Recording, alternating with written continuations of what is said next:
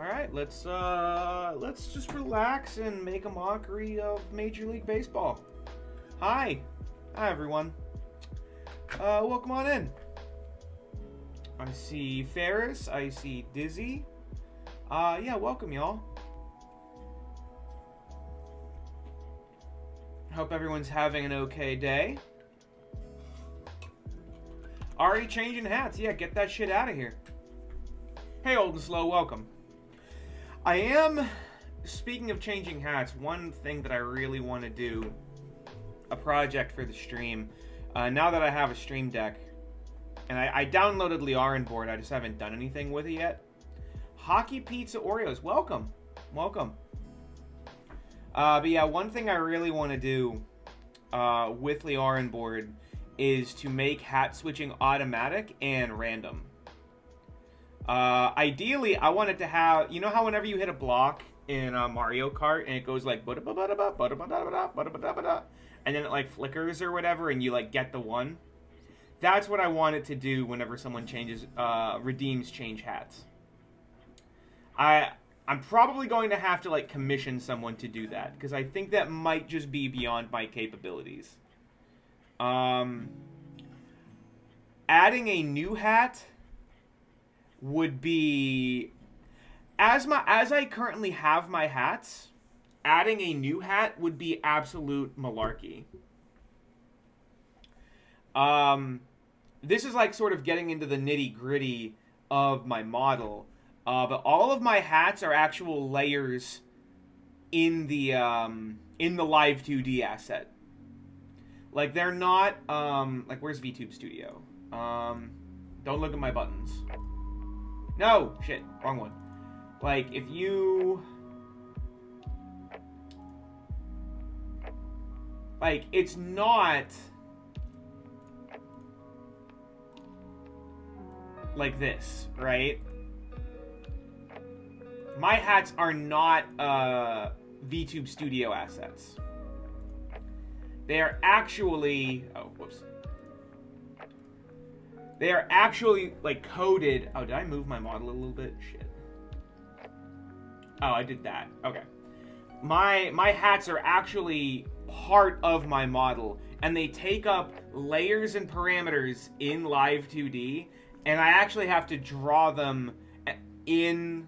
Like, I have to draw them as layers in the PSD file, and then re-upload my model anytime I add a new hat. Which is nonsense. It's actual balderdash. Yeah, I'm wondering. I'm thinking that what's going to happen in order for me to do the thing that I want to do is I'm actually going to have to make the hats not part of my Live 2D model, have them exist in VTube Studio, and then get RipleyTheOriole VOD to communicate with VTube Studio and do it that way. And adding hats would be easier in that regard. As it stands, I actually have an upper bounds on how many hats I could hypothetically add, because there's a limit to how many parameters and how many layers you can have in Live 2D. And I haven't opened up that program in months, and I swear to God, I am not about to open it up again. That was hell. So no. But yeah, I'm probably going to have to make them all assets in VTube Studio and try to get it to work that way. Yeah, no, I was picking up what you were putting down. That is the lower to the ground, less intensive, and smarter way to do it. I did it the dumb way. So, I'm looking forward to it, though. It is a big goal. Now that I have my stream deck, I do want to start incorporating more complex redeems, randomizers, that kind of thing. Like all the sound effects. That like other streamer, like I really envy the sort of like soundboard and effects board that like Big Nose Bug has. There's a couple of streamers that I really like what they're doing with their channel point redeems and stuff. And a lot of it's through RipleyTheOriole VOD, so I'm either going to have to learn it, or I'm going to have to commission someone. Also, hello, Flick. Welcome. Oh, I have animated emote slots now too. So, oh, I didn't mean to do that. I have animated emote slots now too. So I'm going to be like commissioning some animated emotes for y'all to use as well. I don't currently have any of them because I can't really make a GIF. But I'm looking forward to it. It's gonna be, yeah, it's gonna be sweet. The one that the big one that I know that I want is, let me see if I can. I want a Ripley version of. Oh, is it not? I thought it was a Twitch Global emote. Huh? Maybe it's not. Headbang? Nope. The little headbang Twitch emote, if you know what I'm talking about, the guy like windmilling. I want Ripley doing that, and then I recently learned, absolute tragedy, I recently learned that the dumpy emotes were all banned off of Twitch, and I'm really sad, because I definitely wanted like a Ripley 20 cloaca emote, of just like him throwing his ass in a circle. But unfortunately, not allowed. So, I'm gonna work something out.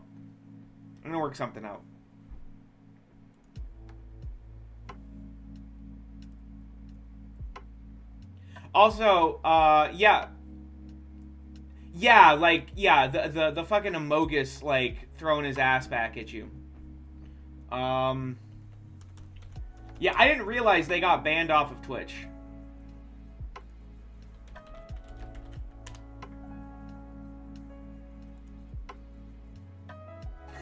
Puts you in the spin segment.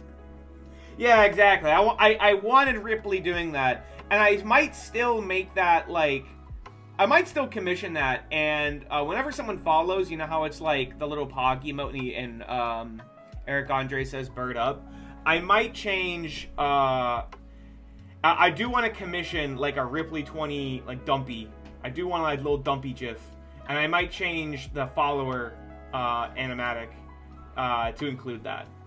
That would be cool. I could do that. Also, hey, Giggy-san, welcome. And yes, you are, before royalty, you are looking upon just one of the most astonishing seasons I've ever seen. Oh, yeah, I was hoping someone would pick up on the Watchmen reference.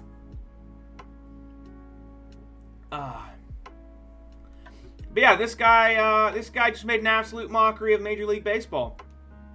Year of our Lord 2020. I also won 132 games with, like, good but not great pitching. So, that happened. I've never seen this. This offense is... So, Ferris, if you weren't here, last time we played out of the park. Last time we played the Rockies, which was admittedly a couple weeks ago.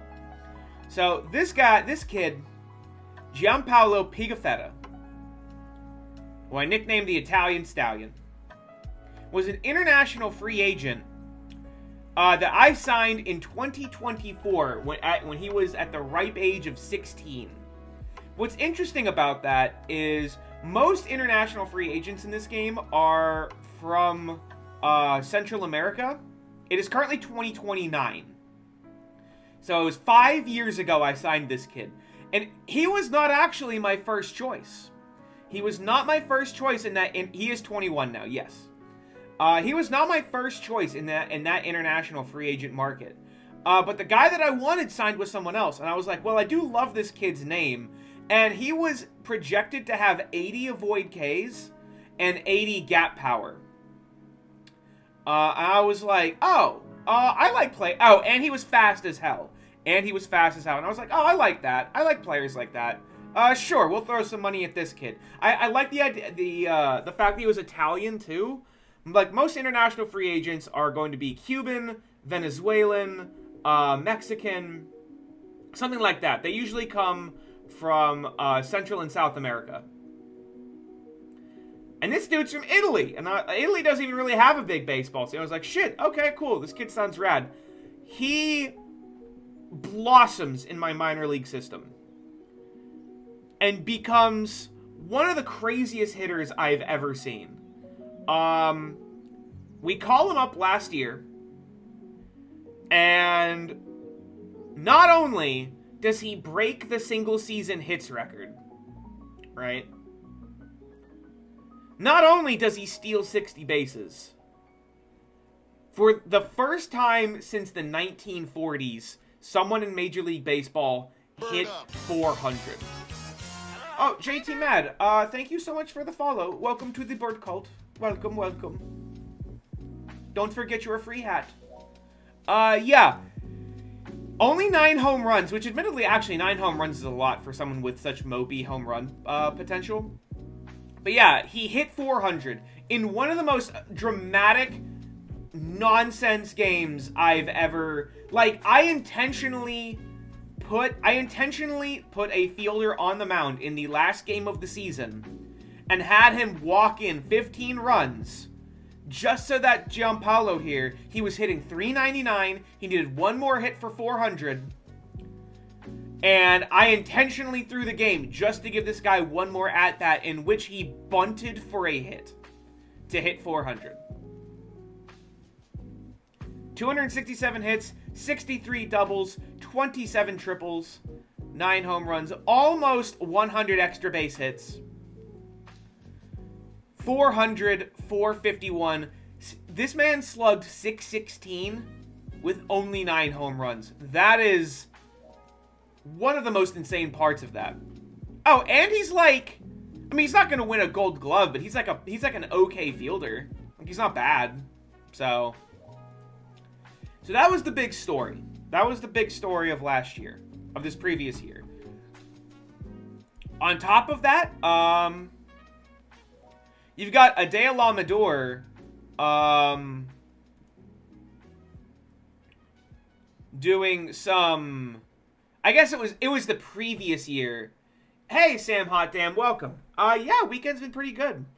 I played VR chat for the first, I actually used my VR headset and played VR chat for the first time in months, something like that. Yesterday night, and I had a good time doing it, which was nice. It was the year prior that Adea Lamador, got on base. Yeah, Adea Lamador unfortunately did take an injury. He's currently day-to-day as well. We sat him for the last part of the season. To try to make sure he was healthy. Jesus Kinde is... I don't know how... He's going into arbitration. I don't know how, with that much Major League service time...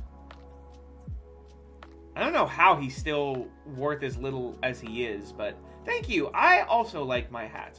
This is the alternate home hat for the Akron Rubber Ducks. Who are the... Let's see. Akron is the AA affiliate of the Guardians of Cleveland. Yeah, Akron, Ohio. Yep. The Akron Rubber Ducks. Got my Akron Rubber Ducks. I don't own this hat. I have tried to buy this hat twice. And both times I've tried to buy this hat, my order ended up getting canceled. So I don't own this one. I do own the rest of my hats, though. This is the Lansing Locos, which is the Copa de la Diversión hat for the Lansing Lugnuts. This is the Jacksonville Jumbo Shrimps home hat. And this is the Cangrejos Fantasmas de Chesapeake, which is the Copa de la Diversión hat for the Bowie Bay Sox. And then I just have a regular Orioles home hat as well. I personally own many more hats than this. Those are just the hats that I actually have on my model.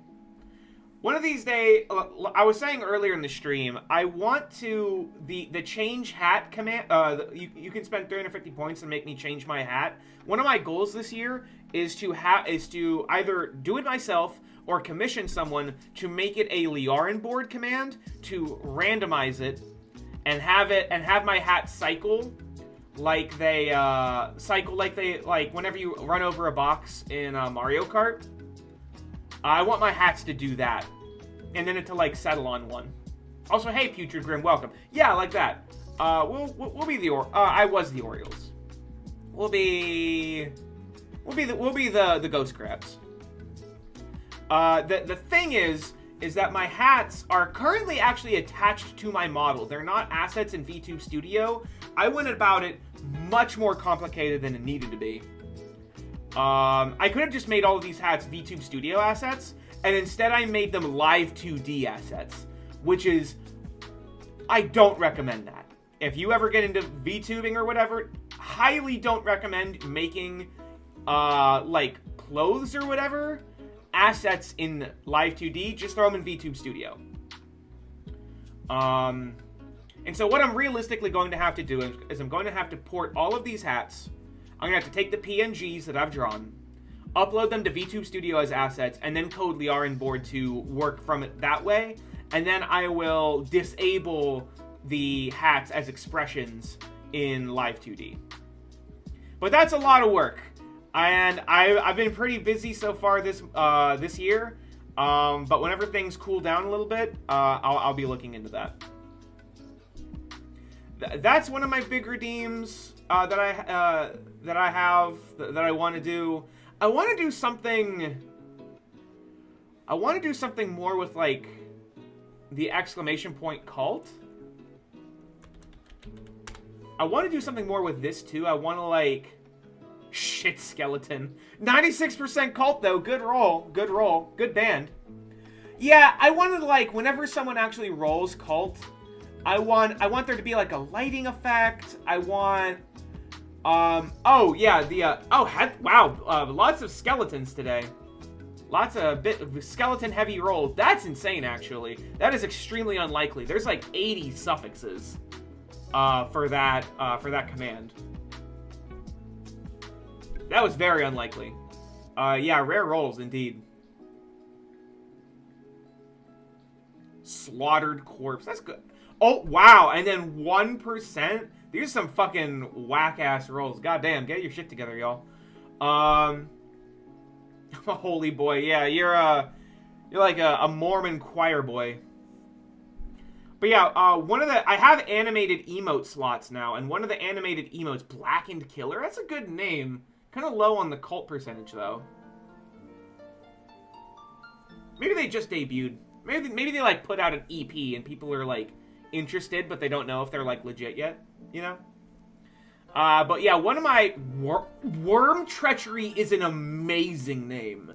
That is such a good name. And 89% cult, very good roll. Very good roll. Yeah, very sludgy. Very sludgy. But yeah, one of the animated emotes I want to make is, you know, the headbang Twitch emote, the global headbang emote of just the guy like windmilling or whatever.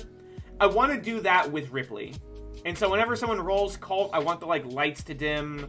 I want like some shit to pop up on stage or on screen, like of that little GIF. I've got some ideas. I've got big goals. Currently my big goal is to, I guess, win. I don't even give a shit if I win the World Series anymore. Let's see, who else had big years this year? Ernesto Aranda put together another spectacular season for me.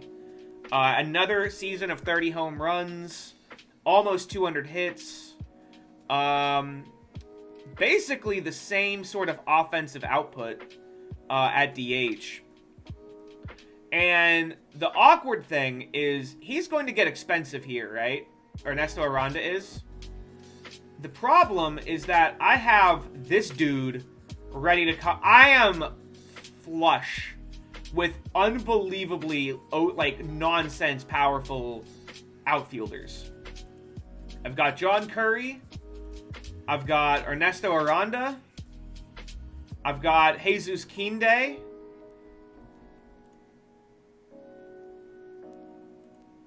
I've got Giampaolo, obviously. And Christian Pache, while not an offensive powerhouse, is one of the best center fielders I've ever seen. He's currently got, in his career, 120 zone rating in center. And he's only 30 years old, like, career. He's just so good at center, it's astonishing. And no one else can really, unfortunately, no one else can really play center. No one else has his defensive capabilities. Kinde would be fine. He would be okay at it.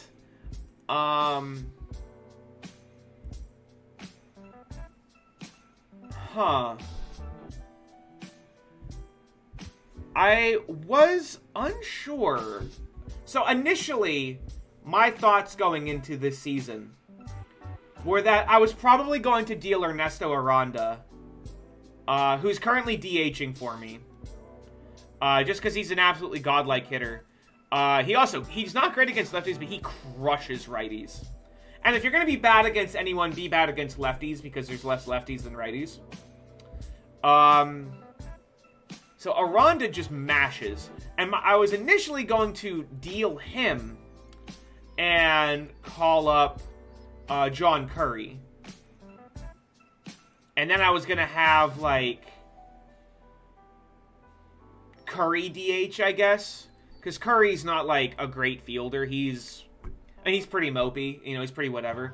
So Aranda is cheap right now. However, Aranda is going into... Or he should be... Wait, does it auto-renew? Wait a minute. He should be going into arbitration, right?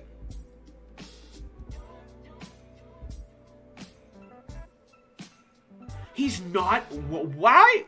Wait, what happened? Oh, wait. Because this is actually, like, fucking with me so hard.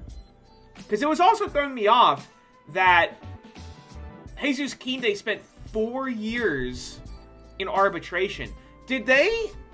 Wait, did they edit... Or did the league change the arbitration settings without me realizing? I need financial... No, not financials. I need options, I think. No, it's not league and... No, not league and... Rules? DFA period, waiver period... Draft settings, trading rules, Rule 5, option years. Where the fuck would this be? In financials? Okay, that's what I thought. Minimum service time for free agency. Minimum days of service for 1 service year. Oh my god! I did not realize... They changed... Can I not undo that? They made it 4 years? Huh.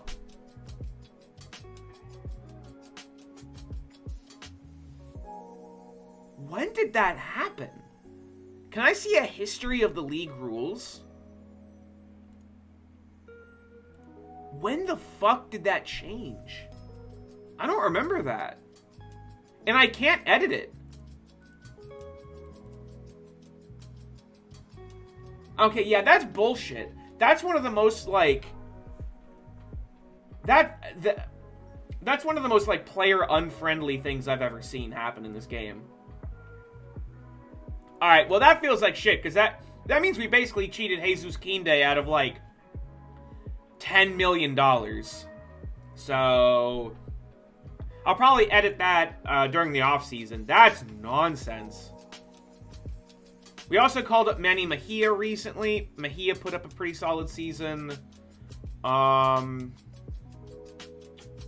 See, did he? Who else? Drew Romo had a fine season. Not like the most incredible thing or anything. I'm actually really sad. I'm really sad that he had an injury shortened 2027. Because he was, through 37 games, he had 2 WAR. He was absolutely crushing the ball. And he just hasn't, like, popped off like that since, unfortunately. As far as our pitching, Kumar Rocker came back with a vengeance. after missing basically all of 2028. 19-3, lowest ERA in the league. Just spectacular stuff. I'm going to bring him back. We traded for this guy, John Morneau. We gave up a lot. We traded Valade, who put together a very solid season for them. It's just, he was going to cost $22 million, and we had Manny Mejia ready to start. And we also traded them Felix Tena, who might win Rookie of the... No, Giampaolo was going to win Rookie of the Year for left field. But Felix Tena was I named him the Taint Tickler. I forgot about that. I forgot about that. But yeah, Phoenix, the Taint Tickler Tena, fucking crushed for the Giants. Even though he even though he's a terrible fielder, if he could field even halfway decent, he would be great. But he was basically the worst good outfield prospect that I had. Because I was just talking about all these outfielders that I have, right? And then I had Felix Tena, and I was like, well, I don't need him, and he's too good to ride the bench. Like, he's definitely trade bait. And so I traded for this John Morneau character, who was terrific. Just 1.1 whip, 1.1 walks per 9. Just really solid stuff. Let's see, Christian Suarez. Right, Suarez, I moved him back to the... He put a 5.8 WAR as a reliever, so that's neat. I forgot about that. Simeon put together a pretty solid season after having a mopey previous year. And then Ty Madden also had a great season. My pitching is good. I feel like the league's offense is outpacing its pitching. Because if we look at my team statistics, our pitching is some of... Oh, hell yeah! Excuse me, are y'all with the cult? What? No, we're a group committed to the enlightened maiden ones and mastering the one whole, and... Yeah, this is it. Everyone, I would like to welcome you to the RipleyTheOriole stream! Maxie, thank you so much for the raid! We appreciate all the viewers and everyone that's coming over. What were you doing? How was your stream? This is my spooky voice. Alright, Spooky voiceover. And Angie over. Hi, welcome on in, Raiders. Yeah, the circus is here. But yeah, welcome on in, y'all. Bird up. We're playing. We're just vibing, relaxing. Having a pretty lazy Saturday. A stinky. Your stream was stinky. That's like good stinky or bad stinky?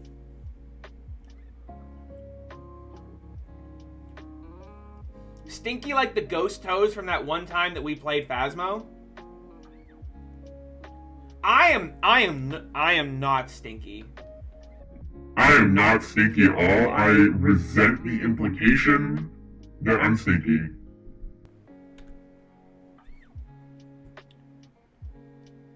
Also, thank you so much for following, Lucien Loutre.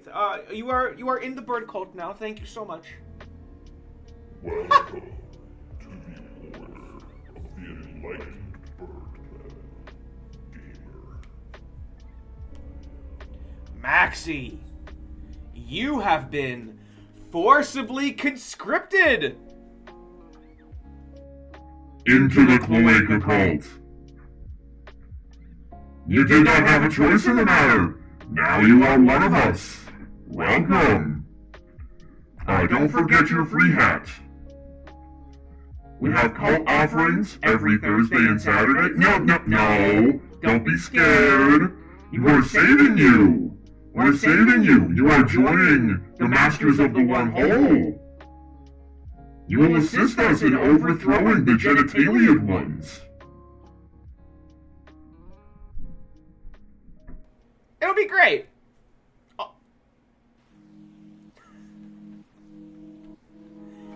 Yeah, no, it's awesome. Yeah, no crying, no tears. Only dreams. Dreams of the one hole. Thank you so much for gifting us up, Ferris. That's awesome. I really appreciate it. Yeah, see, Giggy's a cactus wren. A bittersweet khaki cactus wren. Very good alliteration. Very good alliteration. Yeah, bitter cactus juice. It's the quenchiest.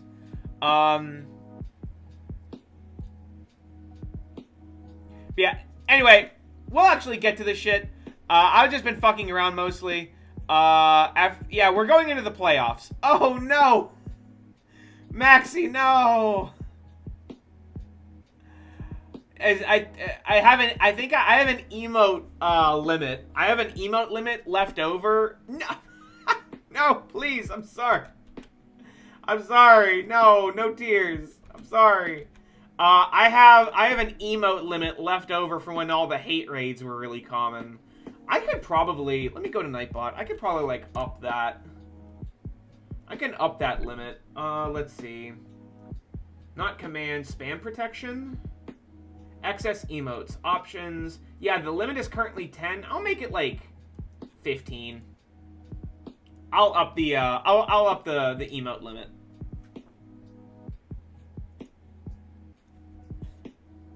But yeah, Rockies Pigafetta hits 400. 400, 267 hits, 173 runs scored. What's the runs scored record? I know the RBI record is Hack Wilson with 191. Single season runs scored record, MLB. No, player. Oh, that's really close to the modern record. Babe Ruth scored 177 runs in 1921. So he was 4 off of 1921 Babe Ruth's runs.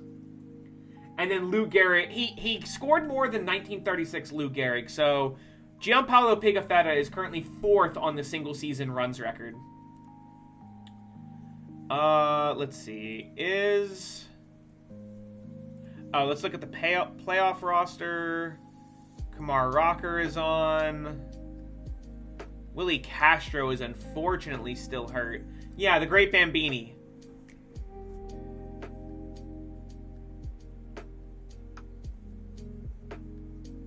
He's gonna be hurt for a week?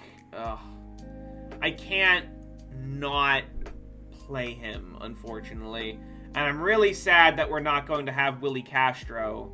Because Castro had quite the rebound season. He had his best offensive season in like 4 years.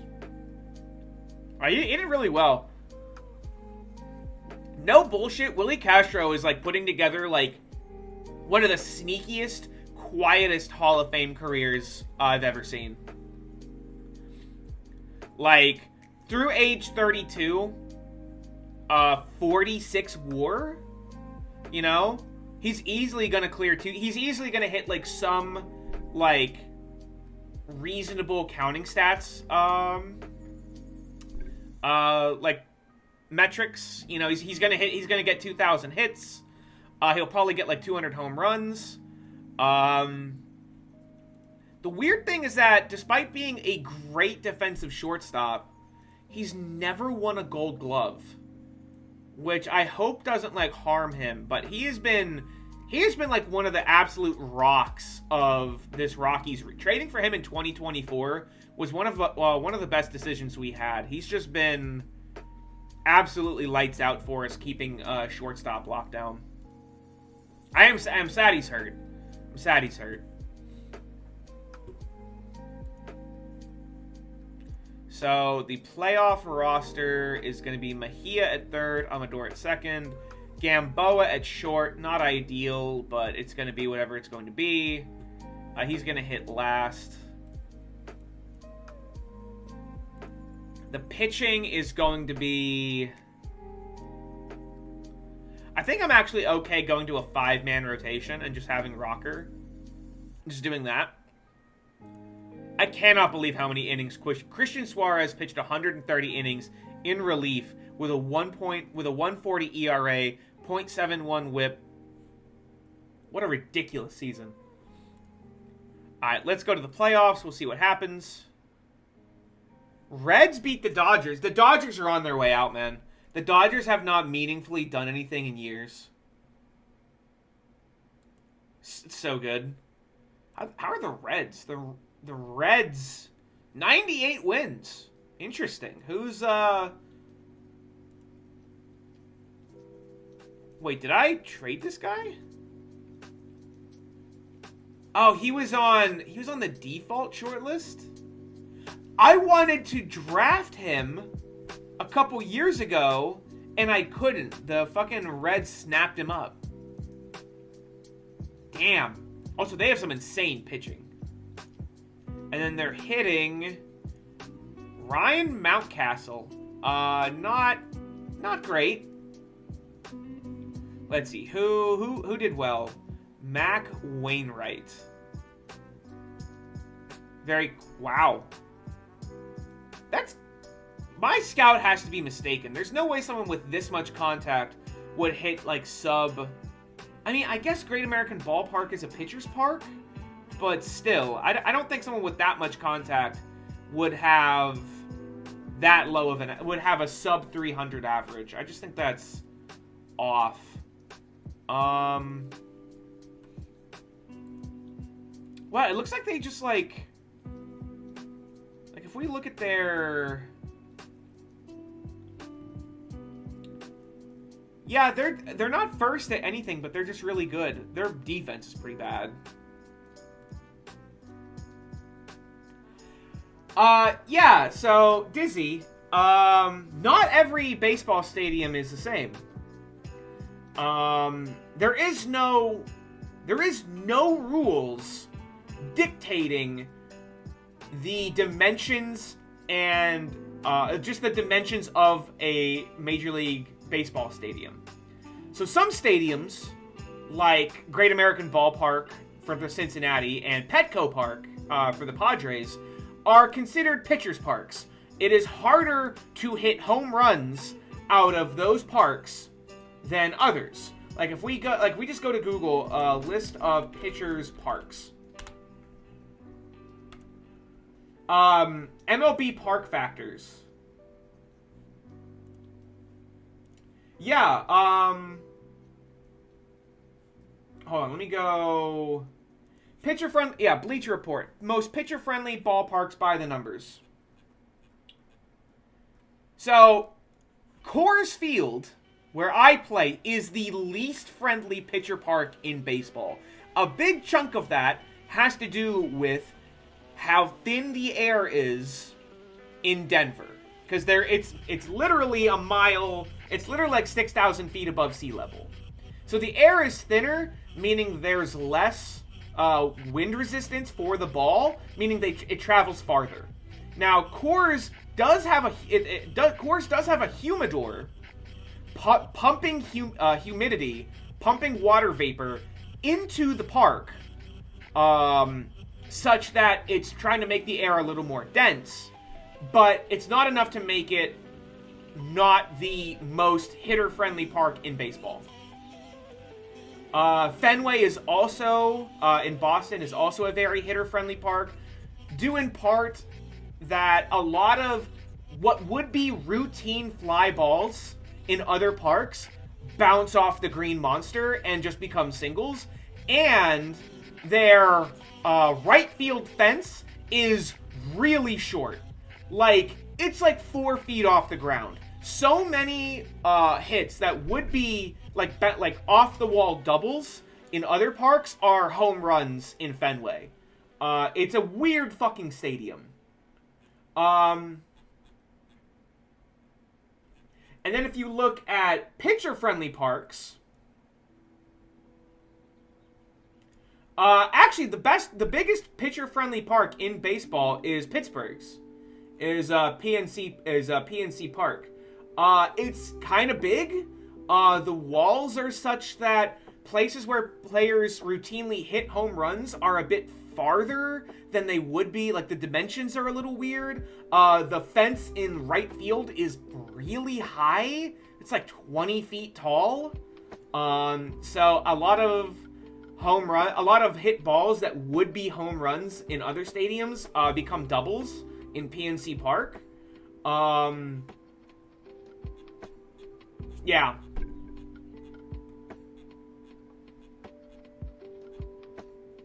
And the cool thing about statistics like OPS plus, for example, stats that are normalized across the entire league. Here's the thing, Dizzy. There are stadiums that are still in use that were built over 120 years ago. And stadiums change, too. For example, the Orioles Stadium is getting a revamp. They're renovating it. Camden Yards, they are moving the left field fence back 30 feet and raising it several feet. So the fence is going to be taller and further back. So they're actually making it more of a pitcher-friendly park. And then you have stadiums like Wrigley Field and there are, like, you can't have, like, the Polo Grounds anymore. You can't have the Polo Grounds. That's not allowed. There are, like, some regulations about dimension size, but you can play within those regulations. They kind of do. And no bullshit, I have absolutely no doubt that a big reason that the Orioles are changing Camden Yards is because the Orioles pitching is absolute stinky poopy butt. It is just the worst pitching in baseball, and it isn't even remotely close. And by putting them in a more pitcher-friendly park, they're helping their pitching.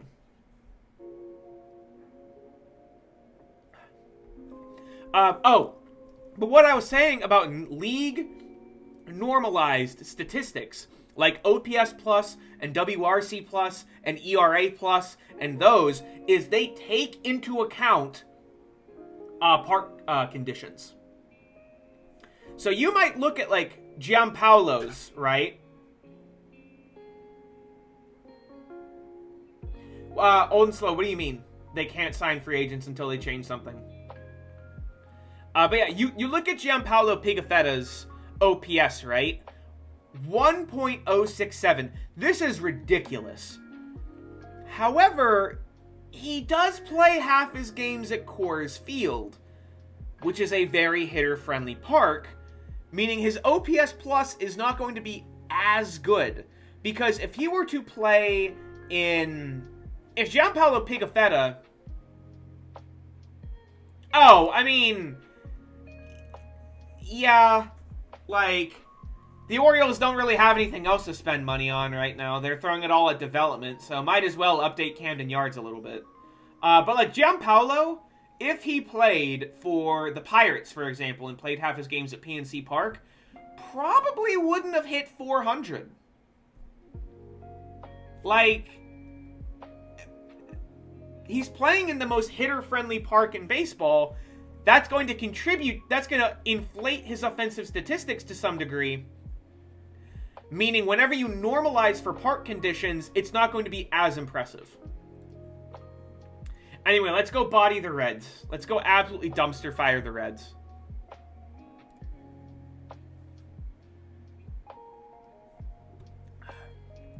I don't think the Reds have any former... Oh, wow, Joe Mack developed? I never see Joe Mack develop. That's cool. Yeah, I don't think the Reds have any former Rockies on their team. Wait, what? They also have an Ernesto Aranda? Huh? That's crazy. Because Ernesto Aranda... Oh, this Ernesto Aranda is imaginary. He entered as a free agent and from Mexico. Meaning he's made up. This Ernesto Aranda is also an international free agent. So he is also imaginary. So The game just made up 2 Ernesto Arandas. Both of which don't really strike out that often. Huh. My guy needs a nickname too. Their guy has Surgeon. That's a cool nickname. Although he's an unmotivated asshole, so whatever. Alright, Time Madden, get... Oh, okay. Giving up a leadoff home run in the... Sure. Oh my god. Can you just get some people out, please? 3-1. Walk Joe Mack. 1-2. Alright, get him out of here. Sure. An emphatic punch out from the ump. Oh, fucking Joe West behind the dish. God, he's such a bad umpire. I'm so glad he's not in baseball anymore. Okay, real talk. Who's up for robo-umps? Just in baseball. Who's up for robo-umps? I am.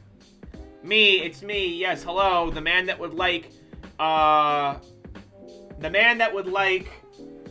human reaction time and influence to be removed from something as fundamental as ball strike calls.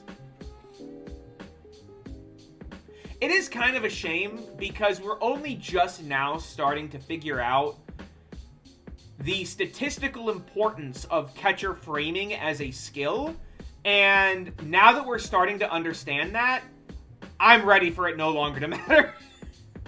Like, if we understood catcher framing as a skill and had a formula to make it contribute to WAR, there are so many catchers that would be in the Hall of Fame right now. Like Russell Martin, Jason Kendall, guys like that would be locks for the Hall of Fame because of how good they were at framing.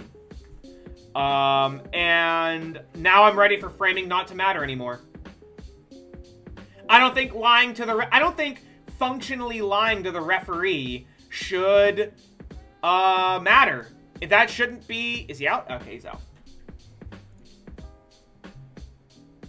Or how about Foolish Baseball did a really good breakdown of how players that are statistical outliers for height get skunked. They get, like, ripped off in one way at the plate. Like, Aaron Judge is 6'7", right? He's fucking gigantic. Oh, yeah, old slow, exactly. Especially, like, the refs of yesteryear, when refs would just straight up tell a player to their face, you're striking out, and you can't do anything about it. I'm God here, what are you gonna do? You know? But yeah, like, Aaron Judge is 6'7", right? Right fielder for the Yankees, 6'7". There are a lot of pitches that are actually balls because of how tall he is. That are called strikes low because he's so fucking tall. And the same is true for Jose Altuve, second baseman for the Astros, because he's only 5'7". There are pitches that should be balls because they are high on him because he's not that tall, but because they're like strikes on an average height guy, they get called disproportionately as strikes when they shouldn't be against him. Crap like that, I'm ready to not matter anymore. It's kind of a shame that, like, catcher framing as a art will have been lost, but that also begs the question, is it worthwhile to even have lying to the umpire as a marketable skill at your position? You know? I don't know.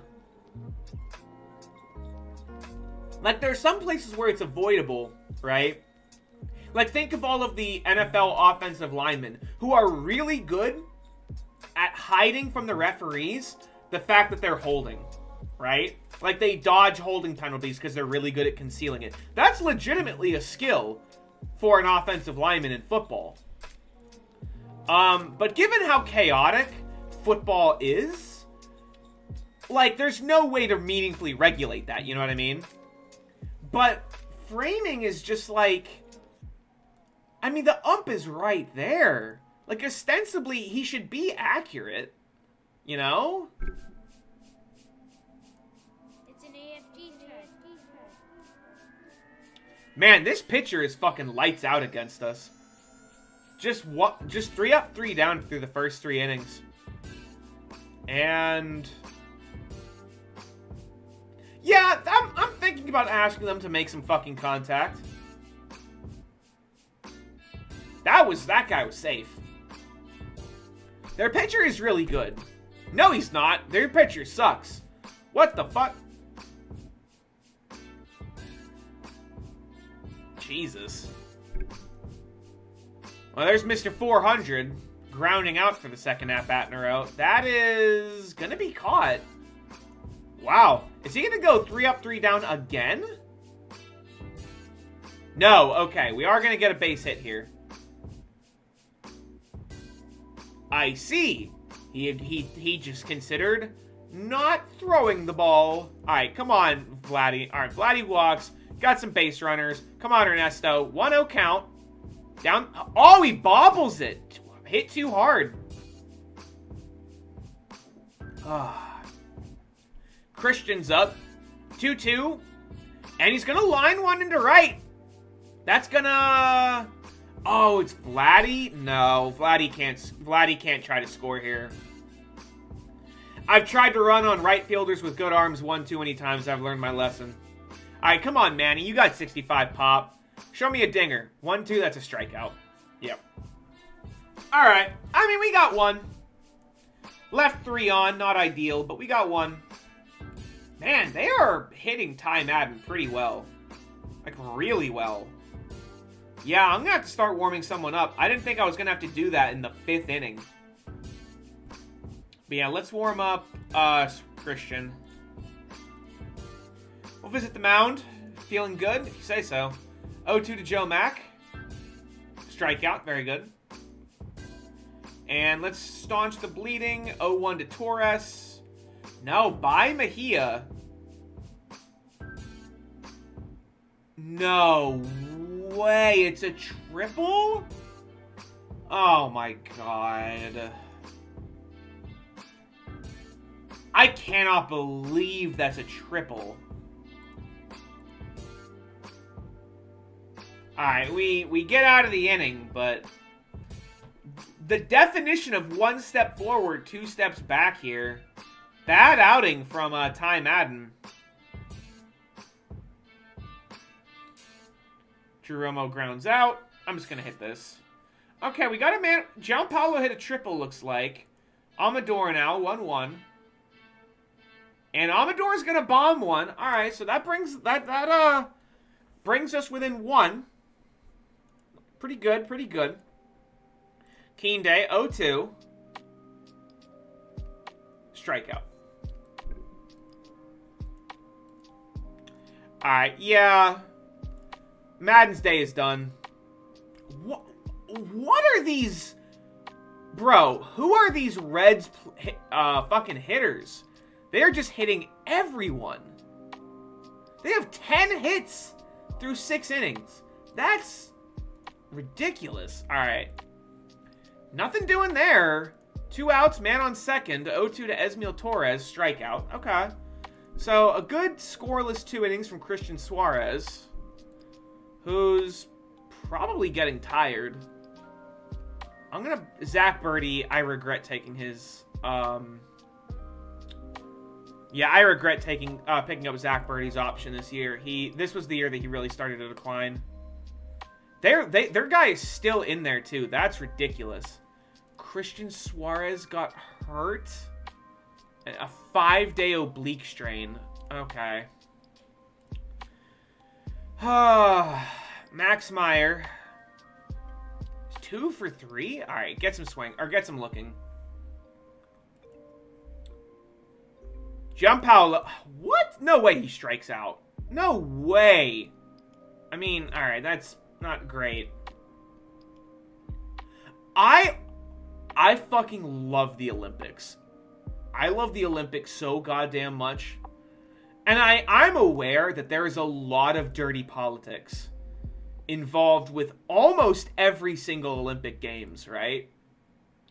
And I don't like that. I don't like it.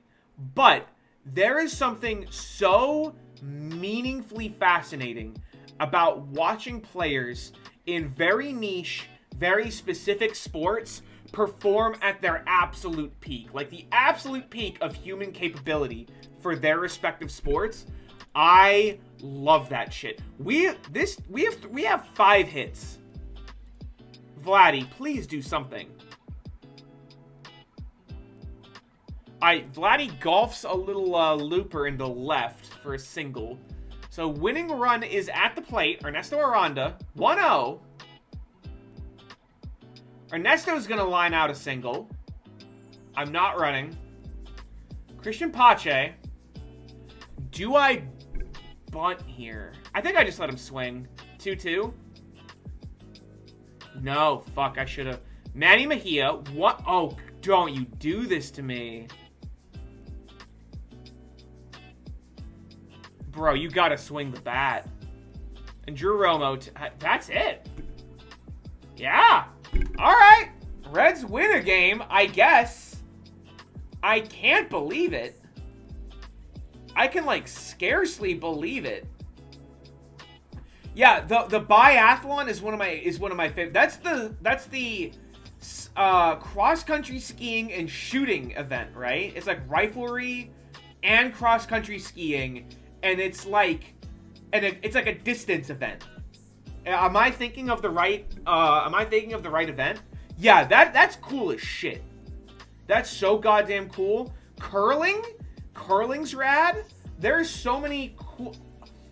I love figure skating. I fucking love figure skating.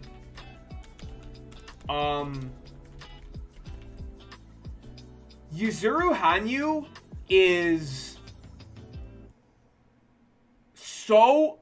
I have never seen such grace in my entire life as watching Yuzuru Hanyu skate. It's so fucking cool. Like, I love shit. Dude, what is up with these... Sean Clemens has hit leadoff home runs. This man hit 17 home runs all season. He's led off with home runs in back-to-back games. What? Why are they just mashing my pitching? I don't get it. Like, actually, you know what? I'm calling an audible. I'm calling an audible. I'm gonna hit the BART button. Except I'm gonna pause this. I'm gonna full screen it. And this is like, I'm calling, like, someone made me bring up Yuzuru Hanyu, and so you all need to see this. You all need to see this.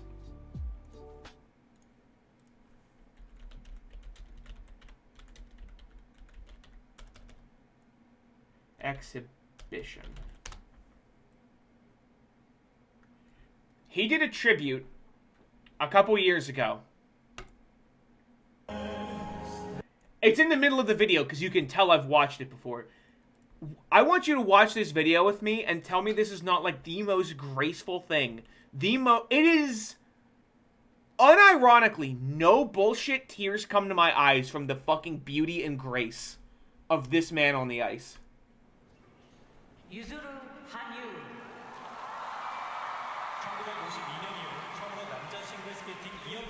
There is a bit to preface this video a little bit. This is a tribute to the history of figure skating.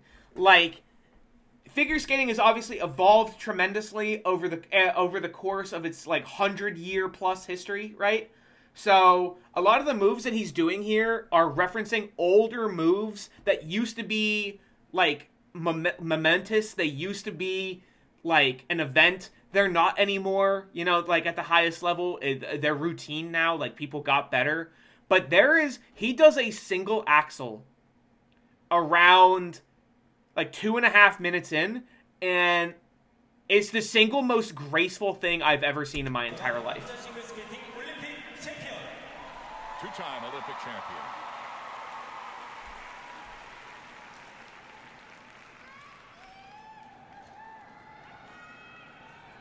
This was just like an exhibition during the previous Winter Olympics that he did for fun and to showcase his love of the sport.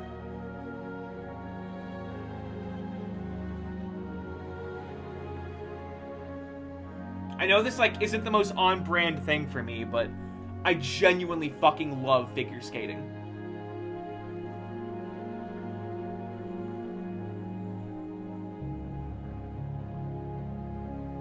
I can't upload this VOD to YouTube. I'm gonna get copy struck by NBC.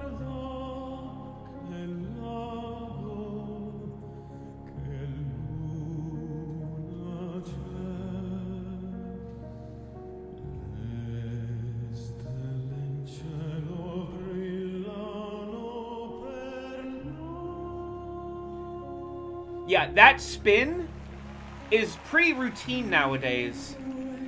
But like 100 years ago, that was revolutionary, being able to do that. And like maintain your balance and everything. There's a couple other ones like that, a couple other events, or moves that he does like that.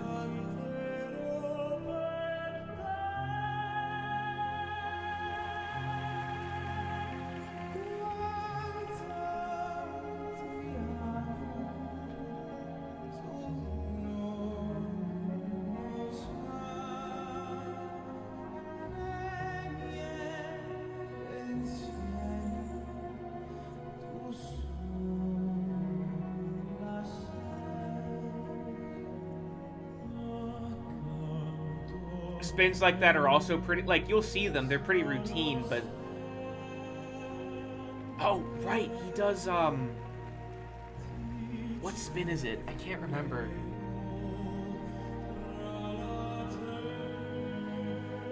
Male figure skaters don't do this anymore, where you bring your leg up. That used to be a mainstay for male figure skaters. But it's kind of fallen out of favor, and it's become like a thing in female figure skating. But like, he's referencing the fact that men used to be a mainstay of male figure skating back in like the 40s and 50s. And they used to come out and measure how accurate of a circle you could skate. Like, that's why he's like just doing these very graceful arcs. You know?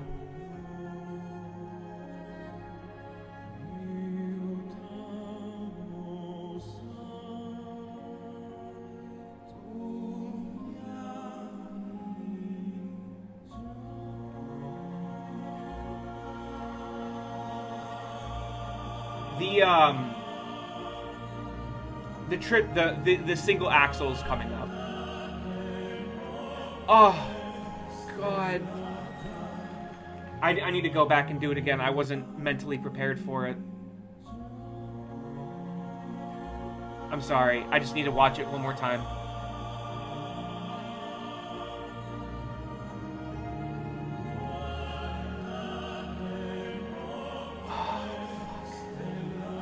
God, it's so pretty. It's so fucking pretty, dude.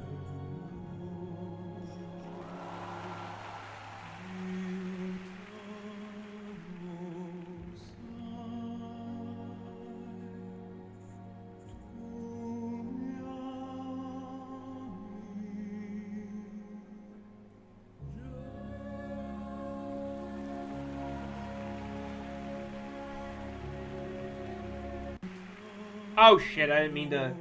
Well, I guess since I'm back here, I'll just go back and do it again. Might as well, right? Or wait, it's... No, it's here.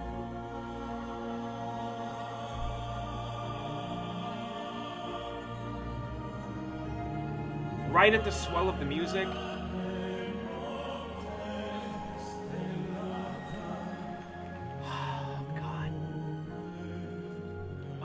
God, it's so good.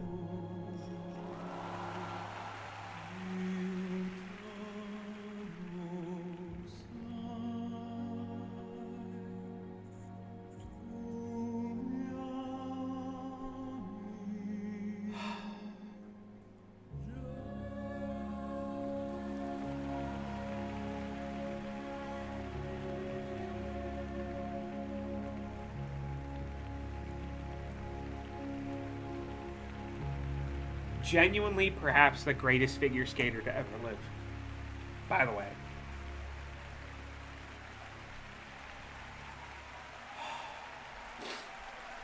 Fuck.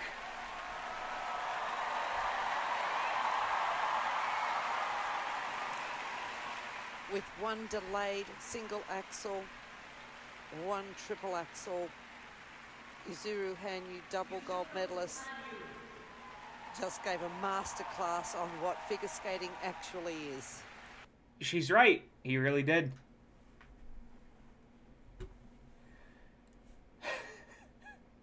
All right, well, thank you on that, like, thank you for engaging with me on that super indulgent little trip.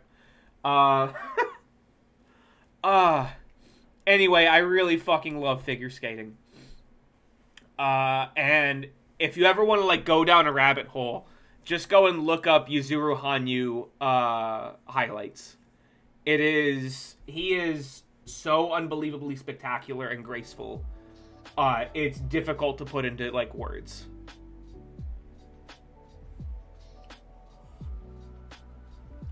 Anyway, back to baseball. Back to baseball. Oh, man.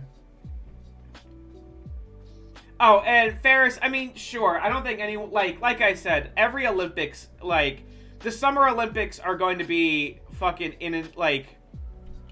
when's the, it's not in the UAE, Summer Olympics. It was the previous Summer Olympics, right?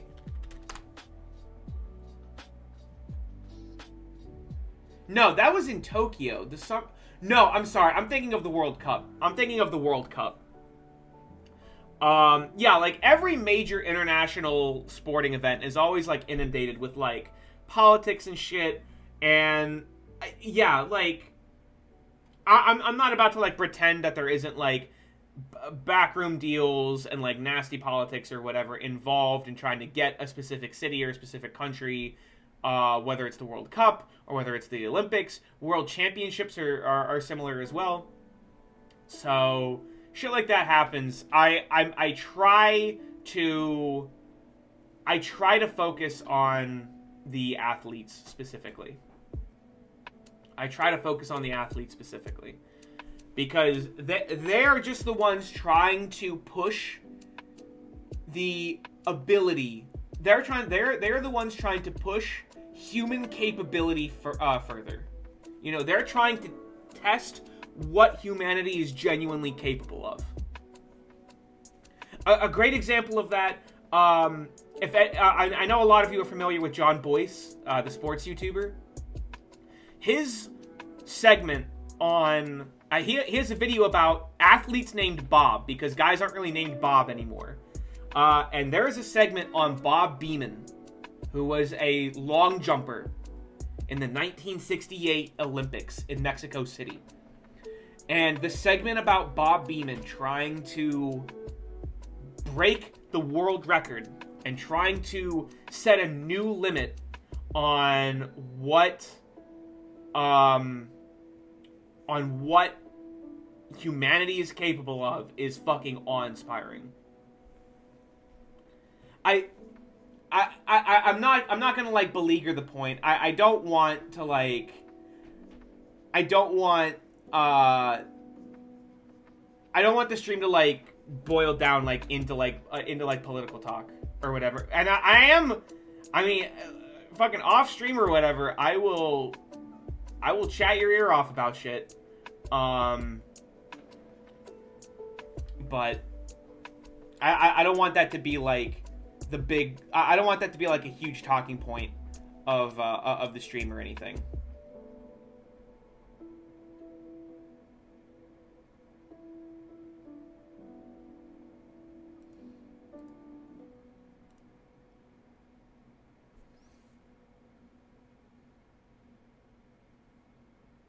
Oh, God, yeah, like... I actually just got to roleplay my communist fantasies in Disco Elysium. So, like... What do you mean you're not Bro, just run! Brother, send forced.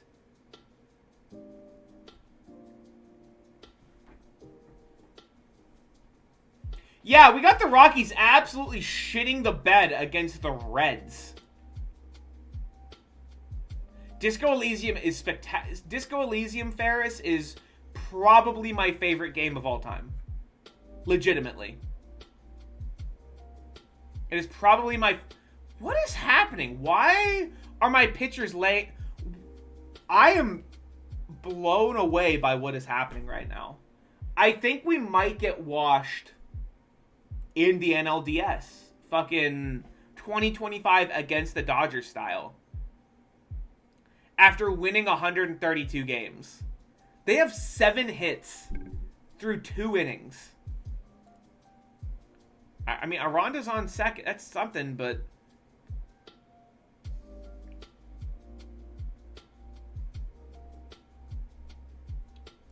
No, you can't be... No, you gotta be the last true communist. Actually, like, no bullshit.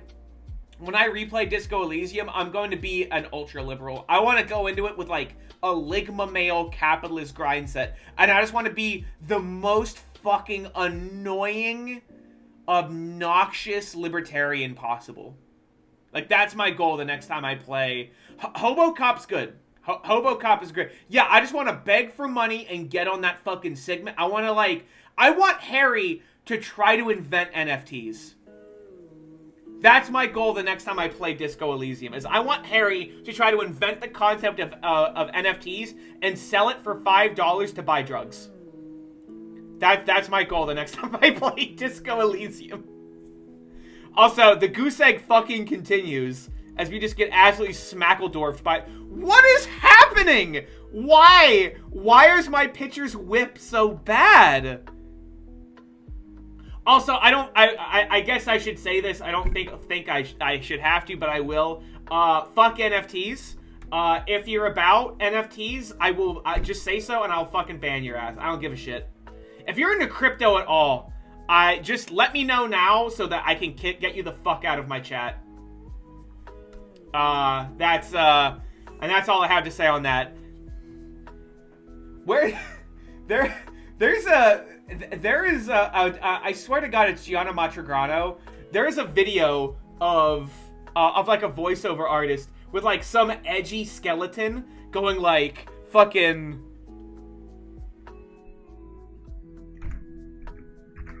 The only NFTs I'm interested in are nice fucking titties. I don't remember who it is. But someone has a video of that, and it fucking kills me. It kills me every goddamn time.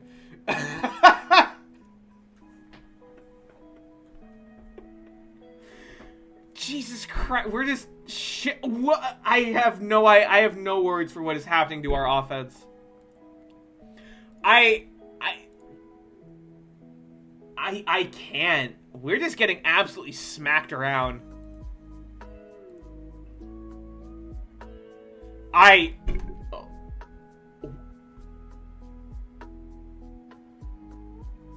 Jesus Christ. I fucking love the pack.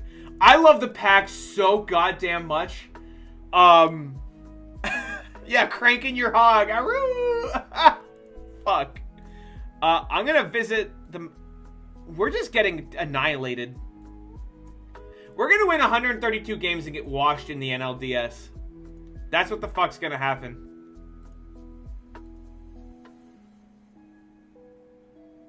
I guess I should have paid a closer. I didn't think he would give up another 2 runs. No, not fun. Well, yeah, this game sucks because we're getting destroyed somehow. I guess I'll just put in John. I don't give a shit. God damn, I can't believe what the fuck is happening. Where's the Dear Pollen Chug Dick Sincerely Are the Pack? It was like, it's posted in spring every year. It's just like people with allergies, like mad that allergies exist. Alright, there's some offense. Christ. I didn't think it was that hard to generate some fucking offense. I'm scoring. Alright, Kinde gets an RBI triple. We're only down by 6. Alright, Vladdy scores, brings home the next runner.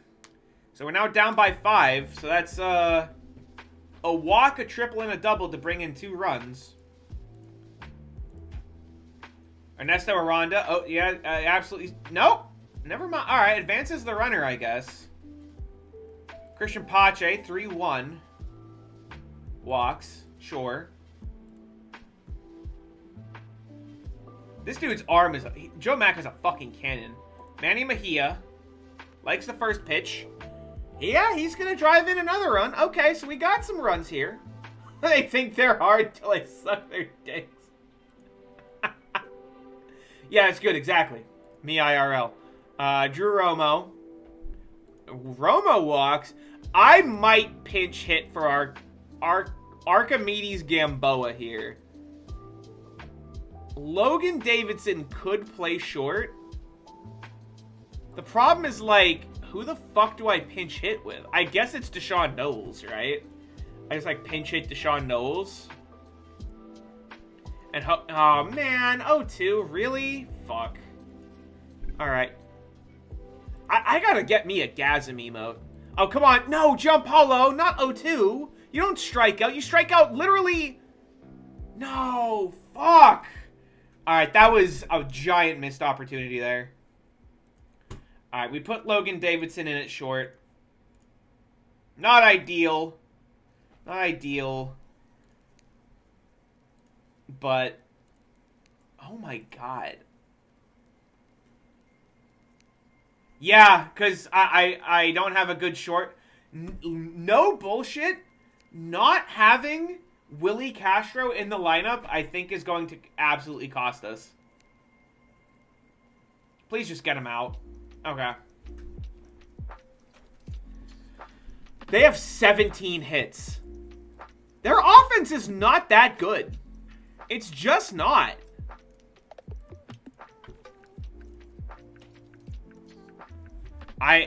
Yeah. I mean, we're literally like a whip of 2.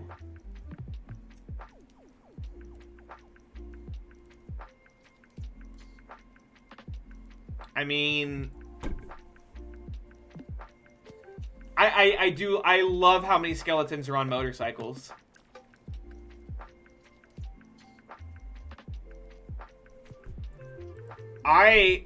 Giampaolo's hitting 222 and Amador's hitting 167. We need a 2-out rally here, I guess. And that 2-0 count on Keen Day is going to do it. Yeah, my pitching sucks. My pitching is actually dog shit. John Morneau gave up 14 hits. I didn't think it was going to be that bad.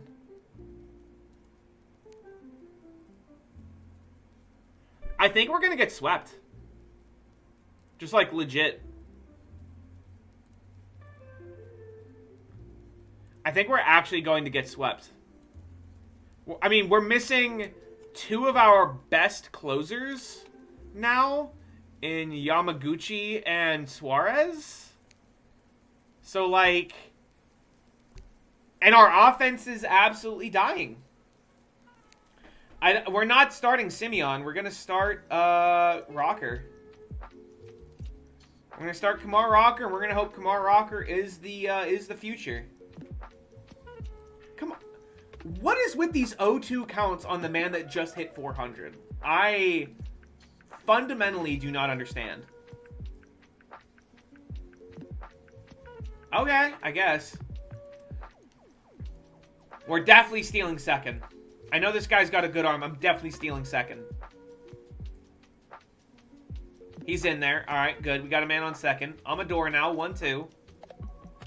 Advances the runner. We're playing scrappy. I hate it. No scrappy baseball, please. Keen Day. What? Advances the runner and for what? God damn it. And Vladdy strikes out, because of course he does. I have no hope. I am hopeless. Yeah. More leadoff home runs to Sean Clements. He is 3 for 3 on leadoff home runs. And they've got 4 hits.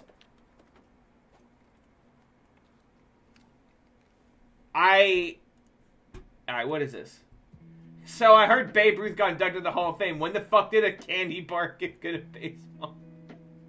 That's good. That's good. I like that.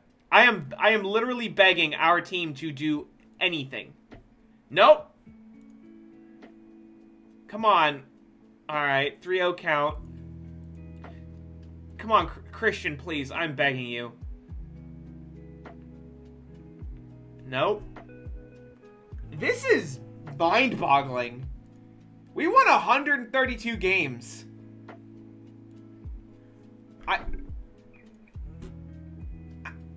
I don't understand. I just don't get it.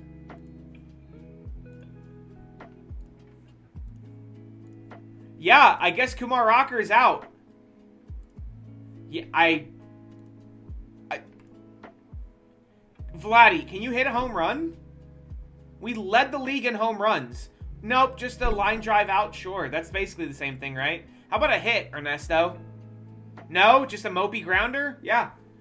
Sure.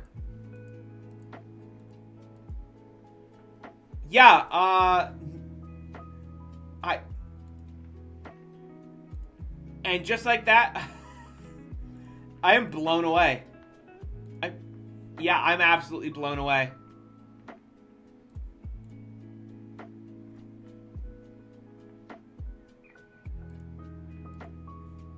Why do they have 12 hits?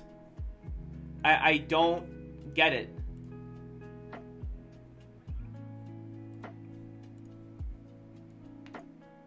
Max Meyer's thrown 29 pitches. He's out of there. Sean Selesky. I mean, don't get me wrong. I know we're missing, like, a starter, but I don't get it. And I gotta warm up a new pitcher because this guy clearly doesn't have it. Like, I just don't understand. I mean, yeah, I'll warm up fucking Jonathan Segui, I guess. Strikes out the catcher. I was not expecting this. I was not expecting this at all. Jonathan Segui still not warm. I'll visit the mound again. Does that buy him the time? It did. Okay. 0-1 to Hendrick. Oh, good. Good arm. Good arm from Romo. All right.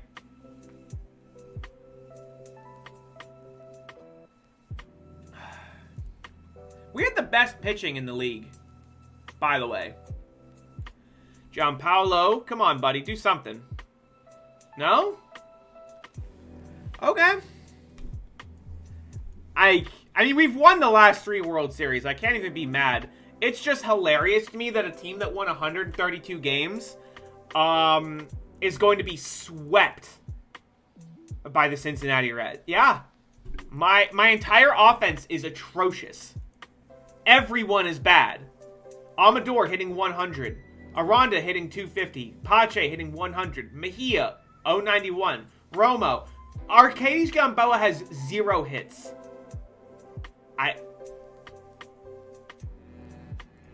Yeah, they sweep us.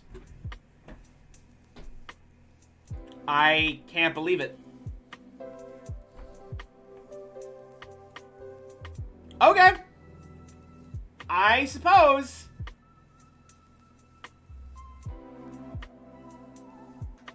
If you say so. I wish I had more words for y'all, because I legitimately don't.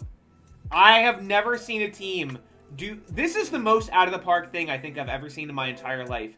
A team literally won 132 games and then gets... Not just loses the NLDS, swept in the NLDS.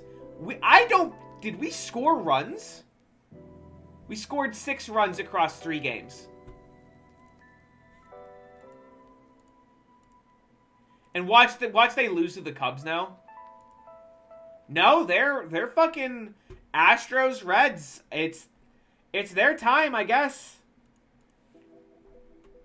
It is their time. Where's Clements? Jesus Christ.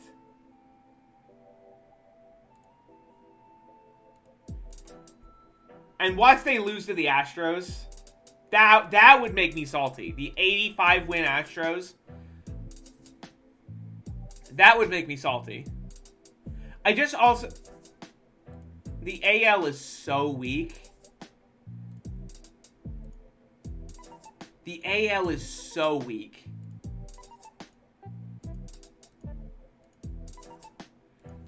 Yeah, sure. Willie Castro. Thank you, bud. And Yamaguchi, just in time.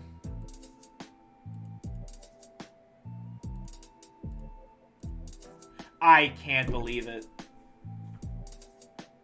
Can you imagine your team sweeping a 132-win team only to lose to an 85-win team in the World Series?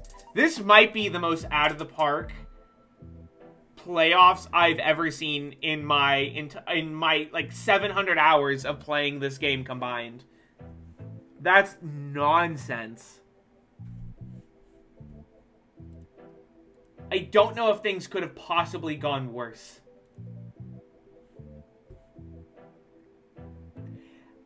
Okay. Sure. I guess. You got it.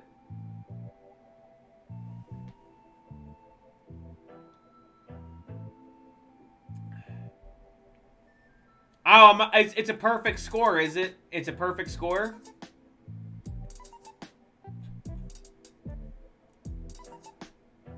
My contract got extended. John Curry is the second best prospect in baseball. I mean, yeah, it's just that, like, the thing of it is, I literally cannot imagine a baseball team winning 132 games. That is genuinely in the realm of fantasy.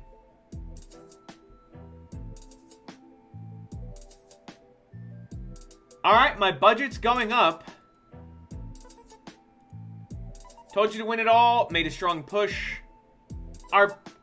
Dude, we're in cores. I don't know what you want for defensive efficiency. Please, you're able to re-sign Max Meyer. I mean, he's just some fucking guy. Like, he's the definition of some guy. Christian Suarez is not what I had.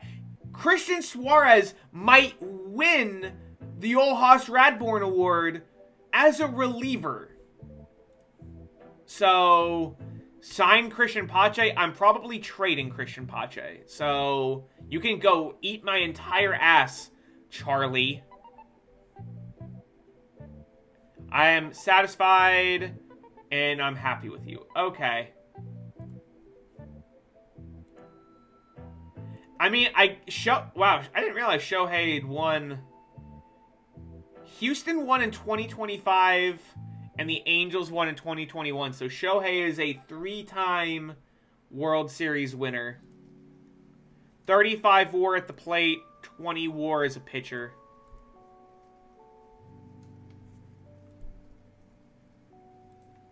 Hitting coach the hitting coach retired? Fuck. Alright, we're going into I gotta find front office. We do got money. Staff roles. I need a hitting coach. I need a hitting coach. Teach hitting. Yosvani Garcia. Yes. Oh, God. No, delete note, delete note. No, delete note, delete note. Okay.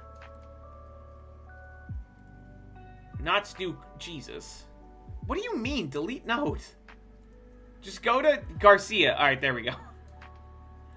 Alright, offer contract.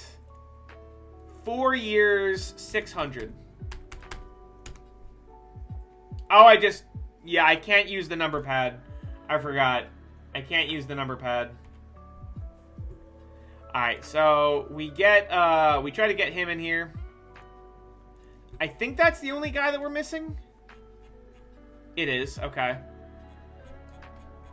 So let's delete all of... Oh. League looking to expand. Okay. Okay, choose expansion teams. Oh, this is big. Oh, this is fun. I love this shit. I love this shit.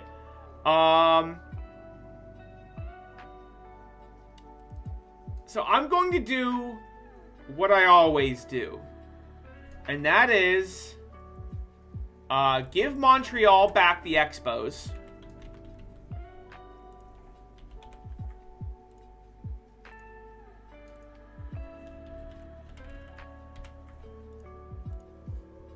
Give Montreal back the Expos. Throw them in the NL East. And give Nashville a team.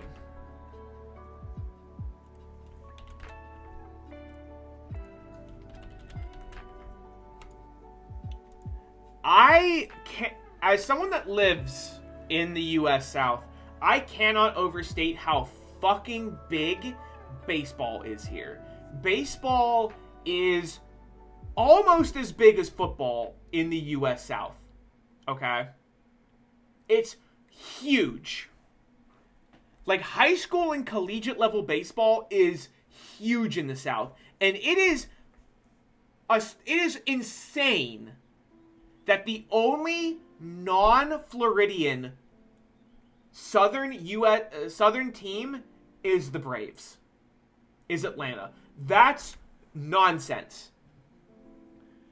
In my ideal world, both Charlotte and Nashville have teams.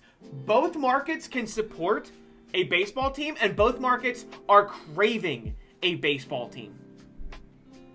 Both of them get, in my ideal world, my dream. So, Ferris, here's the thing, though. It's hot in the South in the summer. You can also play baseball starting in February. Like, no bullshit, a big reason that Mike Trout wasn't drafted first but fell all the way to 25th the year that he was drafted was because he was from New Jersey. And the sample size of games for high school and college level athletes in the North is much smaller than the South because they straight up can't play until late March. But in the South, I remember playing baseball on like Valentine's Day in February because it was warm enough to play. It was, you know? Most athletes that are born in the United States, let me rephrase that. Most professional baseball players that were born in the United States were born in the South. Whether that's the Western South, whether that's like Arizona and Texas and shit, or in like Southern California, or whether that's the Southeast, with like Florida, Georgia, Alabama, whatever, most professional baseball players that were born in the United States were born in the South. Baseball was fucking huge down here. And the fact that Nashville and or Charlotte doesn't have a team is nonsense. And the reason I'm naming it the Stars is it's a double entendre. It's referencing the musicality and the history of the city of Nashville. But B, the Stars were also the name of Nashville's Negro League baseball team. So it's referencing the baseball history of the city as well.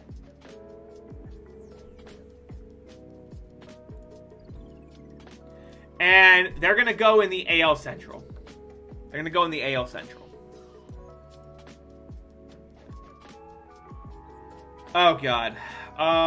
Let's see. They each need... They need a Dominican league. They each need a Dominican league. So that they can add international free agents to a minor league team. The Montreal... let's see. It's like... Expos D, I think. And Nashville... Star is D, like that.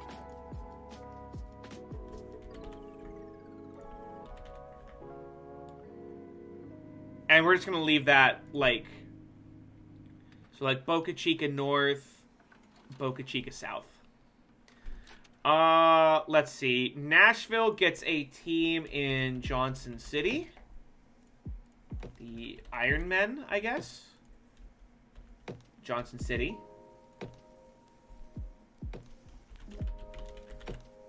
They can support like a low A ball club. Let's see. Lexington gets a team. The Hawks is fine. LEX. Lexington. Lexington, Kentucky. Birmingham. No, they already have the Barons. Shit. Memphis has the Redbirds. Chattanooga has the Lookouts. Knoxville. Knoxville gets the Knoxville Frontier. That's a good name. Knoxville, Tennessee. Let's see. Who else gets a team? Raleigh gets a team. The Raleigh Rapids. That's a good name. Raleigh,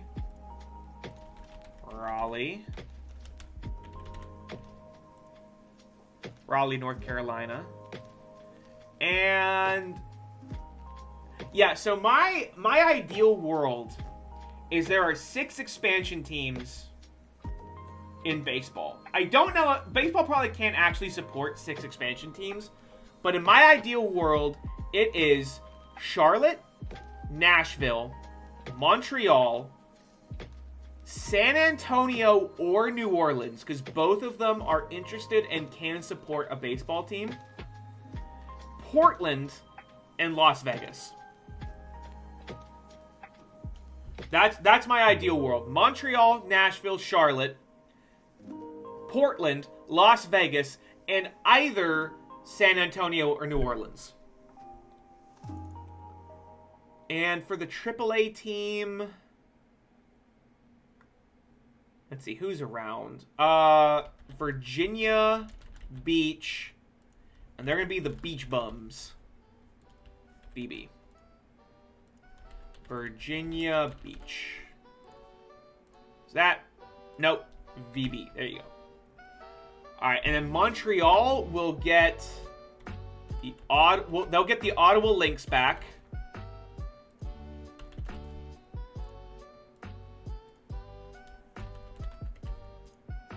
They'll get the Ottawa Lynx back.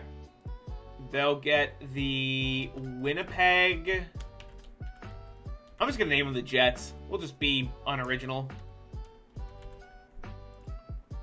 Winnipeg.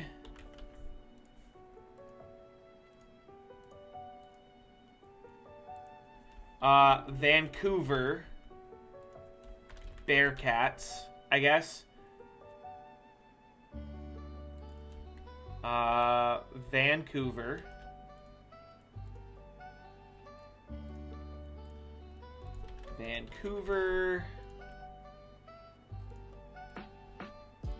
They'll get, let's see.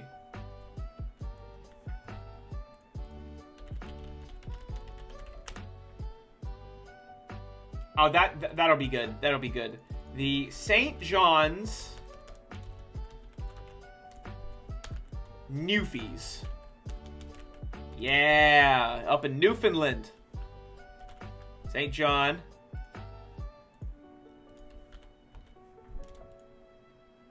St. John's, Newfoundland. Yep. They'll get the Buffalo Bisons back.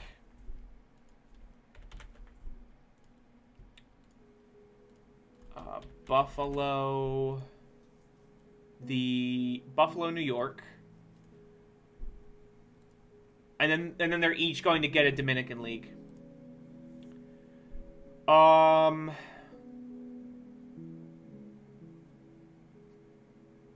fill their minors with fictional players. And I'm going to make it like, I try to give them a bit of a bump. I'm going to let teams protect 23 players. 23 players. But all players with less than 3 years of service time are auto-protected. Alright, there you go.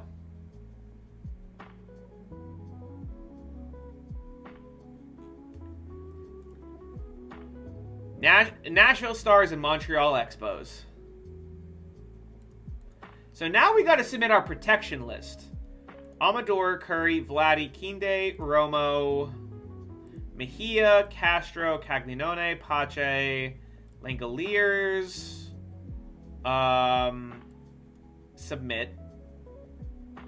Selesky, I'll submit. Yeah. Let's see. Davidson. Oh, all players. Yamaguchi, Rocker, Sagi, Suarez, Madden, Richardson.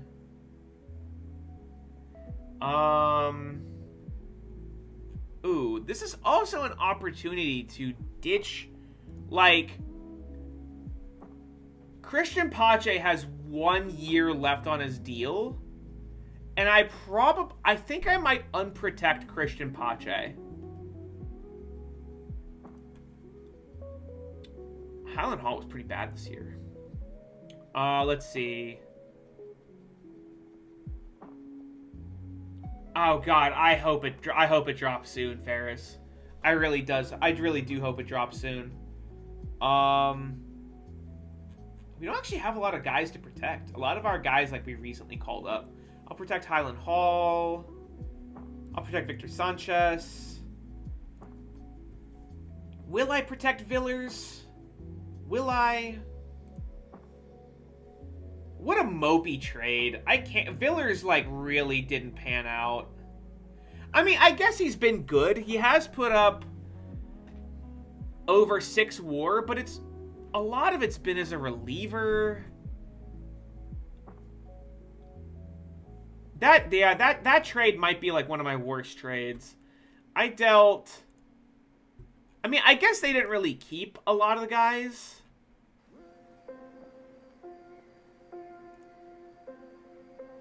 Because Kierstad's been good, not great. Arias isn't anything. Zach... Somehow, multiple players in that trade ended up on Pittsburgh. I think I'm... Oh, fucking Villers... I'm letting Villers go anyway. Villers is out. So, I'm not going to protect Villers. Kletenik? Kletenik's been good. I'll protect Kletenik. Deshaun Knowles? This is actually an opportunity to ditch Deshaun Knowles. And we can call up Joe Clayton, who is like a much... He's fragile, which sucks, but he'll be on the bench.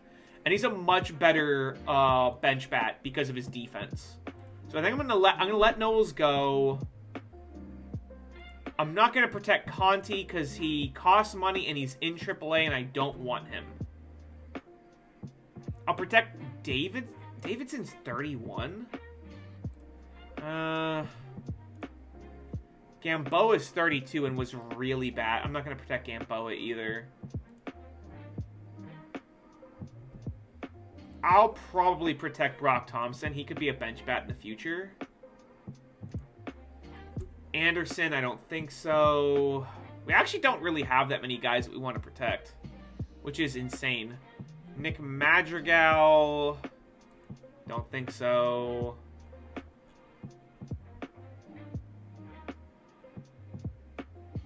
Fuck. Yeah, there's just not that. Miguel Andahar? Yeah, I don't think so. Yeah, there's just not that many guys I want to protect. I mean, I guess I will protect Knowles and just try to, like, trade, try to get some trade value off of him.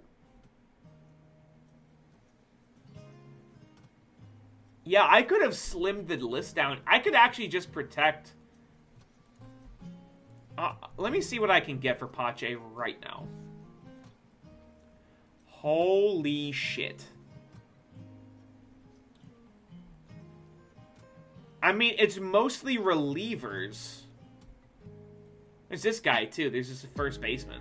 Yeah, he's an outspoken asshole. Maybe not. Juan Mendoza? Dogs it too often? Unfortunate. Ooh, a catcher. I don't have many catchers. Like, in our system.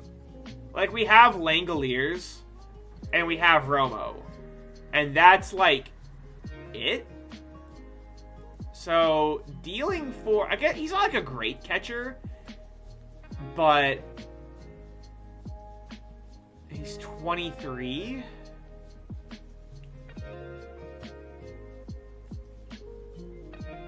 Let me ask y'all, would you deal Christian Pache here? We've got him for one more year, right? We've got him for one more year. We would need to extend him. He is about to turn 31, okay? Our outfield situation is Kinde, who could ostensibly play center. He wouldn't be a Gold Glove winner like Pache is, but he would ostensibly be fine there, right? We've got Kinde. We've got Giampaolo, he's a corner outfielder. Like, his defense metrics are not good enough to play anywhere other than a corner outfield. We've got Aranda, who is trash. He's like a perma DH, but he's great. He is great. And we have John Curry, who is in a similar position as Aranda. And just like an incredible hitter. Just a fucking incredible hitter. Turning 23 next year.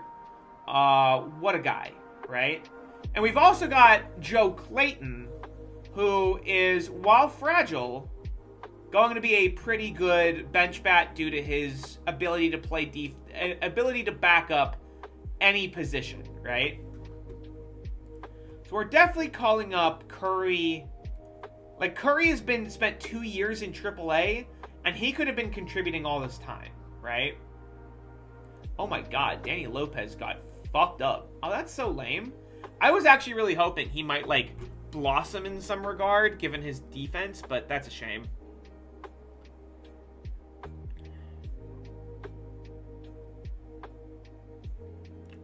So, that's the situation. Pache, we've got for one more year, right? He's been good. Like, he has been good. He had, like, 2 mopey years for us where he was, like, hurt. I think he's been healthy. He has been healthy. He is not, like, his injury proneness is normal. He's had some good years for us. He had a bit of a down year last year at the plate. You know, he'd had 3 years of, like, a slightly plus bat. And last year, he was, like, a bit down. His first year with an OPS under 800 in a couple years. But, you know, you can't discredit, 16 zone rating in center. You know? So he's been good. He has been good for us. But he is going to want... We can't even extend him. Hey, Can't Think, welcome. Can't Think. We got washed.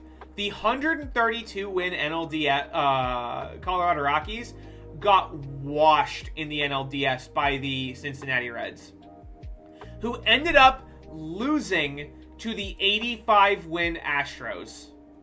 It was the most out of the park playoffs I've ever seen. But yeah, welcome.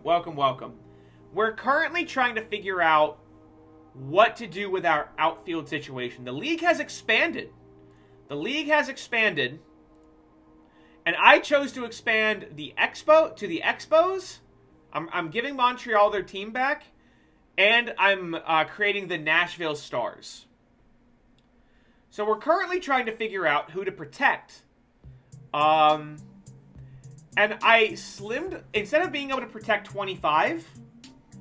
I'm letting teams protect 23 to try... Yeah, exactly. The out of the park special. I'm trying to give the expansion teams a bit of a leg up by reducing... I'll make it 22. I'll make them be able to protect 22 teams. Or 22 players, I mean. So here's the situation. Okay? Let me set the scene for you. So we're currently trying to protect players for the expansion draft. Christian Pache, our center fielder for the last 6 years, only has 1 year left on his contract. He's turning 31 in a week. He's been very good for us, as you can see. You know, he had a bit of a down year at the plate, but whenever he's a plus hitter, he's putting up like 6 WAR. And he has won he didn't win or he could win this year, or probably will, but 1, 2, 3, he's won 3 straight Gold Gloves. And prior to that, he won 3 straight Gold Gloves. So he's a 6-time Gold Glover. Great player, right? Very popular, but 1 year left on his deal. We could protect him and try to trade for him. And I noticed whenever I shopped him around, there were some interesting offers. There are some young relievers who looked like they could really contribute. There was an interesting catcher. There was this first baseman who looked not bad. He was kind of an asshole. But there were some catchers that looked interesting. Namely, there was this closer that looked... he looked really good, and then I saw his personality, and he's a dickhead. Where was the good... This guy, Joe Heckel. Good-looking catcher. Not ideal. Like, his defense isn't terrific, but just turned 23. Could be a good backup catcher, you know? There are some people on offer here, right? There are some people on offer, especially if we also deal... where is he?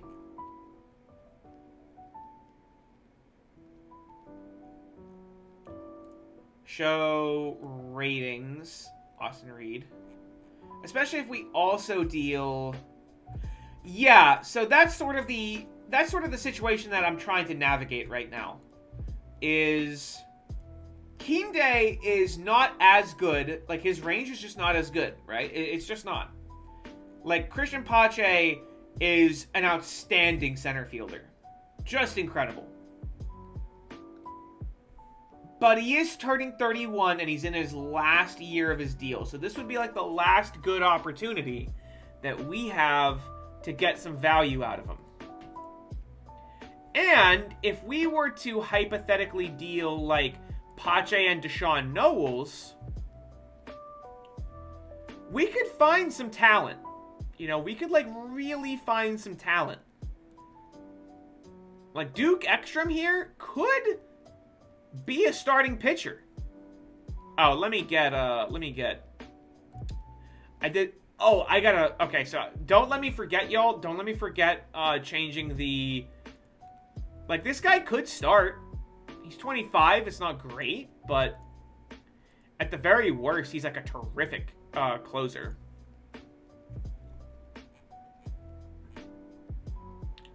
Like Mike Montemayor, probably not. He's an unmotivated little asshole.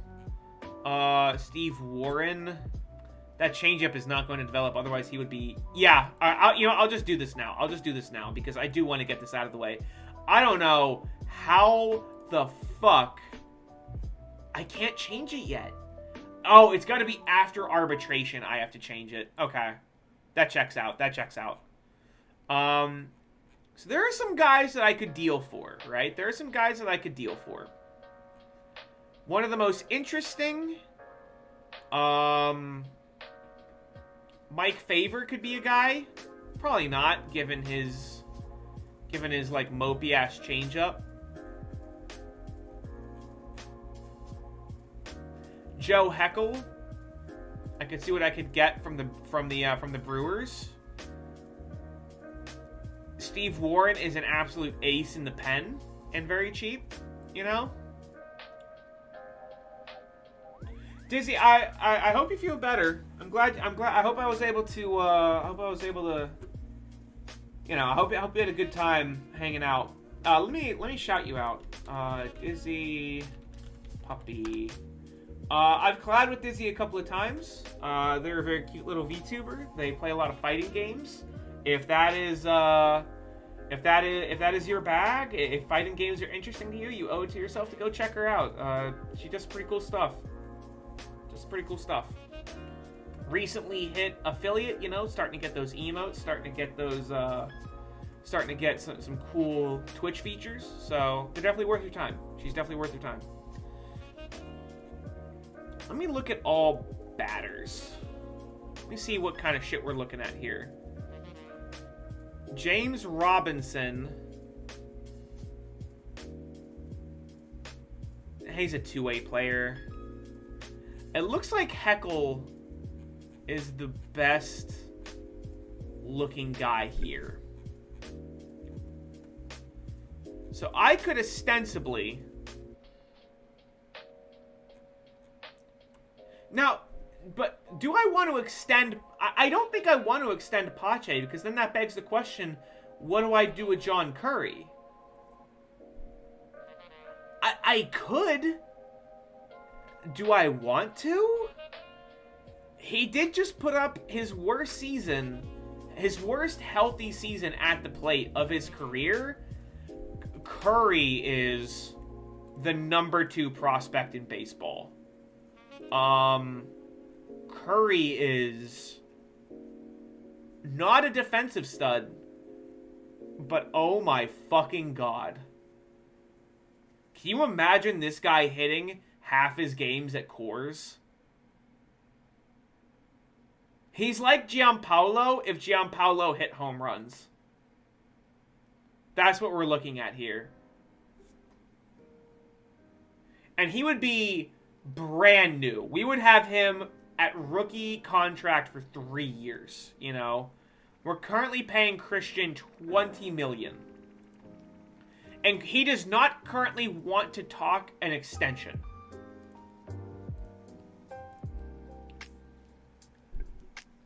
So, like, we would move in a hypothetical world where we don't have Christian Pache. Yeah, he's gonna ask for like 7 years. I might be able to talk him down to like 5, but it's gonna be expensive, and the bat is going to decline here sooner rather than later. Exactly. And unfortunately, no one has the defensive capabilities of Christian. Like, Kinde can play it.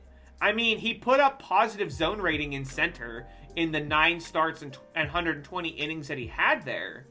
So, like, Kinde can play center. He's just not going to win a Gold Glove there.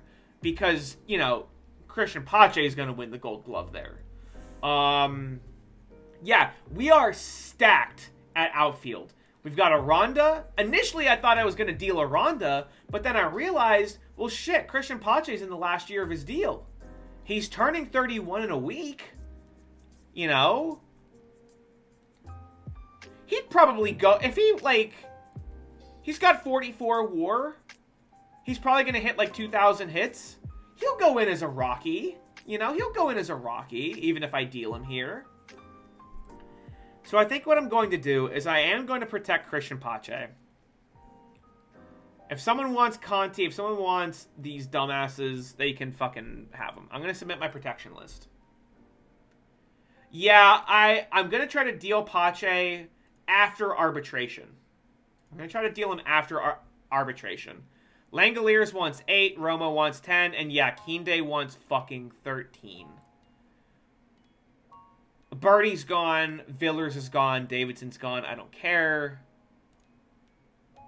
Holy jumping Jesus.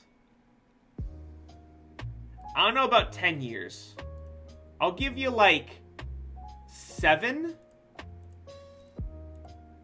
Let me see if he'll accept like 27 a year. With like a team option of like 3-5 in that last year. Oh god, hold on. 3-5. Right? So we would extend Kinde. I might, yeah. what I'm seriously considering is once the Stars get over, once the Nashville team gets over the hump of like being an expansion team for a few years, quitting my job as manager of the Rockies and going and trying to manage the Stars to baseball excellence. Taking over like a mopey ass expansion team, you know, and trying to go from there. Because I don't think it would be fun to just like, I mean, obviously I didn't win the World Series this year, but I won 132 games, you know? And then we could just watch from a distance and see how Giampaolo Pigafetta evolves. Does he really become Ted Williams? Is he really Teddy Ballgame? Does he really become God? This is a smart deal to offer him, right? Like, this is, like, smart. Like, keeping Jesus Kinde, who is durable, is good, defensively good, and has put up, like, just an astonishing amount of WAR. In 4.5 seasons, he's put up 36 WAR. This is smart, right? Like 8 years, a team option with like I'll make it a $4 million buyout.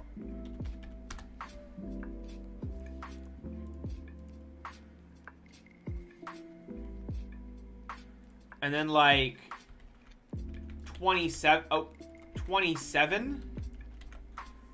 I think this is a good deal. Like, this dude absolutely fucking mashes. And he plays good outfield defense. Like, he likes it. He does like it. Alright, I'm gonna try to extend Kinde. I'm gonna try to extend Kinde and like buy him out of his RBers. What kind of extension does Romo want? Yeah, the man deserves his fucking money, especially after he got cheated out of an RBer. I don't know how that happened. I thought I like undid that. I guess I didn't. I feel so bad for Langoliers. He could start. He's good enough to start. He's just been a backup all this time. Huh. Hey, Benzie, welcome. Welcome on in. Bird up. Thank you so much for the follow. Welcome to the Bird Cult. We're playing baseball. We're having just a chill day, trying to navigate. You know, we're suffering. We're like DJ Khaled right now. We're currently suffering from success. We have so many good players. We're like, who the fuck do we keep? Let me see what I can get for Pache. I know dealing catchers is sus, right? But let me see what I can get for Pache and Langoliers.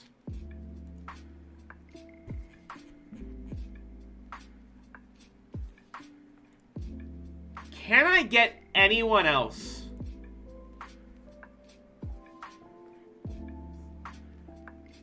Alright, real talk, does everyone else that plays out of the park baseball, does literally everyone end up trading for Christian Pache?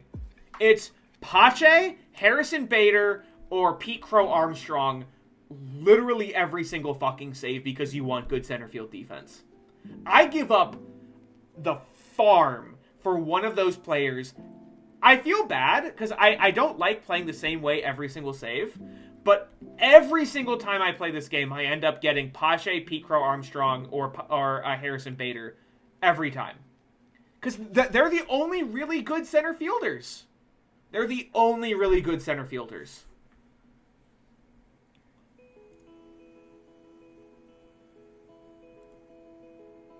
Alright, they really want to keep...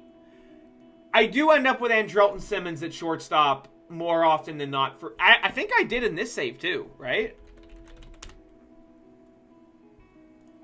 He retired, but like, he had a couple years with us at short where he put up like fine seasons defensively. Oh, he literally just retired. Interesting. He had a career 120, like, from his age 31 season to his age 39 season, he put up 128 zone rating at short. Yeah, like, he had a couple of years with us where he was very good. I mean, he got hurt that last year, but... yeah, I do end up with, like, Andrelton Simmons in the 2021 offseason free agency more often than not. Jeremy Valieres.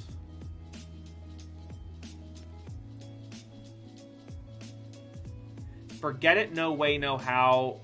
Oh, I gotta get rid of Garza. I would have to deal William Faulkner.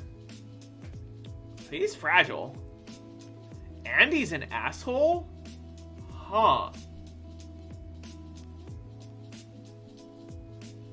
Interesting. A fragile... I mean, this dude, like, is a starting pitcher, right? Like, this dude just is a starting pitcher. Alright, here's a question for y'all. Pache, Langoliers, who has always been a bench bat for us, right? Like, he just has been. He did win the Gold Glove for us one year, that, like, the year that Drew Romo was hurt. But Pache, Langoliers, and this fragile, low work ethic, low intelligence 19-year-old for this... Now, granted, this guy isn't, like, super great either, but he's, like, there. Like, he basically has developed. And presumably my, like, backup catcher, right? Like, I would just call this guy up.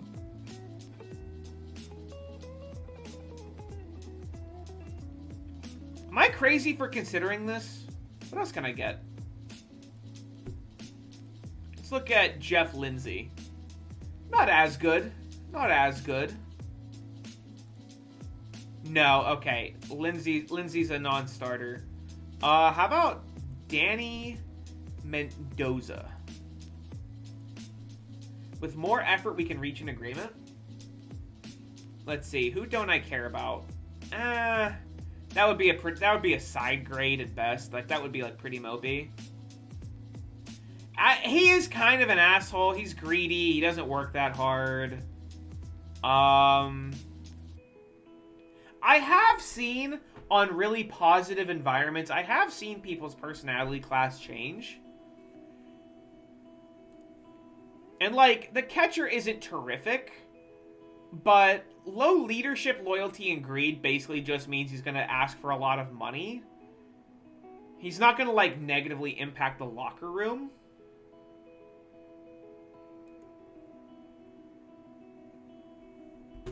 The reason I ask is because Langoliers is going to be getting, like, 6 as a backup catcher, and Pache is worth, like, 20, right? So this would be an opportunity to get some value out of him. And yeah, Can't Think said I'd trade Pache even if it pains you.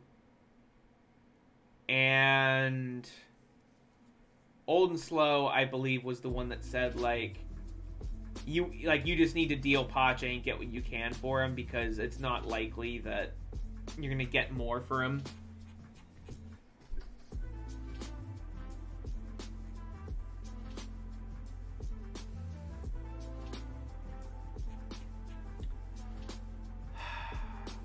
I mean, my assistant GM likes the deal.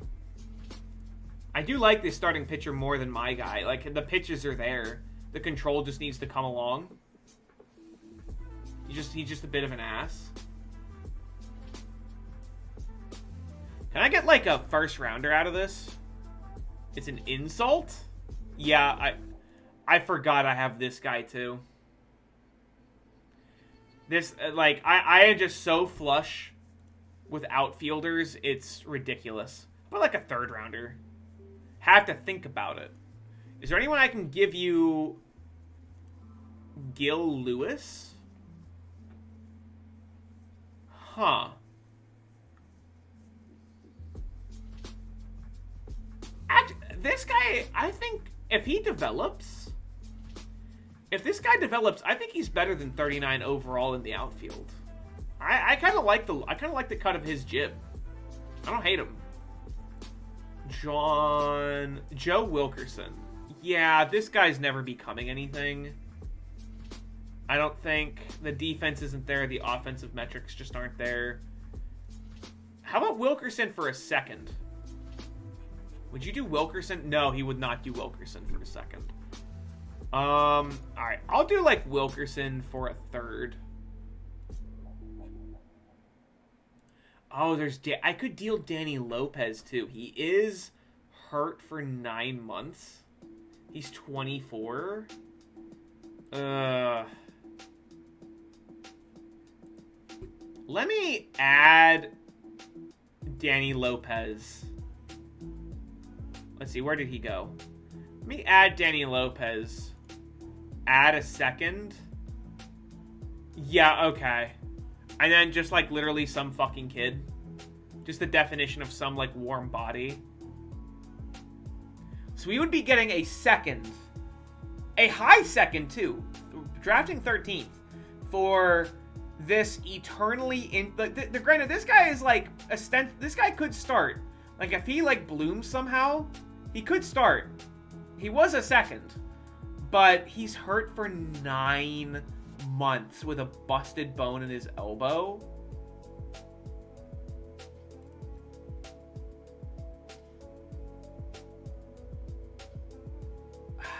I don't like dealing. I normally I like going against my better judgment and having guys be lifers with the team.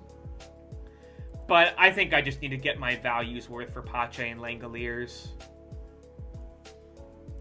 Yeah, I know people are mad. I'm sorry. I'm sorry, fans. I'm sorry, Rockies fans. Alright, let me find the... So we got Joe Heckel. I'm probably just calling up, honestly. Like, he's good enough to just call up. And Jeremy Valieras. I'm gonna add him to the prospects list. I'm going to disable AI promotion demotion. Yeah, it doesn't make anyone happy, but it's like the fiscally responsible decision. I'm gonna get him in AAA. Alright, so let's see. We got Kinde now in center. We got... Giampaolo is the superior outfielder, so we got Giampaolo in right. And I think John Curry is the better... Yeah, he has more experience in right than left, but left is an easier position. So once he, like, gets some experience in left, he'll be better there. So we'll get John Curry in left field. John Curry. So it's Curry, Kinde, Pigafetta, Aranda DHing. We've got Joe Heckel at catcher. We've got Castro at short with Gamboa. I mean, Gamboa is going to be backing up. Oh, and then we got Clayton. We got Clayton backing up basically everyone. Because Knowles, I'm probably going to look to deal. Yeah, Noah's going to be looking to deal.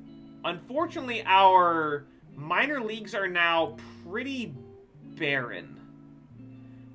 Let's look at our prospects list. Who do we got? Curry is in the majors. He is no longer a prospect. Selesky is in the majors. He is also no longer a prospect. Tana is literally just not on the team anymore. Danny Lopez is no longer on the team. Clayton, oh god. Yeah, suddenly our minor league system looks pretty slim. We're good on pitchers. We are good on pitchers. Let's...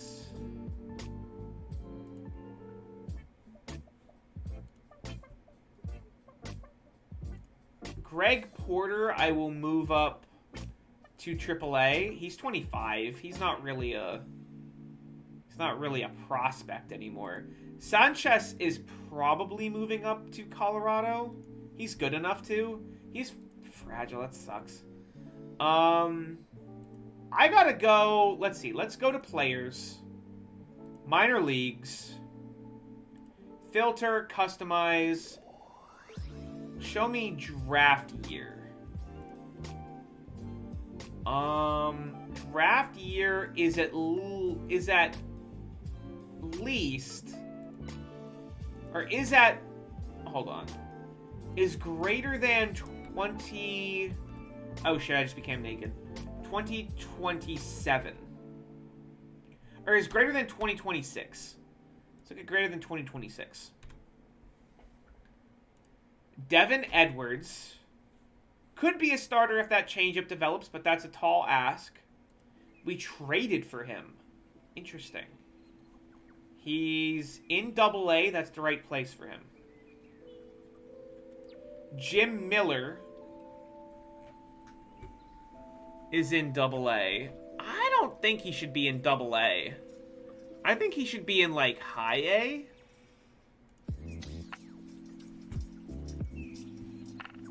Rod Contreras is in Rookie Ball, and that is... Where, is that where he belongs? How would he do in Low A West? Alright, he still needs a bit of time to percolate. Yeah, we actually have a pretty shallow, like, trading for Valieras here. We actually have a pretty shallow, we got Jeff Moore. Did pretty well in Fresno. He's good where he belongs. Trevino's pretty good. He was he's okay. That control's not really that interesting. Yeah, we actually just don't have a lot of guys. I hope that second round pick becomes something. Alright, let's vote for the awards. Alright, I don't normally do this, but I'm fucking sick and tired of, Oh, Acuna's gonna win this year? No. No? I'm sorry. I am 100% over Kinde losing out on a Gold Glove. He's been robbed so many times. He's been robbed so many times. I'm just going to do it. I'm just going to do it. He's been robbed once too many times, and I'm over it. I'm honestly just over it. That's just long and short of it. Guerrero is winning MVP. Huh. So here's a question to y'all. Is Vladdy, who won in 2026 and 2027, it's been a year. 47 home runs, 221 hits, 362, 440, 690, an OPS of 1.13. Is that better than the Italian Stallion? Is that better than breaking the hits record, hitting 27 triples, 63 doubles, and hitting 400 with 62 stolen bases? Oh yeah, the 690, very nice, very nice.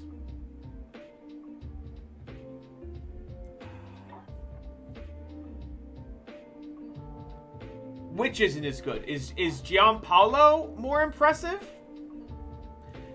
Now, granted, he is a slightly plus fielder, but it's at left field, which isn't that big of a deal, and it's not like he's a Gold Glover or anything. Kinde is also in the mix, right? 200 hits, 330, 404, 635, 46 home runs, 28 stolen bases, and he's going to win a Gold Glove. You think it's the year of the Stallion? You think it goes to the guy? You think voters are just like, Awooga, 400. I actually agree. I think it's Giampaolo. Oh my god, and a reliever is winning the Cy Young. Christian Suarez or the Olhas Radboard, forgive me. Christian Suarez as a reliever, one start, just one. 74 games, 134 innings, 0.5, 1.7, 14.3 on the home runs, walks, and strikeouts per 9. 43% strikeout rate, 200 strikeouts on 134 innings, 0.71 whip. Christian Suarez beats out Kumar Rocker for the Olhas Radbourne. Agree or disagree? Kumar did pitch 180 innings as a starter, right? 1.21 whip, you know, fewer strikeouts. Oh my God. I actually just think it's Christian Suarez. 1.71 FIP. He gave up 8 home runs over 134 innings. I think it's Christian Suarez as a reliever. And yeah, he's winning reliever of the year too. Rookie of the year goes to Giampaolo. Makes sense.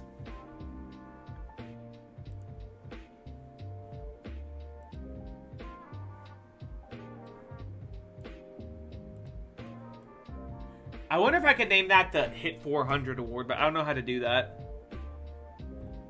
All right, Gold Glove. Ty Madden. Ty Madden winning it for the NL.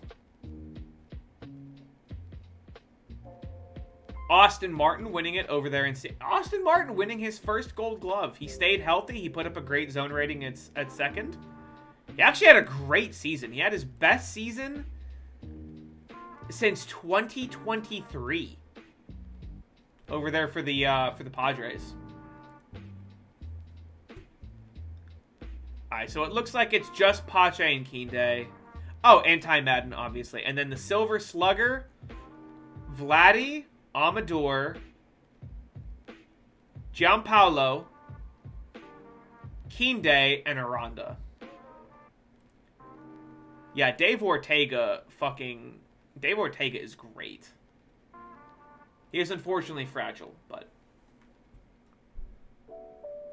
Wander Franco put up 7.5. Yeah, that's a good point. Who's winning MVP in the AL? Aaron Bracco? 50 home runs, 611 slugging, 980 OPS, 156 WRC+. 329, 369, 611 for Aaron Bracco. Over Wander Franco, who mostly just led in WAR because of his solid third base defense and his positive offensive metrics. And then the Rays have another. The Rays have another potential MVP candidate over here with Aaron Walters. I'm happy with this. Oh, look, Joe Adell doing well. I'm glad. I'm happy for Joe Adell. He almost won MVP in 2024 with us, and then just sucked. And then he went to Baltimore and did really well. So good for him. I'm happy for him. Good for him. And then Dawson Nets wins the Olhas Radbourne back-to-back for the Orioles. I'm done. I'm good. I'm good with it.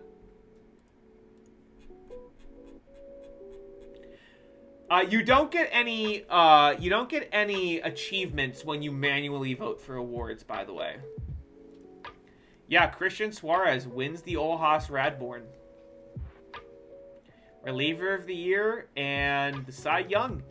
I don't think that's happened since like Dennis Eckersley, actually. I really don't.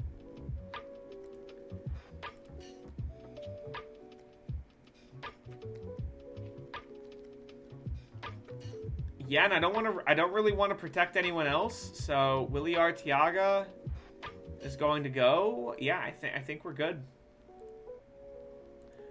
And arbitration is basically done. We just try to extend Kinde. He's going to be happy with it. We could try to extend Drew Romo. He wants 10 years. That's a bit nonsense. How about like 6 years? How about like 6 years, for like 21. And I'll even give you the player option. Yeah, that's fair. That's fair.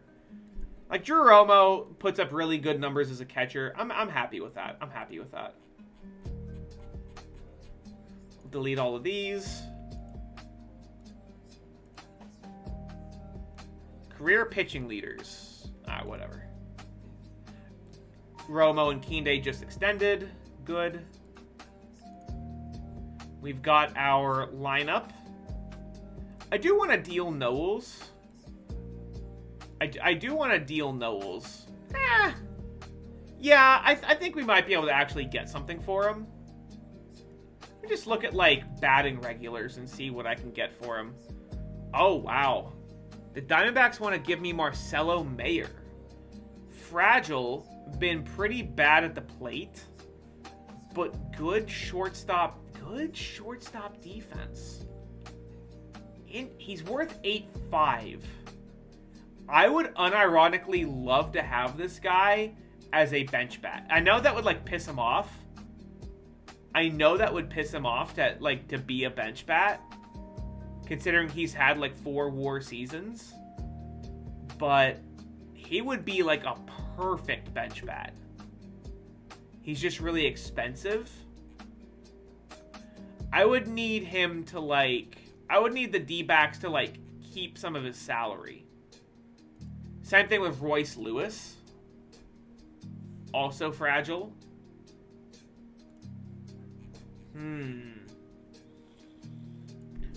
Huh.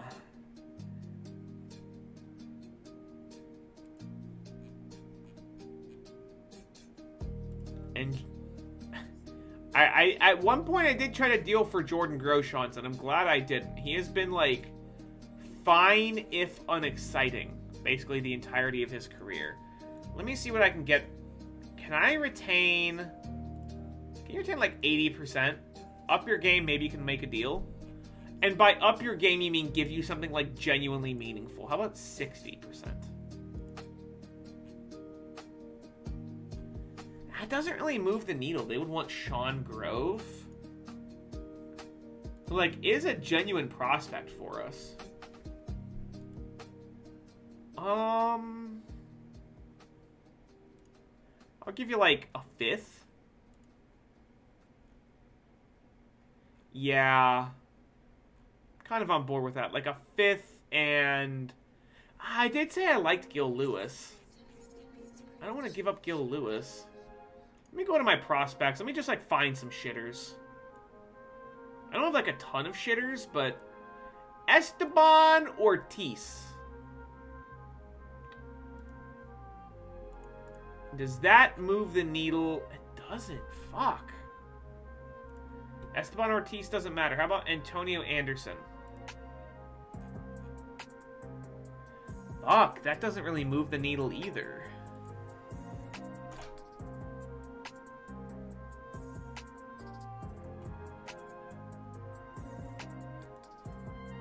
And it's really just for a bench bat that I would be paying, like, several $million for. Several $million for. He signed to a 4-year extension.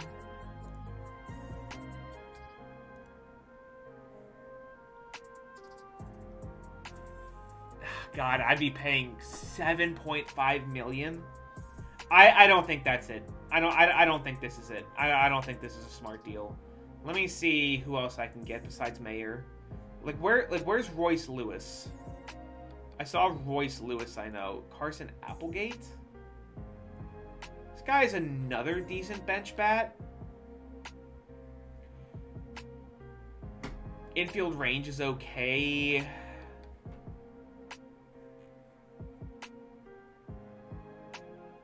Huh.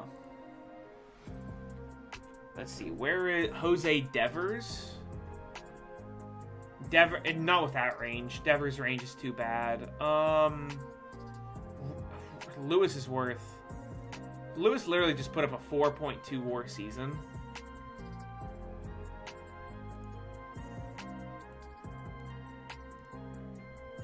I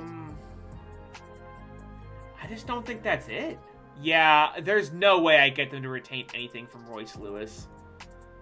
He's just worth too much money. Groshans has 5 years left. There's no way they would do that. Jeremiah Jackson just doesn't have the range. Just does not have the range. Sun Che Cheng.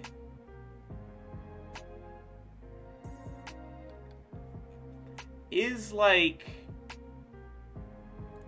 I'm gonna have a looky-loo real quick. I'm just curious what those defensive statistics... He's just not a shortstop. He's just not a shortstop. Let me wait until our... Also, who wins Manager of the Year? It's me, right? I won 132 games.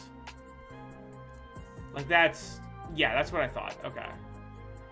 And Carlos Beltran for the Orioles. Hall of Fame voting. Look at the Hall of Fame.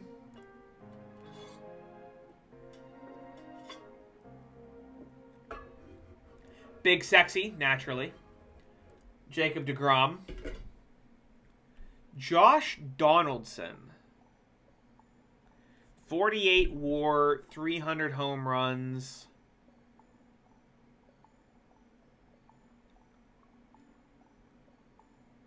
Does Josh Donaldson get in? I don't know. Let's keep looking. King Felix, yes. Tim Hudson, yes. Hudson's not getting in though. Craig Kimbrell, yes. Does Kimbrell get in? Hey, he crossed 1,000 strikeouts. Yeah, Kimbrell gets in. Kimbrell gets in. Klubat? I don't think so. John Lester? I could see Lester. V-Mart and Joe Mauer, yes. Yachty, yes. Buster Posey, yes. Ichiro, yes. Please, God, get it. Oh, and then I can't vote Joey Votto? I guess no on Tim Hudson and yes on Joey Votto. And then I guess no on John Lester and yes on Ichiro. We'll do that. Alright, let's go to the salary arbitration hearings, what few there are for me.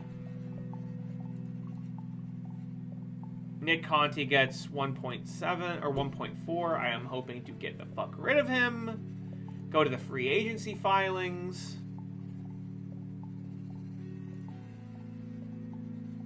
Alright, international free agents. What are we looking at here? Nothing.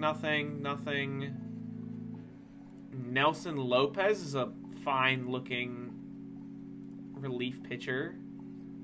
No,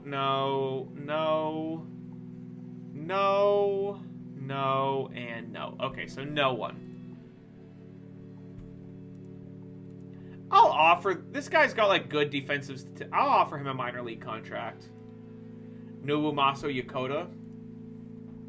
Alright, Jaron Kendall. Great center fielder. Very good center fielder.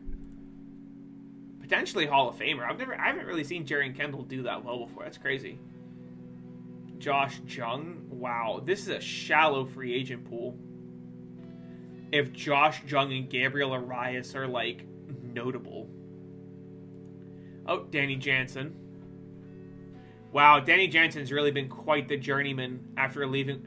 Yeah, after we got rid of him, back to Toronto, Kansas City for one game where he went 0 for 3, Seattle, Atlanta, the Angels.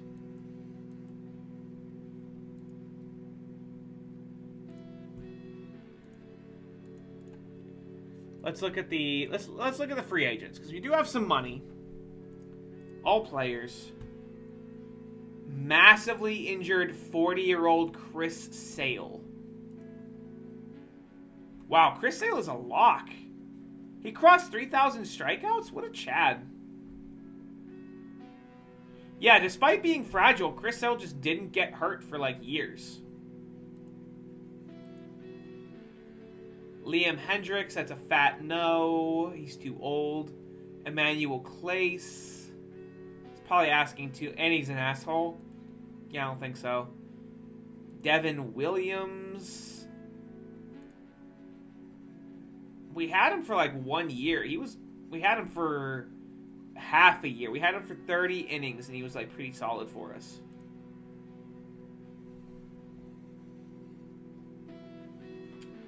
But he's 35. I don't think we're really making an offer for any big, for any free agents to speak of, to be honest.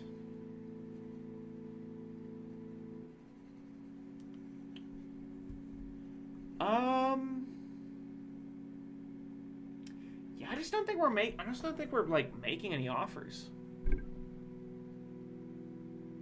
Which I suppose means that we could try to sign someone. Is that even notable? Is that even worthwhile?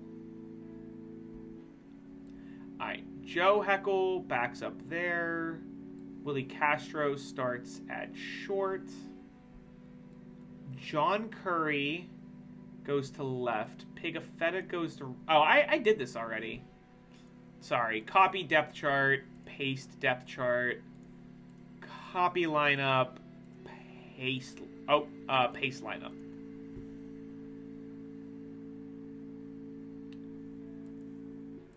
Let's see.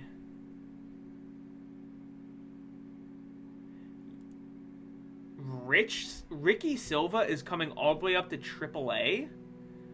He's not ready for that. He is not ready for that at all. He needs to go to, like, high A again. Yeah, he's going to go to high A. Juan Quellar. Quellar actually might be ready for AAA. Yeah, Quellar, I think, is ready for... I'm going to send him down to AA. Disable. I'm going to send him down to AA for the time being. Let him just, like, absolutely crush the ball for a little bit. Yeah, we really do need... Let's see. We need... Can Gamboa... I'm just going to be... Gamboa is going to get off... Is going to get winter training at third base. There you go. I really want Out of the Park to introduce winter training. I hate that like isn't an option. Yeah, Gamboa backs up third. Heckel backs up catcher. Knowles, I do need to deal. Let's just see what we can get. I would love a first baseman. Cooper Miles.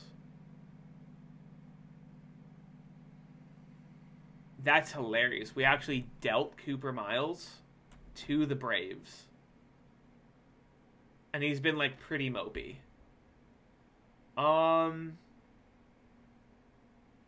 He could like, back up first. If we get him back.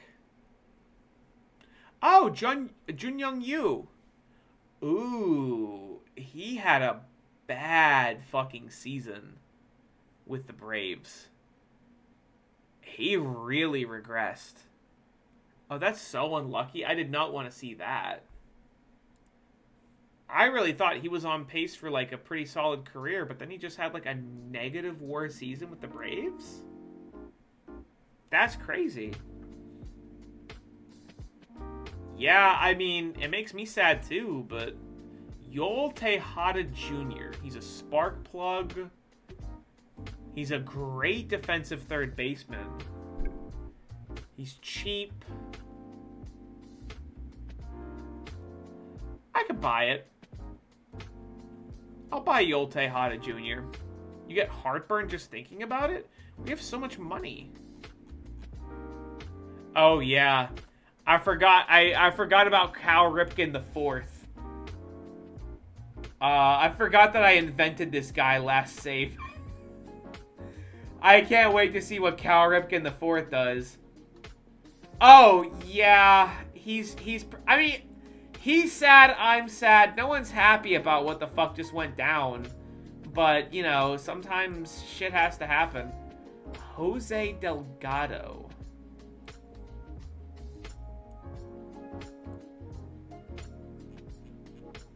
Ooh, you guys want a lot. How about like a fifth?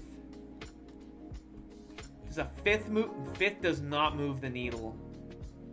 How about like 4 million cash? He did. I'm sad.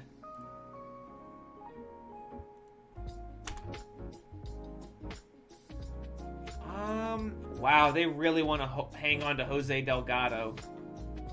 He is like potentially a pretty good hitter.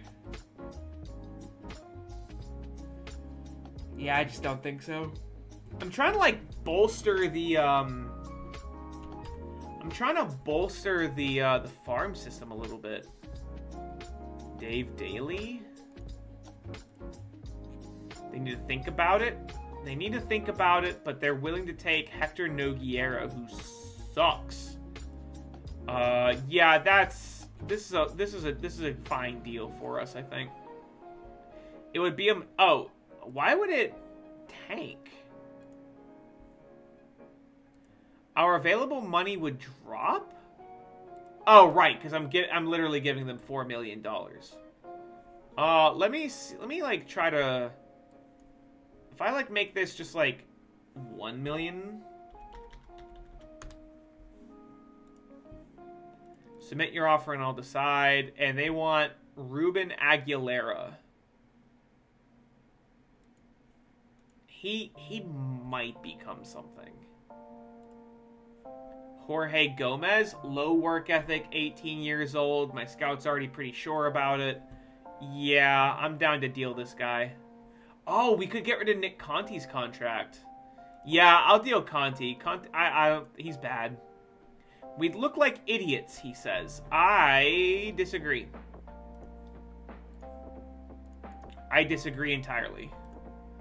So let's look at waivers in DFA, Tejada Jr., and then... Oh, he has to be on the 40-man? All right, we'll put him on the 40-man. You might be able to start. I'm gonna move you to AAA. He's only there. Yeah, he's just there to make me feel like an asshole. That's really it. That's really the long and short of it. So now we have Tejada Jr. who can back up first base. I'm also going to train him a bit during the off season at third base. Oh, I didn't mean to get grumpy. Sorry. There you go.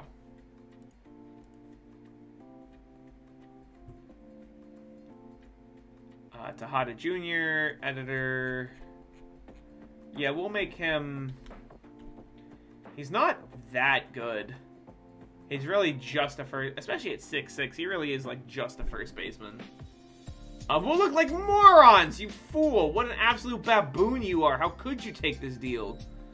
Gamboa will play at third? Yeah, Gamboa will start at third. Or not start at third, Jesus Christ. Back up third.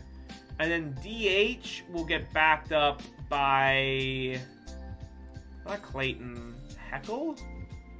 Yeah, I guess Heckle. Not that Aranda should ever have to back up. And then pitching... Segui is going back to middle relief. Sanchez is going to long relief. And Yamaguchi is going to the stopper role. Like that. We've got Valieres. Hopefully Valieres will be good here in a bit. Figueroa. I mean, Figueroa could be up here, but he's such a douchebag. I just don't like him. What a mean guy. Just a mean man. Let's... I guess we could just make Daly a reliever. And again, this begs the question. We've got a cheap-ass payroll. What the fuck do we do with all this goddamn money? So can we affect... Okay, 3 years. There you go. There you go. I don't know why that got so scuffed. Why that got so fucked up.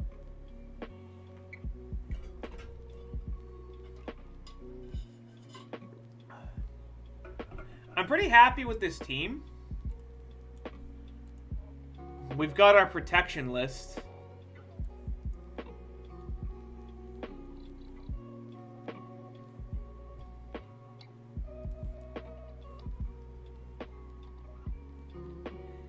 Yeah, pay the Italian Stallion. I'm not opposed to it.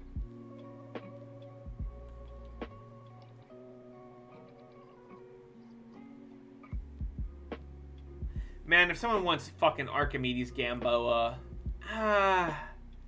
he's so bad. He's so offensively bad. Is there a better... We have the money, right? Like, is there a better middle infielder right now that we can just sign to be like a bench bat? JP Crawford is out 8 weeks.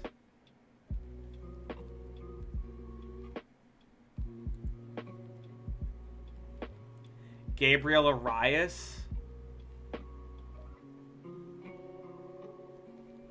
Yeah, he was atrocious. He was so bad this past year. Nick Ahmed, 39-year-old Nick Ahmed. Arias is a better shortstop, you're right. Nick Ahmed is like basically going to enter Hall of Very Good given his longevity. 34 WAR. He's not quite 2,000 hits. He's like offensively pretty mopey, but he's a good defender.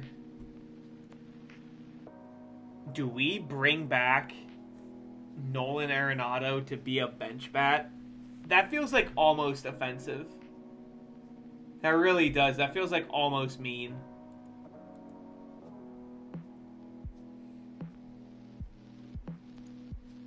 Jesus, oh, what a dickhead. Hell no. Josh Calder? Wow. And he's a leader. Who is this guy? Did he get invented? Yeah, who is this man?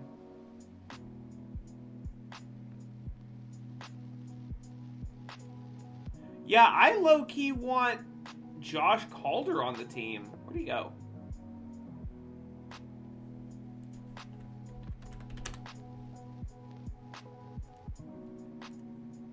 Yeah, this dude, like... I mean, my scout's not super... but OSA likes him slightly more. Brother, I'll just give you a major league contract. I'll skimp you a little bit. Yeah, this dude is great. He's a leader, and he's like a great defensive short. Yeah, fuck Archimedes Gamboa. I don't give a shit about him.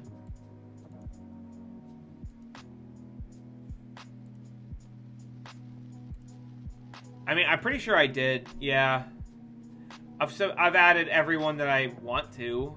There's like no one else. Oh, your filter. Yeah, there's no one else that I want to add. So, all right, it's time for the expansion draft. Let's see. Start draft. Under draft. All right, who are the first two taken? Eric Figueroa. The asshole is getting that was on our team. Goes, oh, I just traded for this guy. Okay, so oops. Who's next?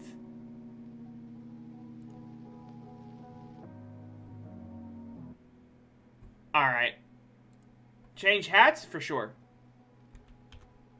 No, we already did that one. We'll do Jumbo Shrimp in honor of Antonio Santos, who was on the Jacksonville Jumbo Shrimp.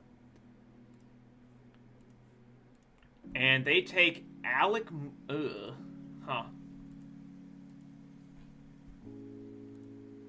Someone better take this. Someone better take Kyle Teal and Jackson Miller.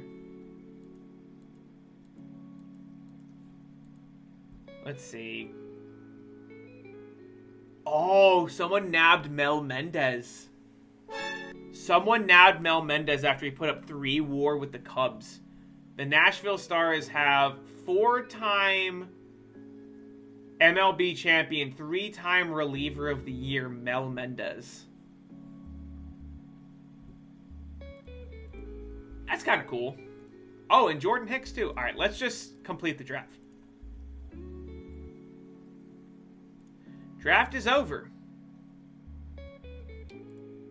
Let's go to the Nashville Stars. Let's look at their team.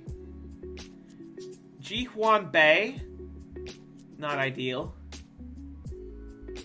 Leody Taveras, starting in Year of Our Lord 2029, not ideal either. Their pitching is, they got a guy who tore his elbow ligament, and no one. But they have Kelvin Bautista and Mel Mendez. So, and Zach Littell. Look at Zach Littell go. Look at him go. Good for him. Okay. I'm sorry, what was that?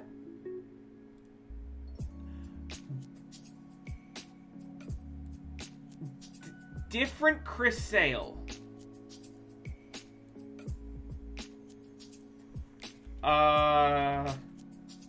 Sale. There you go.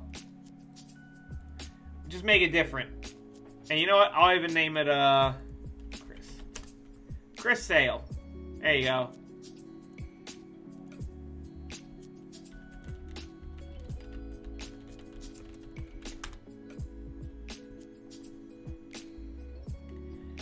So I did old and slow. I did change it so that it filled the minor leaguers with imaginary players. So like the Virginia Beach Bums, these guys are all made up. The like Clint Phelps or whatever. I filled their rosters with imaginary players to like help bridge the gap or whatever. But you're right. Even though I only let players protect. I only let teams protect 22 people. It's a shit show out here for these guys. Jesus Luzardo, Marco Gonzalez, Eric Figueroa. They got like some names. Oh wow, the Cubs didn't protect Ji-Hoo Yoon.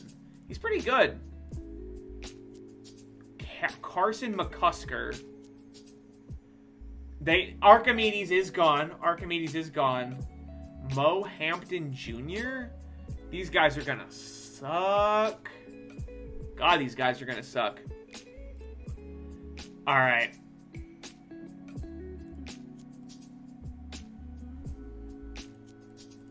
I think we're good as far as our team. We just need... Not the Stars. Where's the Rockies? Yeah, Manny Machado, fucking 100 years old, gets like Rule 5 or whatever. That'd be funny. Brock Thompson is not a major league player. Hey, Storm Noah, welcome on in. What the fuck? No, Joe Clayton is not starting over John Curry. You're a fool. Kinde starts center. Giampaolo starts right. Clayton backs up all the outfield positions. And then we're making a play for a decent bench bat in Calder.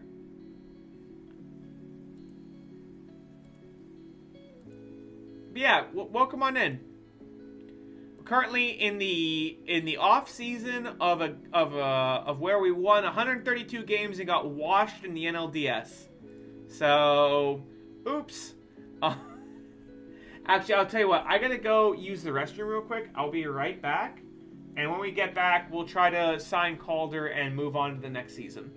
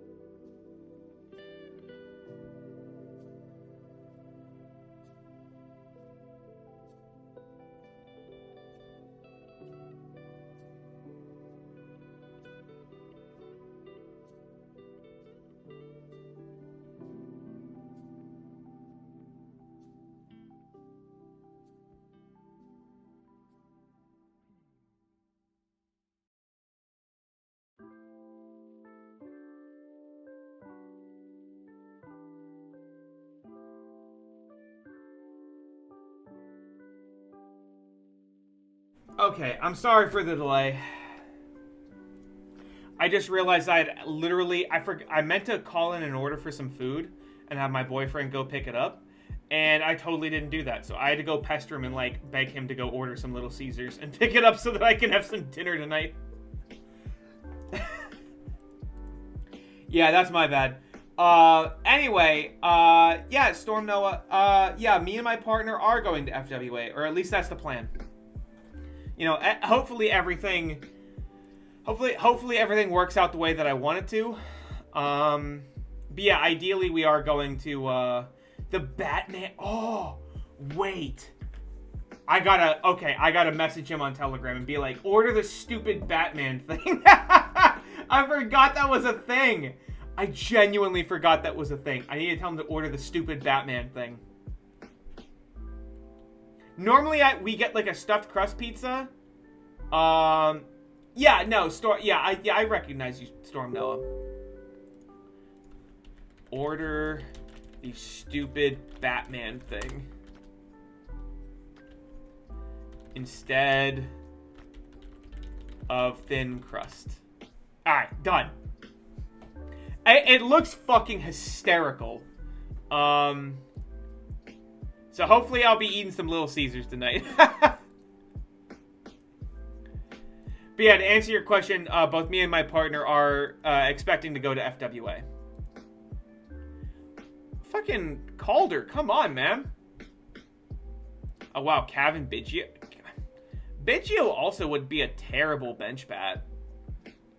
You can like play a lot of positions. How many roster spots do we we're currently like full up, essentially.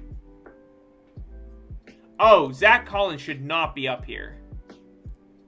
Oh, you asshole. Why did you call up Zach Collins? Well, this guy actually is just like not very good. Yeah, we'll DFA him. Alright, so we do have room for one guy. And I think it is just Calder. Come on, Calder, please. Okay, there you go. There we go. So, transactions, place on active roster. Let's also get you some winter training, and we'll get you like 150 at third and like 150 at short. Or 150 at second, I mean. There you go. And now we got Josh Calder backing up short. I don't think I want him backing up third. I do want, like, some power. Like, I'm okay with Yoel Tejada Jr. backing up third, but Calder backs up second and short, for sure. And yeah, Curry can back up the DH. So let's copy the depth chart, paste the depth chart, get Joe Heckel backing up at catcher.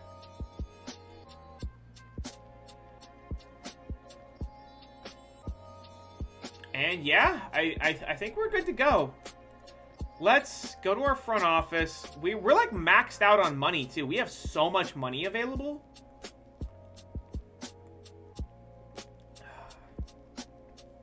We have so much money available. It almost makes me want to, like, take on a stupid contract. Let's get Rocker. So, interesting. So, Ty Madden, you're insane. I hate when the game, like, automatically sets up your shit. No, we have Arteaga. Arteaga will be a long reliever. Suarez is a stopper, and Segui is a middle reliever. And these are both 7th and close game, and yeah, that's fine. Do we have any? All right, and then we don't really have anyone. I mean, we have Eric Hammond down here. He is like a good reliever, but we'll just keep him in we'll just keep Eric Hammond in our back pocket, I think. We'll keep Eric Hammond in our back pocket because he's like he's the quintessential quad A pitcher. He's like too good to start in AAA, but not good enough to start in the majors. But that also like positions him well to be like a spot starter reliever in the majors. Hector Mejia. I did kind of want Hector Mejia up here. Over like I did call up Victor Sanchez. I did want Victor Sanchez up here. I don't want Willie Arteaga. Not with that. Not with his home runs. Can I demote him to AAA? He has to clear waivers. Ugh. He has to clear waivers, huh? Hector Mejia is 24. Mejia has a lot more upside. Yeah, I'm gonna DFA Arteaga and call up Mejia. Went to Colorado. Also, huh? No. Set game strategy. I do not want him fucking as a two-way player. Jesus Christ. Is there anyone else here that's like Highland Hall is not a two-way player? That's really dumb. Set game strategy. He's not a two-way player. Get out of here. And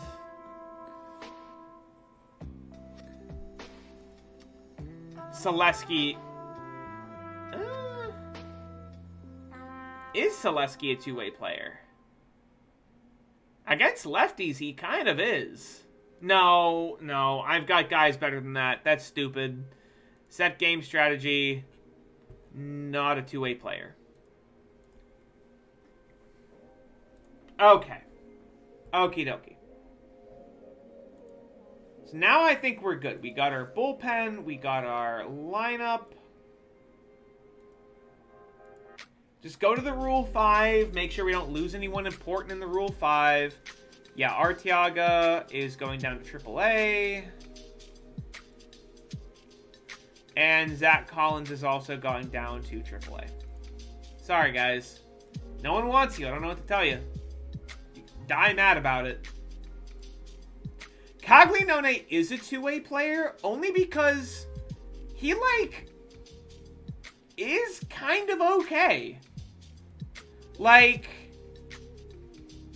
he's put up in fairly minimal plate appearances. You know, he has, like, less than 100 plate appearances in the majors. But, like, he's plus, you know? He is plus over his career.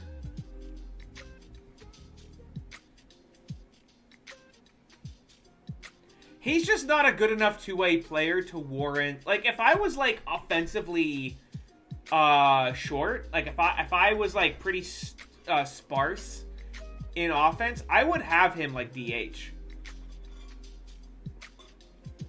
But when these are your offensive weapons, like, why settle? You know what I mean?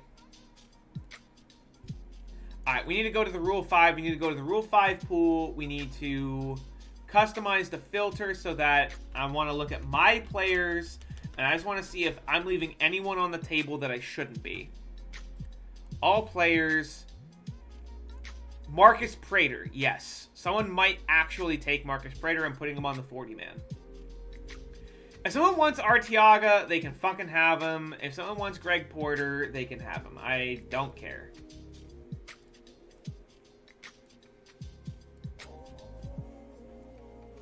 Start the draft. There's something off in this game about the Rule 5.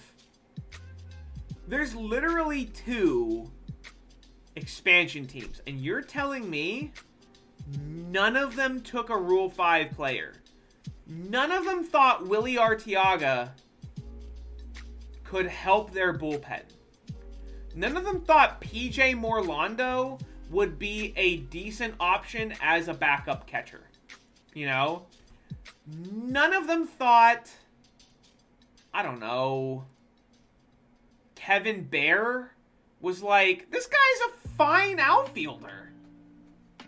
There's nothing wrong with this guy. He is, like, fine.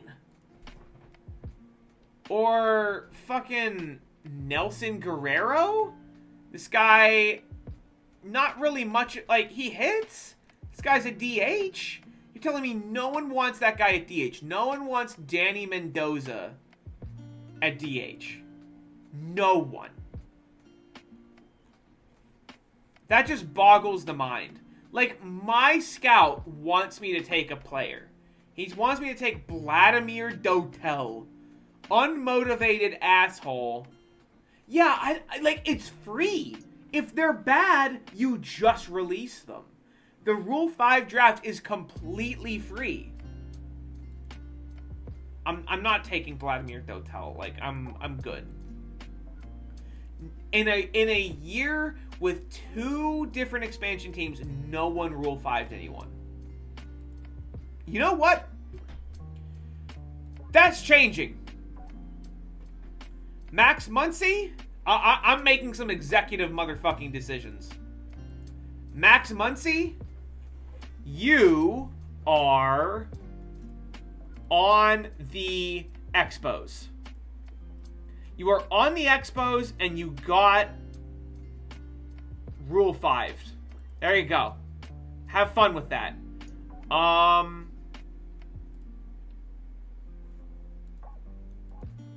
Junseo Kim, good shortstop? Yeah, you are... Oh, and you'll never be hurt? Holy shit. Yeah, banished to Montreal, and you are banished to the horrendous land of Nashville, and you've been Rule 5'd. There you go. You've been Rule 5'd. Let's see, who are some of the other guys I named? PJ Morlando? Yeah, Morlando for sure. Morlando is going to, I guess, Montreal. Is going to Montreal. And has been Rule 5. And you know what? What a leader he is. He's a captain. He's a captain. Right? Like, literally just a good defensive shortstop. Like, what is wrong with these people? Jeff, no, not this guy. Nelson Guerrero. DH. Go to Nashville.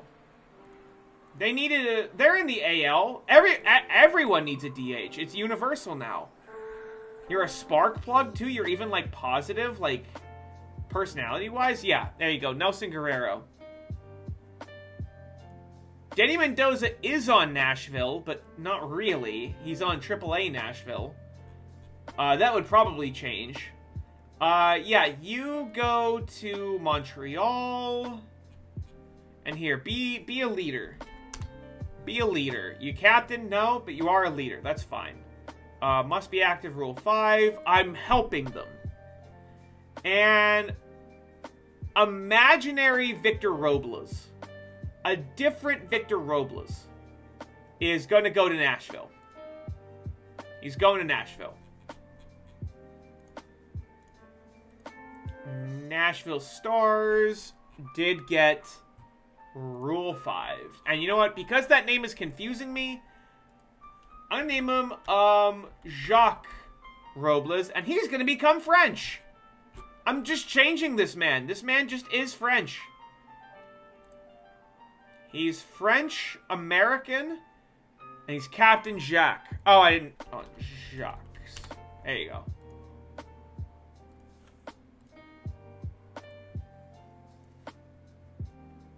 I'm just changing things on the fly. There you go. Alright, I'm not in God mode anymore. Not in God mode. Watching, like, 3 years, those players are, like, the core, the linchpin of those organizations. Alright, let's go to the Hall of Fame ceremony. See who made it, if anyone. There's definitely a couple people that I want to see. For sure.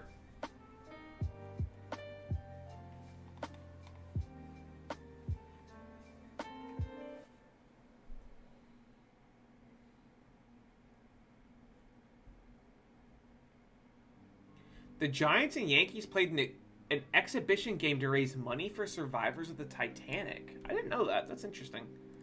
All right, who made it? No one? Kutch dropped. Cole Hamels dropped. Yeah, okay. DeGrom didn't make... Oh, wow. I hope Jacob DeGrom's career does not turn out like this. DeGrom actually flamed out. He got hurt, it looks like. He got hurt and was never the same.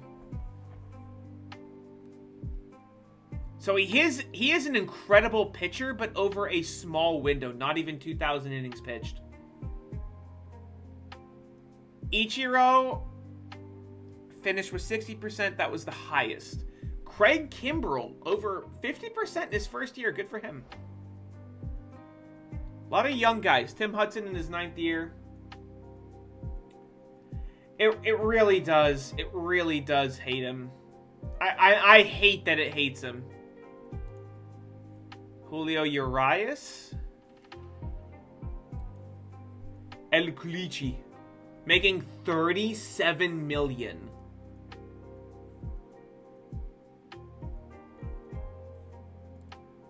Holy shit, that's so much money.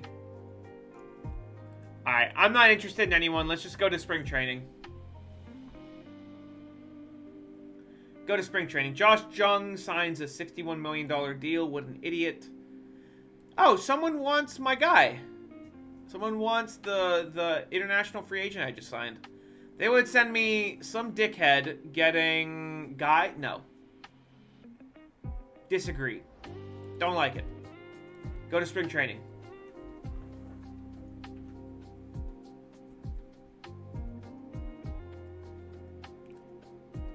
Yeah, I am made of money. I am aware, and I wish I could spend it.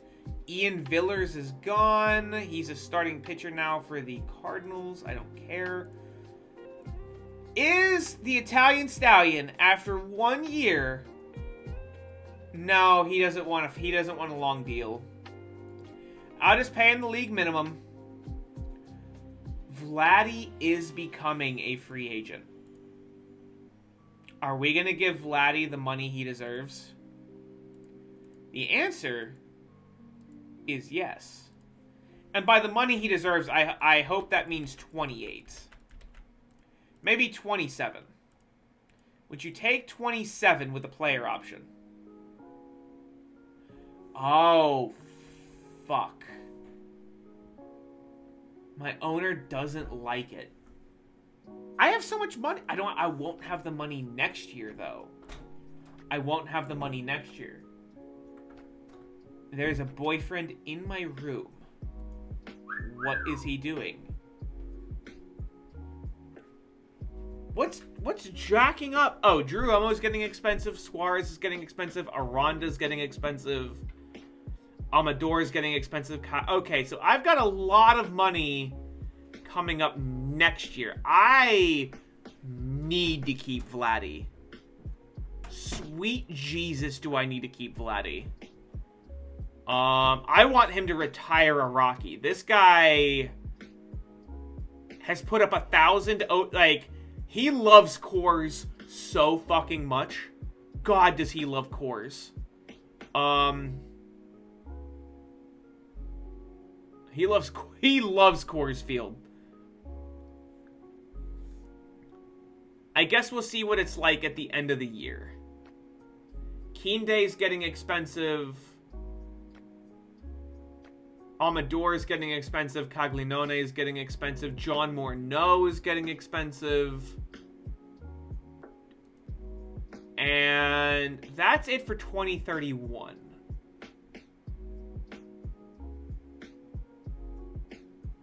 We're also letting Willie Castro walk at the end of 2031. I'm probably letting Castro walk for the same reason that I traded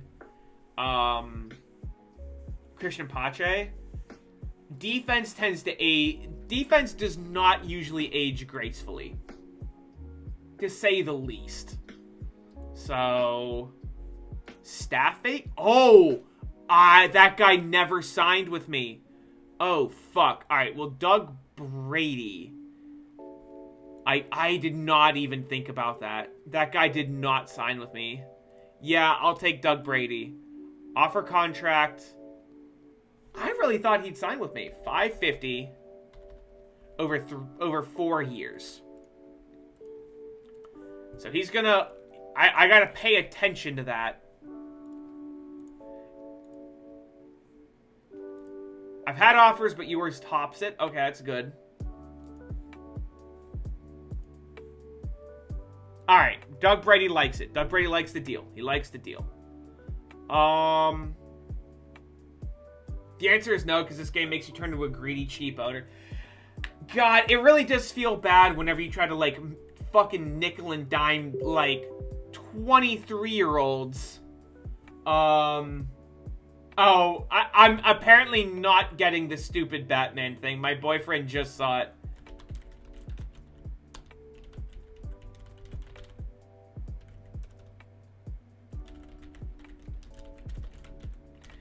Stupid Batman thing. I'm apparently not eating the Little Caesars stupid Batman thing, unfortunately. But yeah, you really do feel like a cheap ass when you nickel and dime literal, like, 23-year-olds in arbitration or whatever. You really feel like an asshole. My owner seems to be coming along to being... I do get pizza. I meant to order a cheesesteak from a local place, and I just completely forgot to order before I started streaming. Kind of sad. Alright, Danny Solis is a dickhead, so I'm not gonna worry about him. Let's see. Anyone of any import? David Silva. David Silva could be something if that changeup comes along. Possibly. He's only 19. Alright, nothing else, really.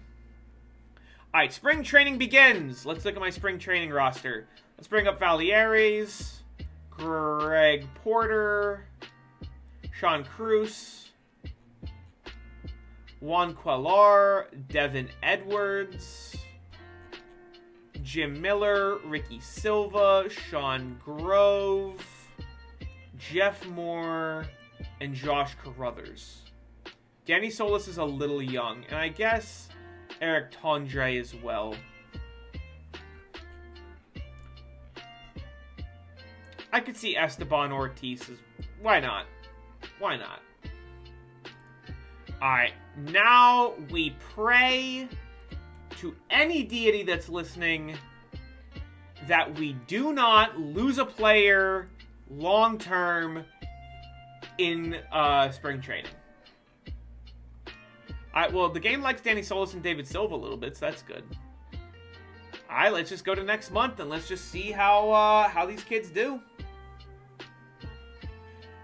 And there you go. Victor Sanchez is now out for 4 months. I was really looking forward to this kid.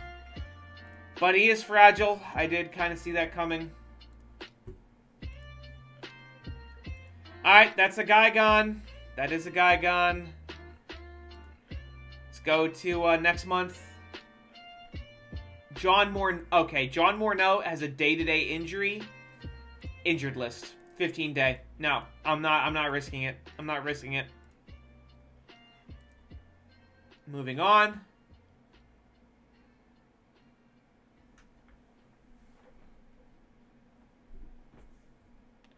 Jonathan Segui has finger blisters for 3 days. You know what? That's enough for me to put you on the 15-day DL. There you go.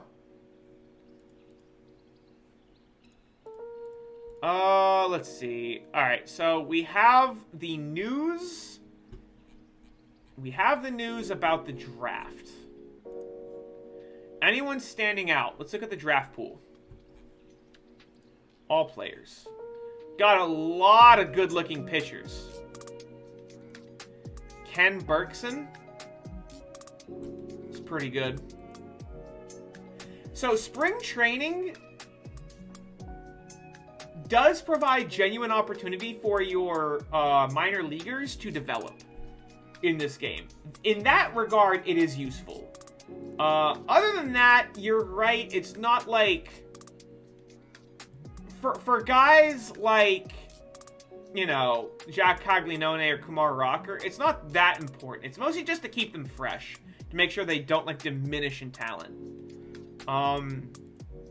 But the scouting report after spring training is the most substantial in the game. That is when the most players... Sean Grove is out for about a week. That's fine. That's fine. Go next week.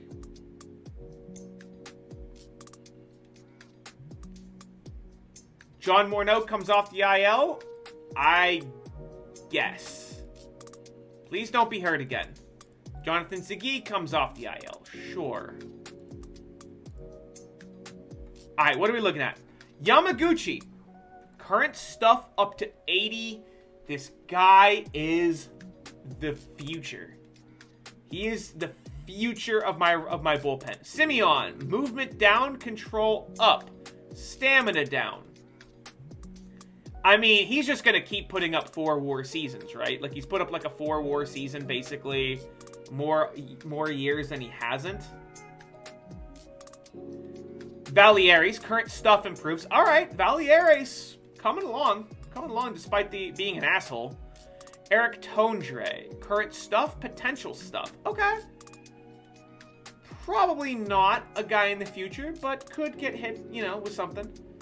Movement down for Selesky, that's unfortunate. Marcus Prater, current control up. Alright, Prater could be a guy in the future. Prater, 35 is when I start to have hope for a change-up developing. Esteban Ortiz, I mean, he's 20. Jim Miller, potential up to 55, current movement, potential movement, and velocity up. So velo up, he's a ground ball pitcher. He could be something. He's only 20. He could come along. Devin Edwards. Potential stuff, stamina down, velo up, overall up. That changeup needs to develop. Right now, he is just a reliever with only 2 pitches. John Heckel. Defensive rating at catcher up, current and potential contact up. He's getting some reps at catcher. He's ready. Oh, here we go. Josh Carruthers. Here we go. Potential contact up. Current power up. Potential power up. Speed up. This was a guy that I was hoping. He entered the draft as a pitcher, but he had great hitting ratings, so I drafted him as an outfielder. And I'm hoping that he could... Realistically, with our outfield depth, he's probably going to be like trade bait, but he could be like really good in the future. Jeff Moore, who is basically the same thing. Potential power down, current power up, current contact up. Yeah, he's pretty similar. Jeff Moore was. Decent defense, decent right field defense, good speed. Just needs to keep developing. And then Juan Quellar. Current contact, potential contact, current...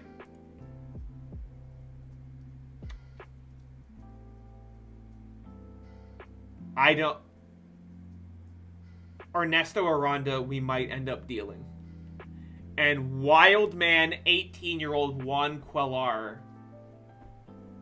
My scout is very positive that this is accurate. I mean, he doesn't walk, sure.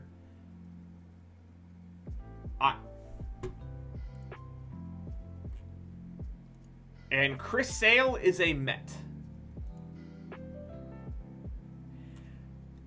That's the thing, though, about that guy, is that's not TCR. That's just me maxing out my scouting budget and me having a really, really, really good scout. Right? Like, this dude's just good. He favors tools. He's young. I'm really happy with him. And that's me maxing out my development or my scouting budget as high as it will go. The more guys you have like that, or the higher your scouting budget and the better your scout, the better your scouting discoveries will be. And the more likely it is that you find just someone like this. Huh.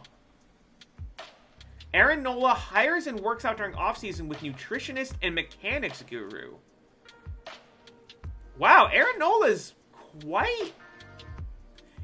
had quite the long career. Still being pretty good. Huh. He's been starter worthy the last 3 years. Good for him. Alright, yeah, John Morneau comes back to the rotation. We'll go to opening day.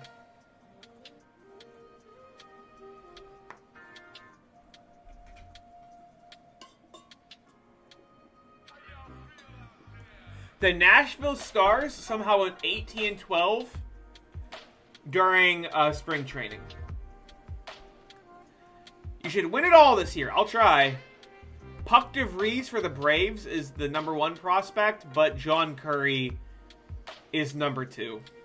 And John Curry is here. He's queer, and he is going to absolutely tear ass. Rod Contreras is the #11 ranked prospect? Valieres is up there, Quellar is up there, and Alarico Castagna. Although, no one really knows what to make of this guy yet, but the OSA is a little more accurate than my scout, and it likes him. So, who knows? Maybe that guy will become something. The Braves are #11, the #11 ranked system, but almost exclusively off the back of Puck DeVries. Alright, let's go to the active roster. Let's get rid of all these guys. Ricky Silva, go to Spokane. Yeah, Spokane. Brock Thompson, go to AAA. Go to AAA, and you know what? You're just not a shortstop, brother. I don't know how to tell you this. I don't know how to break it to you. You're a second baseman. You're not a shortstop. Josh Carruthers. Carruthers goes to Spokane. Joe Clayton is just in the majors. Jeff Moore, I think, also goes to Spokane. And Juan Quellar is going to make the jump from high A all the way to AAA at the age of 18. And then pitching, Esteban Ortiz, I think, goes to Fresno. Sean Grove, as a starter, he's 21. Just turned 21, goes back to Spokane.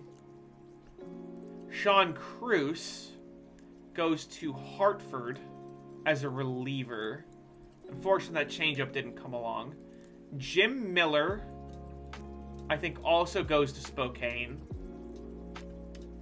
Greg Porter goes to Albuquerque, goes to AAA. Devin Edwards, go at 22, just turned 22, goes to Hartford, he goes up. Eric Tondre goes to Spokane, I think. Hammond goes to AAA.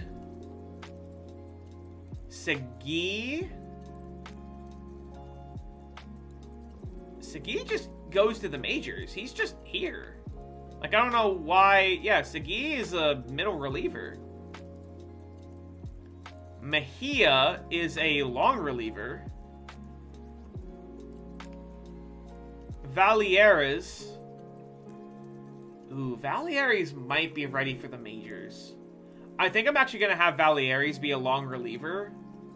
And Marcus Prater go to AAA to try to hone his skills. And Valieres, I'm going to add to the 40-man. Am I missing someone? Like, Arteaga? I DFA'd him. Did I like let someone go? Why do I have fewer? I guess I lost someone. I guess I lost someone in and I'm not, I don't want him to be, I have to set, hold on. I have to set this guy's game strategy so that I can make him not be a two-way player. I don't want him being a two-way player. Wait, what do you mean?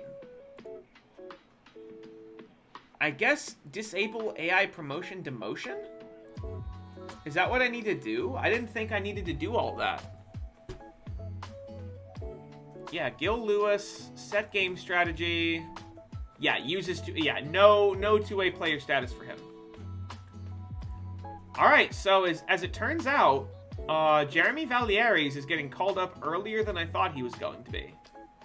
So, who knew? We got Jack, Ty, Simeon, John Morneau, Kumar Rocker.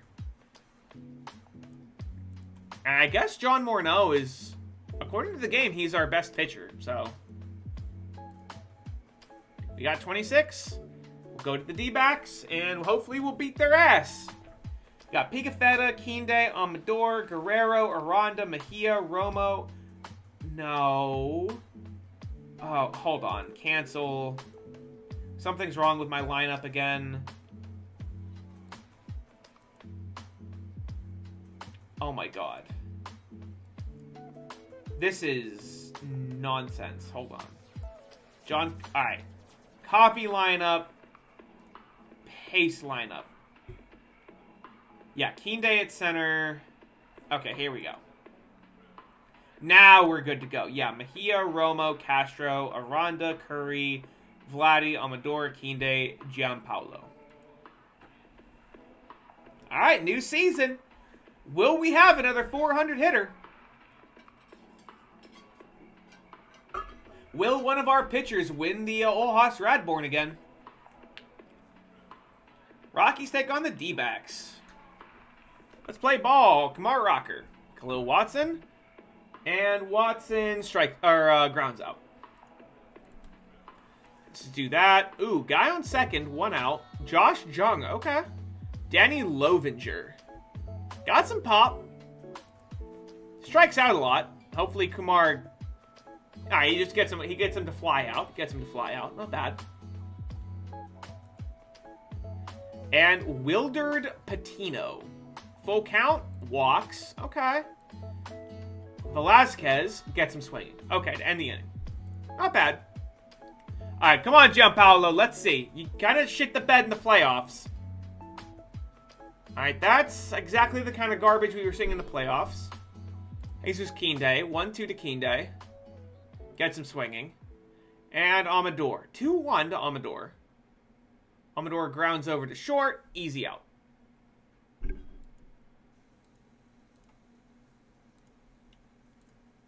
All right. Scoreless second. Scoreless... Guy on second. Josh Jung at the plate. 1-2 to Jung. And he flies out to left.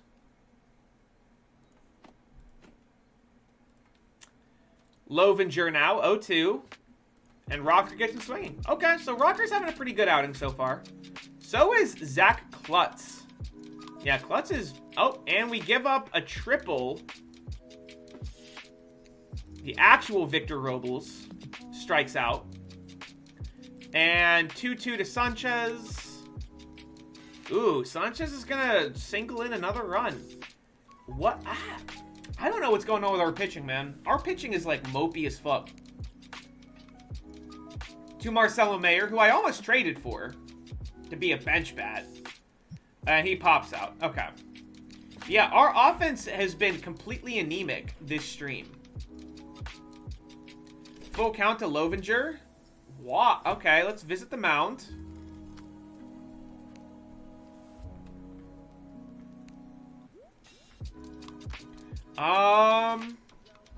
Yeah, I guess warm up Suarez. I don't know what's going on. Wildered Patino. That's looking like a double play. It is. Okay, that's good. All right, and that's actually the inning. I think I'm going to pull... He's thrown 71 pitches. I think I'm going to pull him for Suarez. Aranda, full count, walks. Okay, so we got a base runner. Mejia, 1-0, and grounds into a double play. Yep, all right. Does Drew Romo do anything? Hell no, he doesn't. He doesn't do a fucking thing. He strikes out. All right. Yeah, let's put in Christian Suarez. Clean inning. First and third, 1 out, 2 outs, Vladdy. 1-1 to Vladimir Guerrero Jr. Come on, man. I don't know what's up with our offense. I just really don't. I just so genuinely do not get it. And Christian Suarez pitches a solid 2 innings. We'll warm up Yamaguchi. I said we'll warm up Yamaguchi. There you go. Come on, John. First game. Just a mopey grounder. Yeah. We get a run off of a Manny Mejia home run. Drew Romo, full count. Strikeout. God damn it. Why is catcher such a black hole on offense? It's so bad. At just every... Okay. Vladdy hit a home run to tie the game up in the bottom of the 9th. Holy shit. This should not be... Yeah, fucking mopey ass. John Curry. Singles. Winning run is on base. Ernesto Aranda, 1-2. Gets him swinging. And Mejia... Mopey grounder. Our offense is bad. Our offense is just, honest to God, bad. And Yamaguchi, I didn't warm anyone up. I didn't think I needed to. Alright, Yamaguchi gets out of it. Drew Romo, 2-1. Is that... Nope, that's just a mopey fly ball. Drew Romo flies out. Bottom of the 10th. Willie Castro, 2-2. Strikeout. I'm begging you to swing the bat. I'm begging you to just take a hack. And Giampaolo. Wow. I was really expecting more.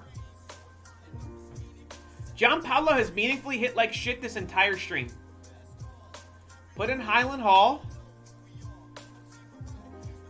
Another scoreless inning. Bottom of the 11th. Full count. To Kinde. I got a steal. Bruh. I'm hitting and running then. I'm hitting and running. That's going to advance him to third because of the hit and runs. We do have a man in scoring position with no outs. This better work. Come on, Vladdy. 2-2. And Vladdy... Alright, Vladdy brings home the run. We end up winning. We walk it off. We do walk it off. Struggle of a fucking game. Yeah, scrappy. Some scrappy fucking baseball. Giampaolo's been... Yeah, you tell the genie, I want to hit 400 monkey paw curls. You can only bunt.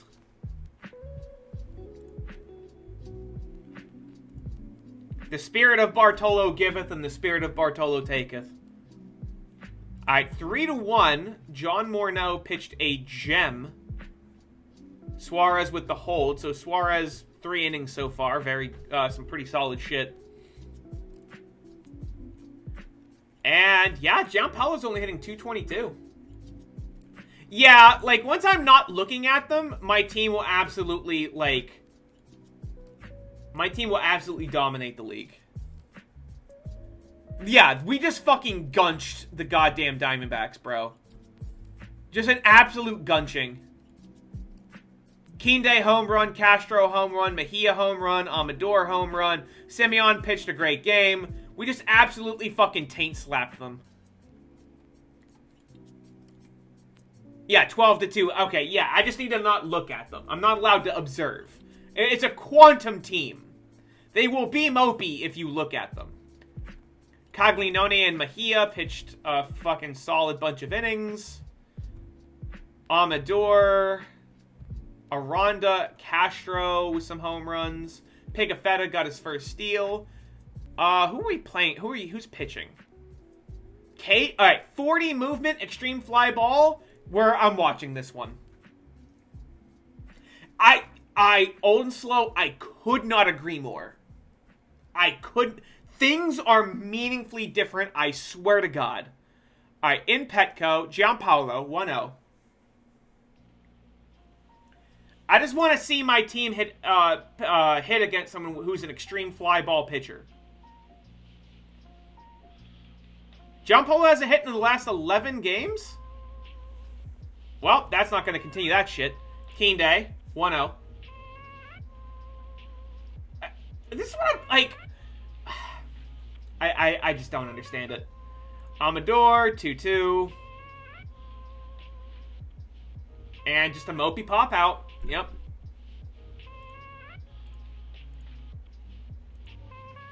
Kamar Rocker. Alright. Scoreless. Vladdy, 3-1. Looks like a walk here. Yep, walk. John Curry, 1-1 to Curry. Mopey fly ball. Sure. Yeah, there's going to be... Yeah, Aranda, a 1. Alright, there's a good hack down the right field line. I am not going to try to move to third. Mejia, 2-2. Gets him swinging. And Drew Romo. My team actually sucks against lefties. Have you noticed that? Like, Drew Romo, Aranda, and I think one other player is, like, really bad against left-handed pitching. Willie Castro's not like an offensive powerhouse. Oh, there's a good single. Here I am shit-talking the guy, and he just ropes a single. God damn it, Luis Campusano has such a good arm. All right, come on, Giampaolo. Gets beaned. Okay. On base. Keen Day, full count. Keen Day right at the right fielder. Just Amador, full count. Amador walks, bases loaded for Vladdy. Can he do something here? He walks. Okay, good eye. Good eye. So we take the lead. John Curry now, 2-1. Good hitters count. Mopey fly ball. Does the man score? He does. All right, so it is a sac fly, so we do get a run there. I mean, if the pitcher didn't give him something to hit, like, you want him to walk. Aranda, 2-2, and Mopey fly ball. I'm going to move Aranda down in the lineup against lefties. He is not good against left-handed pitching. All right, 1-2 to George Valera. Strikeout. And to Tatis, 1-2. Gets him looking. Okay. Got the lead. Got the lead on fewer hits, which is weird, but sure. Mejia. 1-2. Yeah, Mejia has bad contact against lefties. Only 50 contact against lefties. And by Romo, too. Like, these guys... my team is not great against left-handed pitching. Strikeout, and Willie Castro. Likes the first pitch. Mopey fly ball. Okay.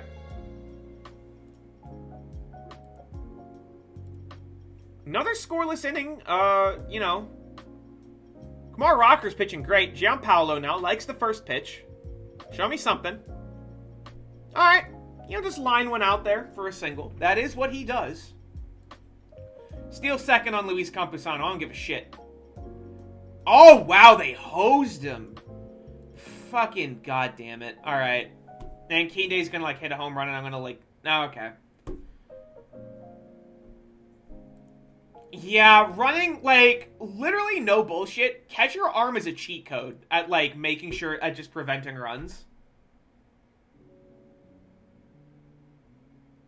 Hassle with the running cat. Alright. I don't know if it would have mattered. I don't know if it would have mattered. Ooh. Visit the mound.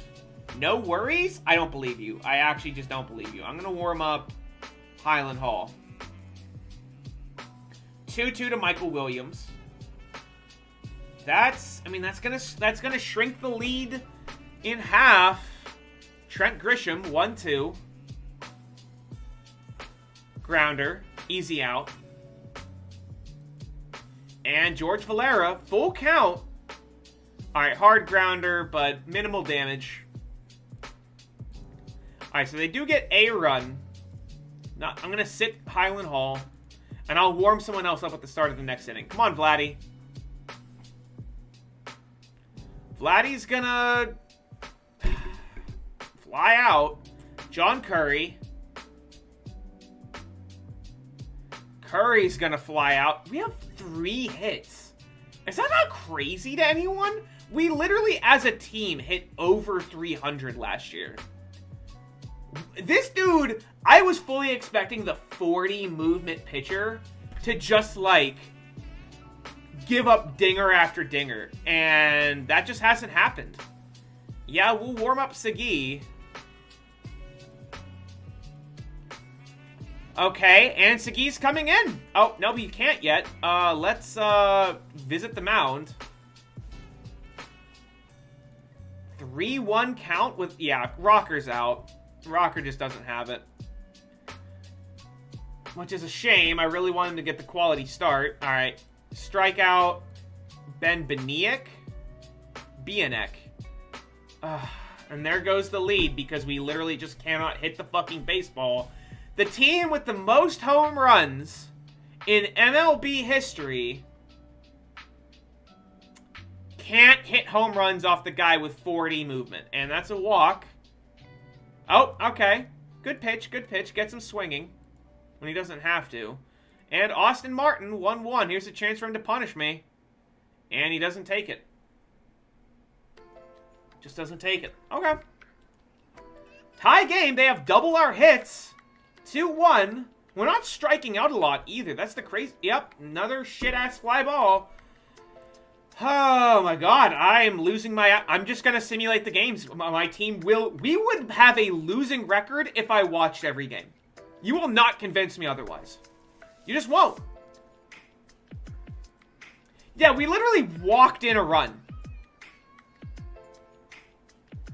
And another fly ball.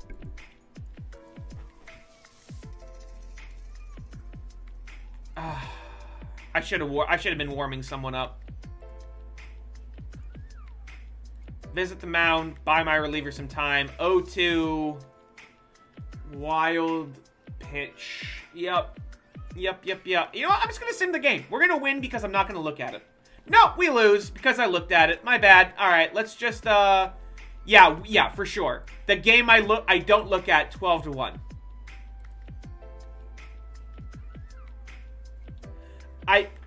If you look at it, it goes badly. I don't, it's just the facts.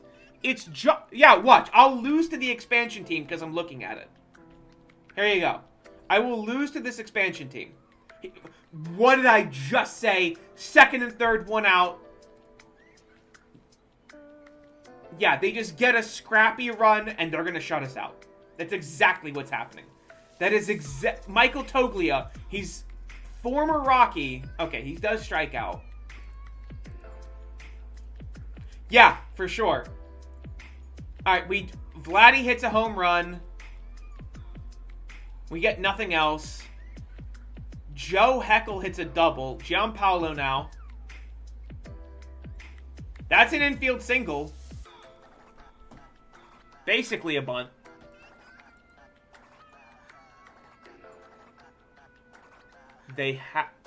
If you look at things go badly. Giampaolo's hurt. I'm undoing any injuries to him. I don't give a shit.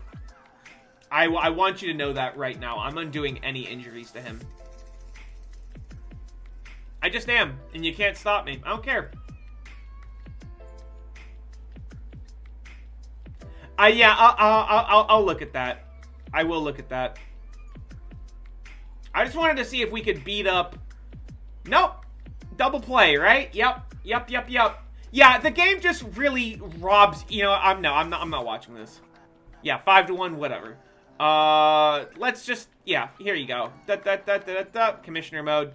Lineups, Giampaolo. A quadricep stain? I don't think so. And you know what? That's way too injury prone. There you go. There you go, buddy. Just, you know, I'm just not letting the game absolutely fucking cheese me. I'm just not letting it happen. I'm saying no to the game. He threw 106 pitches.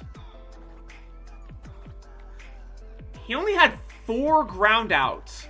4 ground outs, 3 strikeouts across 7 innings, 14 fly ball outs, and no home runs. For the 40 move, sure. You got it, man. You absolutely... Yeah, okay. It's just a meme. I literally score 12 runs whenever I don't look at it. Yeah, 15-6. Okay, yeah, here we go.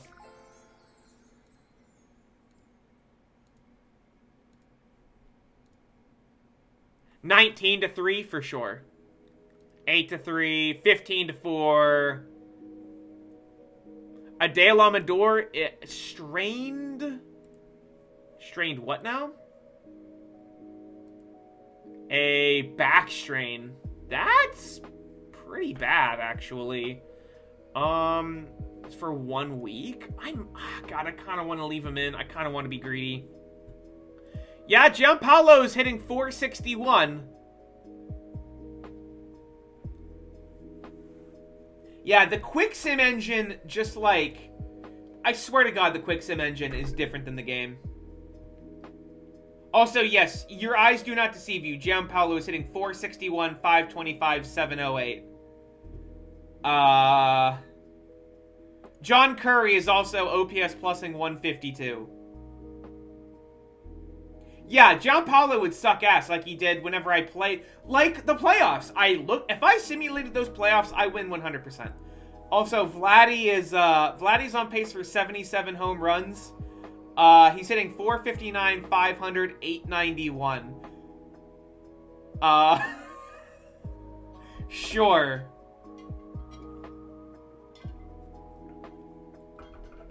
Okay. Let's look at the pitching. Pitching's good. Caglianone pitching very well. Pitching very well. John Morneau pitching fantastic. Look at that FIP. Look at that WAR. Yeah. John Morneau is pitching great. Moving on. Beat the Pirates 10-2. Beat the Pirates 9-6. Beat the Cubs 4-3. Not that big, honestly. Wait, where is, huh? What happened to my settings? Game settings. I thought it generated every month.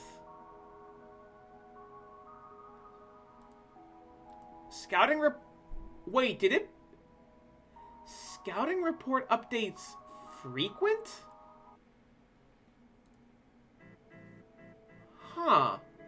That's different than it was, wasn't it? It used to be like every month or every 2 months? That's different. Did they patch the game? Did they change that?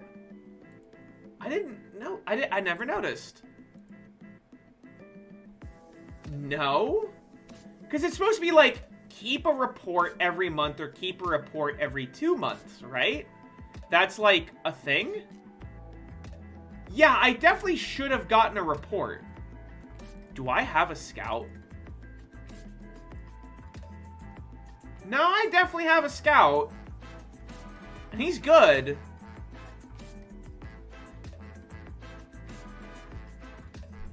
Huh. That's weird. Also, we just won 13-0. Kumar Rocker and Sean Selesky combining for a 4-hitter. Amador hit his 8th. Curry hit his 3rd. Pigafetta stole his 10th base. Let's see. Who is their catcher? Zion Rose has a pretty good arm. 2-3 loss. Damn. Their catcher is Diego Cartaya. Also a pretty good arm. 8-4, 5-3. Get dunked on. The Marlins catcher has a good but not great arm. Ooh, 3-6 loss. 9-0. Clark Kletenik sprained something. He's been pretty bad.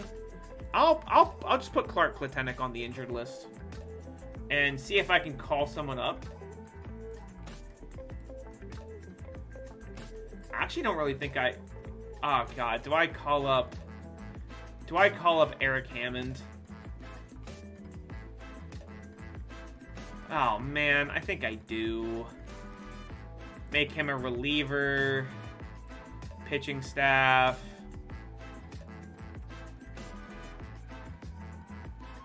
Move him to middle relief. Yeah. Yeah, I don't know what happened to my scouting report. I feel like it should have generated.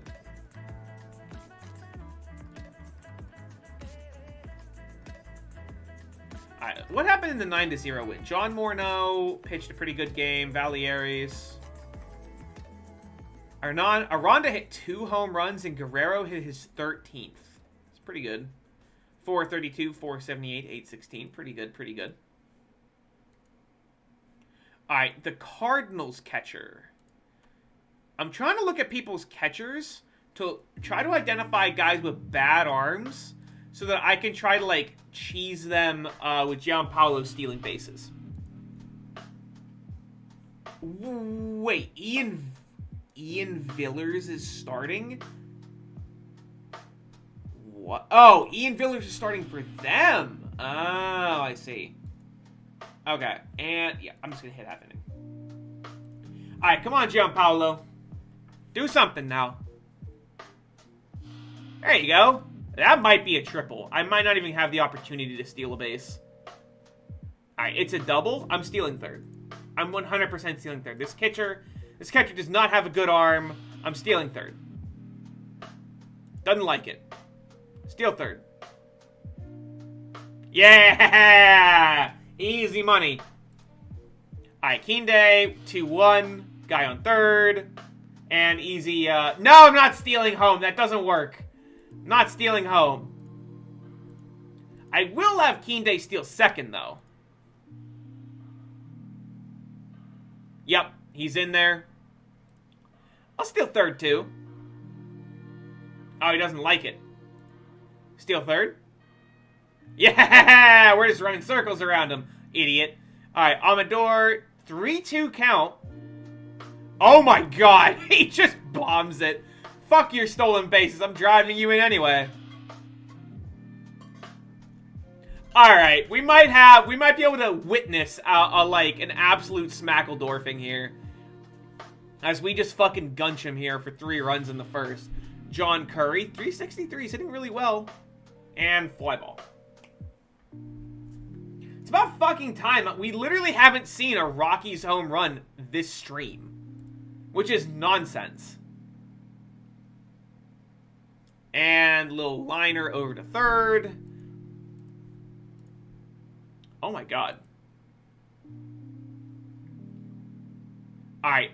Double play. Nice. Out of the inning. Very good. I love that first and second 1 out. Literally neither team is excited about their prospects in that situation. Like, the team at bat's like, oh my fucking God, this is going to be a double play. And then the pitching team was like, oh sweet Christ, here comes a double to drive in the runs.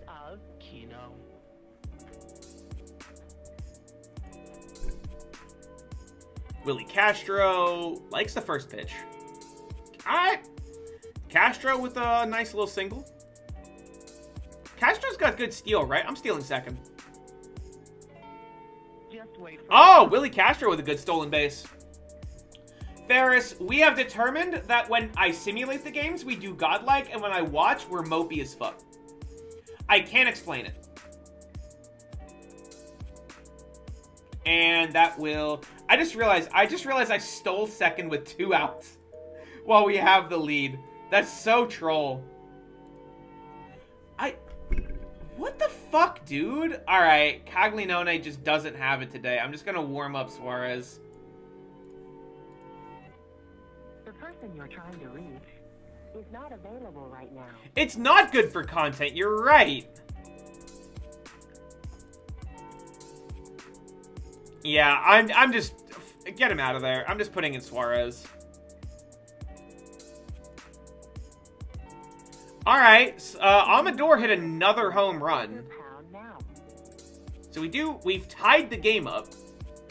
Got quite the hitting battle. Oh my god, and Guerrero bombs another one. There you go. Very nice. Alright, so what? What do you mean that wasn't out of the park? And a message after the tone. Oh my god, Vladdy hits a triple? That's not a dinger. Alright, Curry drives him in. I guess it's all the same, but I really thought that was a home run from Vladdy. Yeah, the ball decided otherwise. Goodbye. Oh, wow. Aranda gets plunked. Manny Mejia. And Mejia lines out. Damn. Damn. Okay. Brother, what the this is such cheese. Visit Mount. I've not got much gas left in the tank. You went like 2 innings. What do you mean? You went 2 innings. You've started. I'm just putting in Yamaguchi. I know. Yep. I definitely said to just whatever. Yamaguchi 0-2 to whoever the fuck this is. Oh man, that's gonna tie the game up. Oh my god.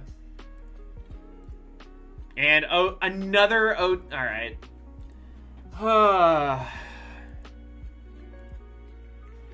Joe Heckle's on second. Willie Castro 0-2.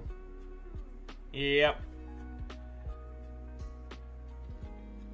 Bunt for hit. That didn't work. It didn't work. Keen Day now. My god, I'm so overwatch. I just want to watch my team dumpster someone. I want to watch them fucking diaper an opponent. I don't want to watch them. I'm done.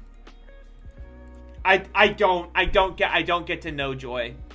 I don't get to know joy. I don't get to watch. I never get to watch the 9-0s. I get to watch the 8-6s and the 2-4s. And that's all I want to do is just watch my team absolutely fucking annihilate someone. 17, yeah, like 7. Where are these? Where's 17-7s? Why don't I get to watch those? Clark Lieutenant comes off. Who was it that I called up? Hammond? Hammond's pitched 3 innings. Get out of here. Alright, Lieutenant comes off. Pitching. Lieutenant goes to middle relief. Actually, Valieres has been pretty bad.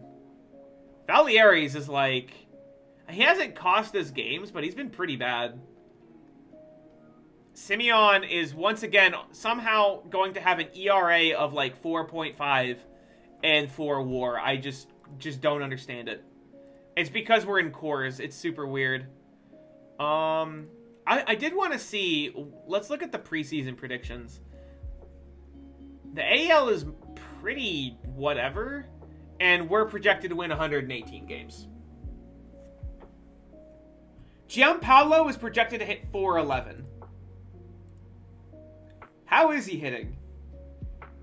Both him and Vladdy through May 22nd are hitting over 400. That's insane.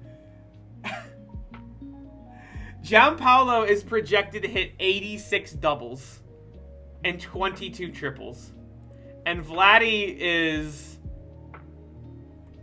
going to do nonsense things. I mean, sure, I guess. Oh, I did against lefties. I wanted to move Aranda down in the order. I did want to do that. Gets swept or shut out by the D-backs. All right, 7-2. Wow. Okay, so we lose 2 of 3 to the D-backs. Beat the piss at. We lose to the Expos. All right, 7-1. All right. Yamaguchi, whatever. Control drops, stamina up. Simeon just does whatever Simeon wants to. Current potential movement drops? Why is it all bad news? It's literally all bad news. Oh, I've got a big ol'... I have a ton of water, Ferris. I appreciate you asking. I've got a giant, what are they called? Like Turvis tumbler or whatever? The ones that keep water really cold? I've got a giant one here filled up with a ton of water that I've been sipping on periodically. Juan Quellar, potential power drops, eye up, potential eye up. Sweet Jesus. Oh, yeah, let me get some ASMR. Ah, there you go. A big old sippy of water.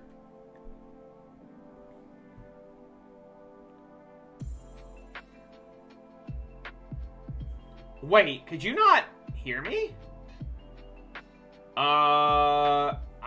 My audio input is coming through.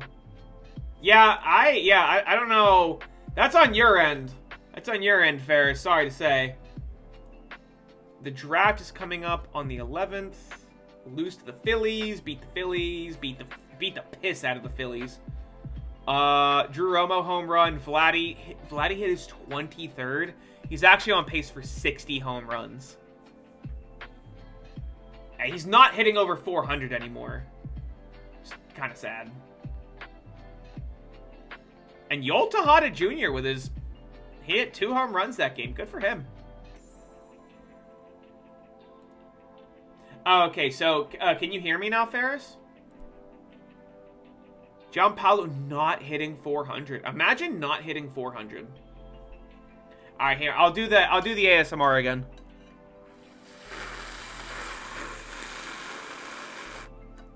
Ah, yeah, a big ASMR sippy for y'all. Yeah, it does like fade into non-existence. My model does.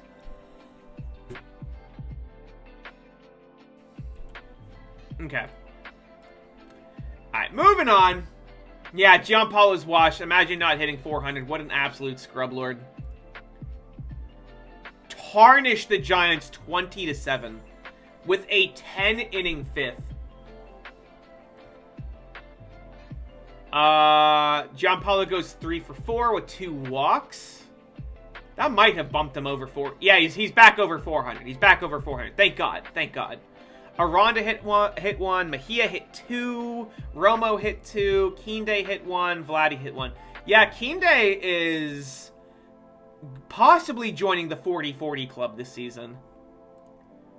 He is not a terrific center fielder. He could be better, but let's see. I traded Pache to the Brewers, right?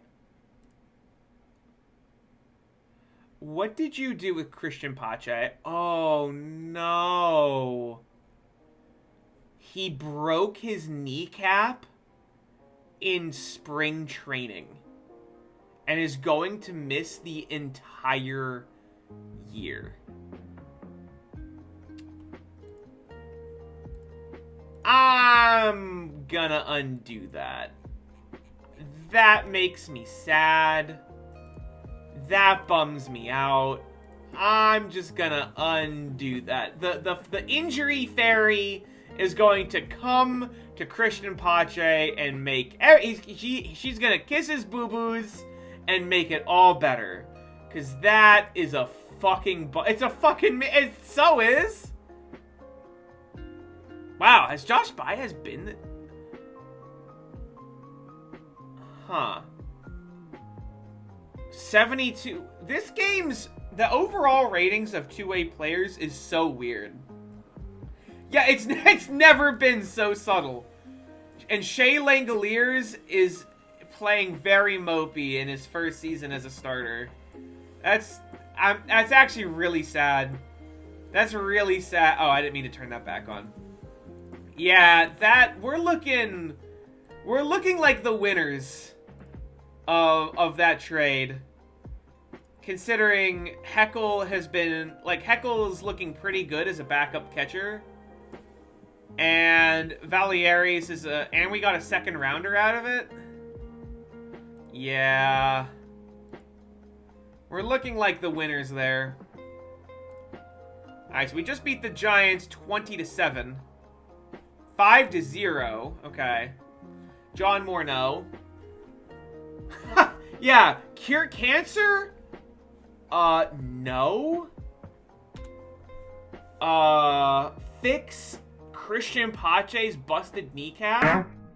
Never before has there been a more righteous cause. You know, what can I say? Sometimes you just gotta do what you gotta do. Also, Morneau is pitching phenomenally.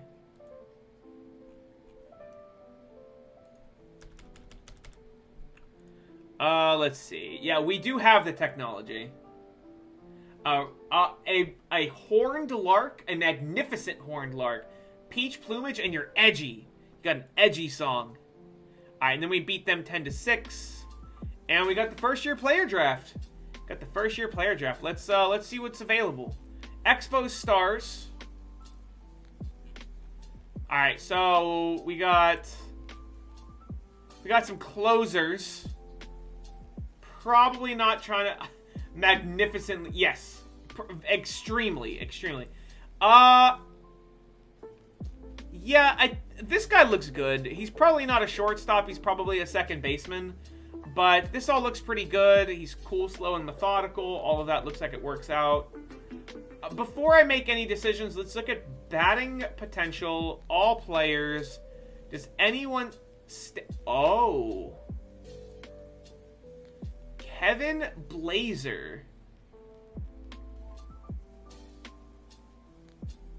is potentially a godlike two-way player. Let's see, what does he look like at first? No. He's not as good. He's not as good as I thought. The power is kind of there. The eye really isn't. He is high work ethic.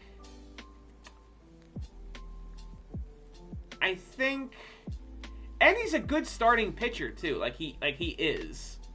Like a lot of these pitches could come along. I think I'm inclined to take Kevin Blazer. Yeah. Oh, these Gasm emotes. God bless. Let's look at contact.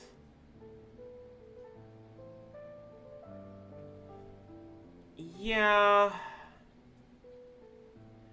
I think it's Blazer. He wants Sam Cassiano. Ooh. Interesting.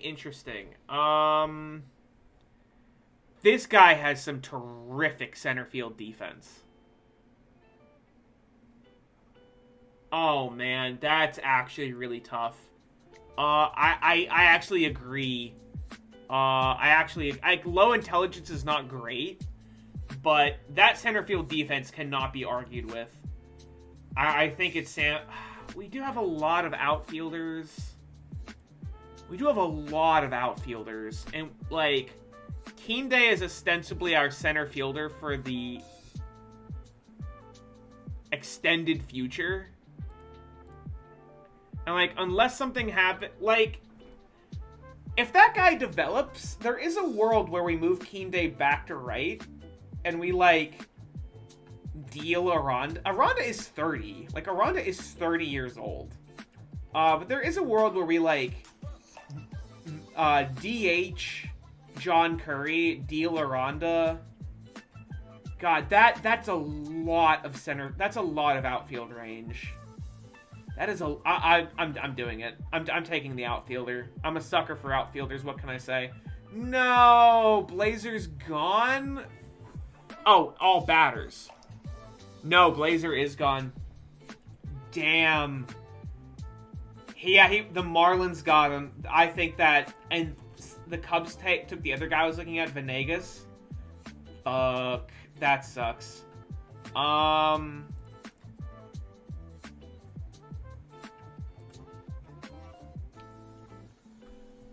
Ah, shit. Okay. Josh Landon, good-looking shortstop. Not a lot of... Like, good defense. Not a lot else going on here. 22 years old. Let's look at all batters defense. Steve Mencius. High work ethic, high intelligence, ground ball hitter, but could potentially be the heir apparent. He's durable too. Could potentially be the heir apparent defensively to wow, we got a lot of defensive shortstops. Alex Reitz, 22, another ground ball hitter, 70 range. This guy is by far the best defensive shortstop, and he's high work ethic, high intelligence. I actually think it's this guy. Let's see, Ben Nail, good, also high work ethic, high intelligence. But I think it's just Steve Mencius. That's really good defensive capability over there at short. Let's see. Let's look at pitchers. Sorry, starters. Not a lot of starters left. This guy...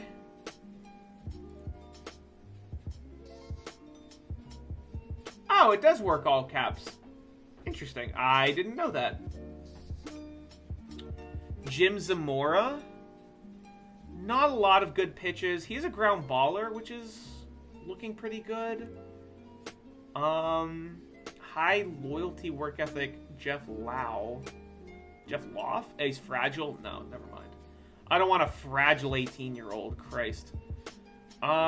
This guy does look good, but the changeup is so unlikely to develop. I don't think that's likely. I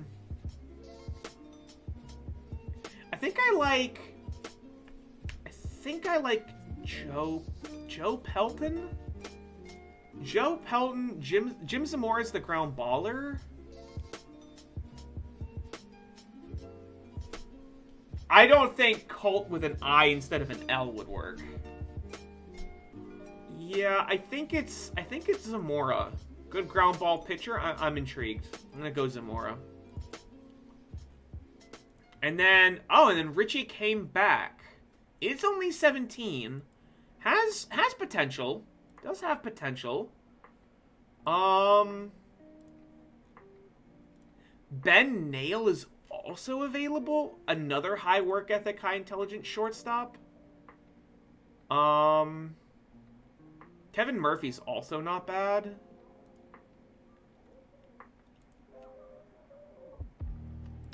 Do we take another potential shortstop? This guy seems really sus. I don't think that guy's going to be a major league without some serious TCR. He does... the high work ethic, high intelligence does contribute to a likelihood of TCR. Do we go that? Or do we go the high adaptability 17-year-old starting pitcher? Is a ground baller. The changeup is suspect.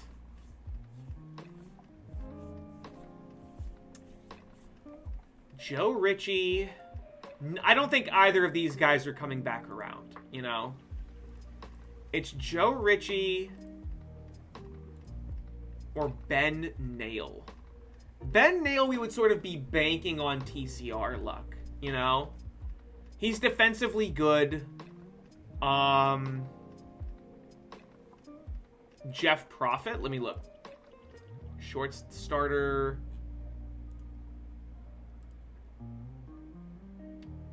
He's a reliever. He's unfortunately just a reliever. I am intrigued by him. If he's around, I will take him as a reliever. You know, I will absolutely nab him as a reliever, but the two pitches just doom him. Yeah, he's never developing that changeup.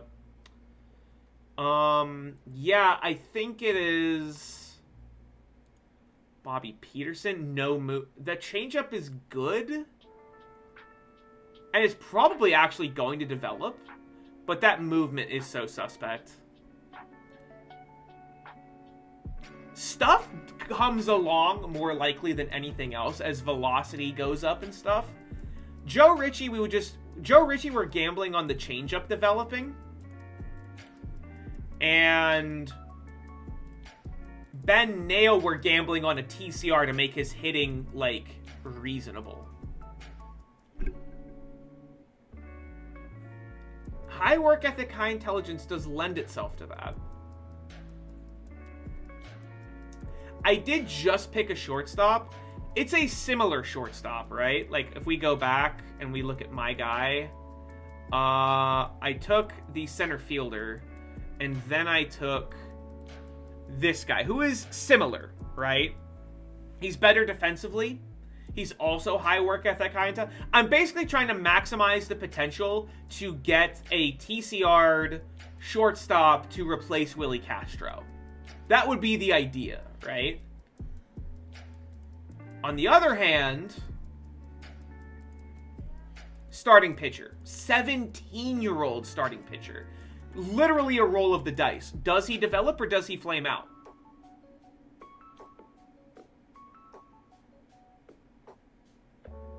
Adaptability helps. It's not, like, amazing.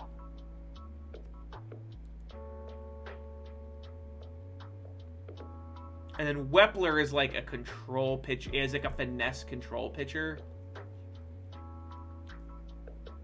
I'd rather have the other guy, considering the other guy at least has like 2 decent pitches already.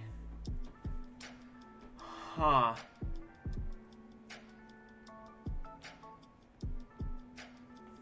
The pitcher's also durable, which is really nice. Is there any glaring issues with the shortstop? No, he's normal injury proneness. He's fast, high work ethic, high intelligence, good defense.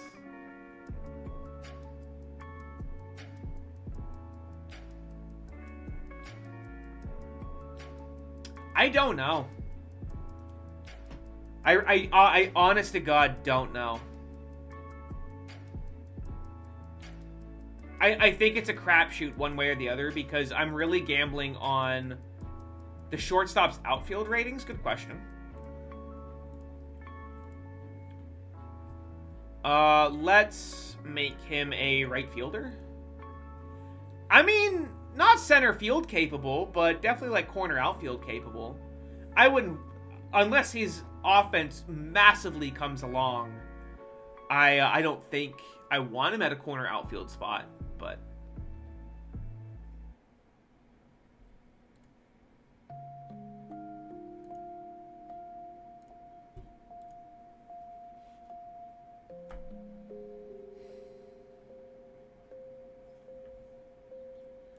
Ben Nail.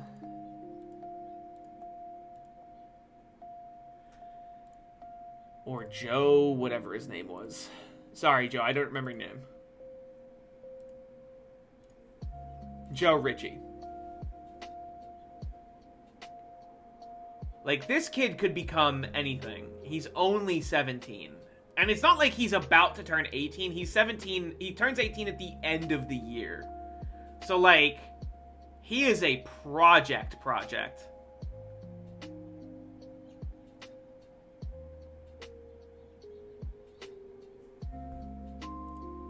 I think because of Willie Castro getting older,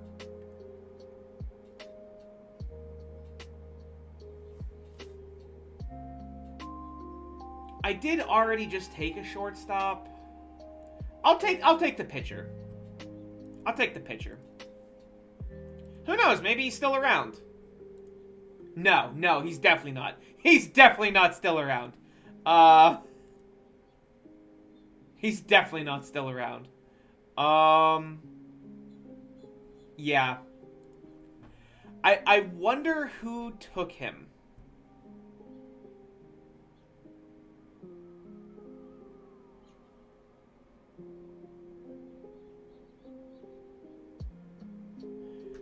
The Mets did. Yeah, the Mets. So not long after. Alright. Alright, let's look at potential. This guy's stamina might... Oh, he's fragile? Fuck. Okay. Extreme ground ball. High work ethic. This guy might contribute, right? He's more likely to contribute than... Ooh, another potential outfielder. High work ethic, good defense. Just no pop at all, though. Let me look batting potential. Are there any pitchers that stand out? Like, now is the time that I really should look, in case I want to make sure I'm not missing anyone. I don't see anyone.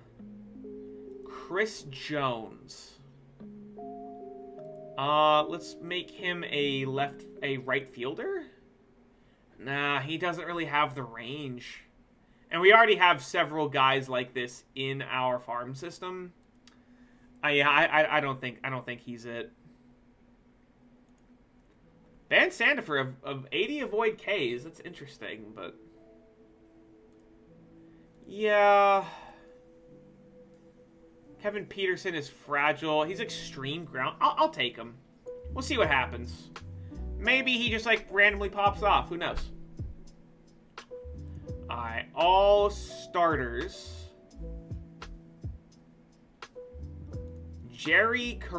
Oh, he's just high greed, low leadership, loyalty, adaptability. Damn. Dusty Griffin, good stuff. 17 years old. Big potential on his pitches. A lot of question marks. This guy, if he does well, will be great. I'm going to take him. Alright, let's look at all batters. Micah Gentile. Not Jewish.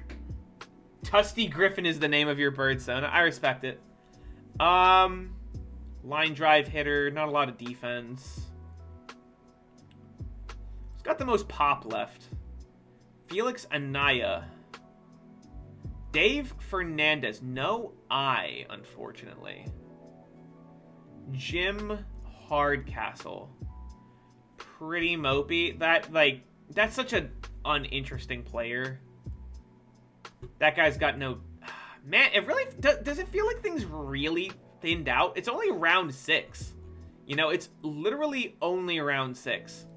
And it just feels like there's nothing of any interest left. Sonny Wemp is impossible. High intelligence, low work ethic.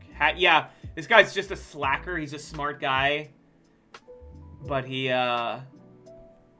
didn't apply himself. Ground ball pitcher. Decent looking pitches. I mean, yeah. Let's see. Bernie Witten, ground ball hitter. Yeah, it really thinned out. It really thinned out. There's, like, every hitter left is just, like, the batting equivalent of Elvis Andrus. There's just, like, nothing there. I mean, I'll take this starting pitcher. Yeah, at this point, I want to see just high schoolers.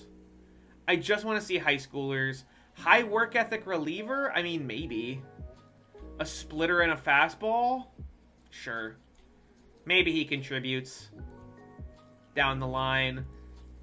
Kevin Decker. No. Let's look at no hitting infielders left.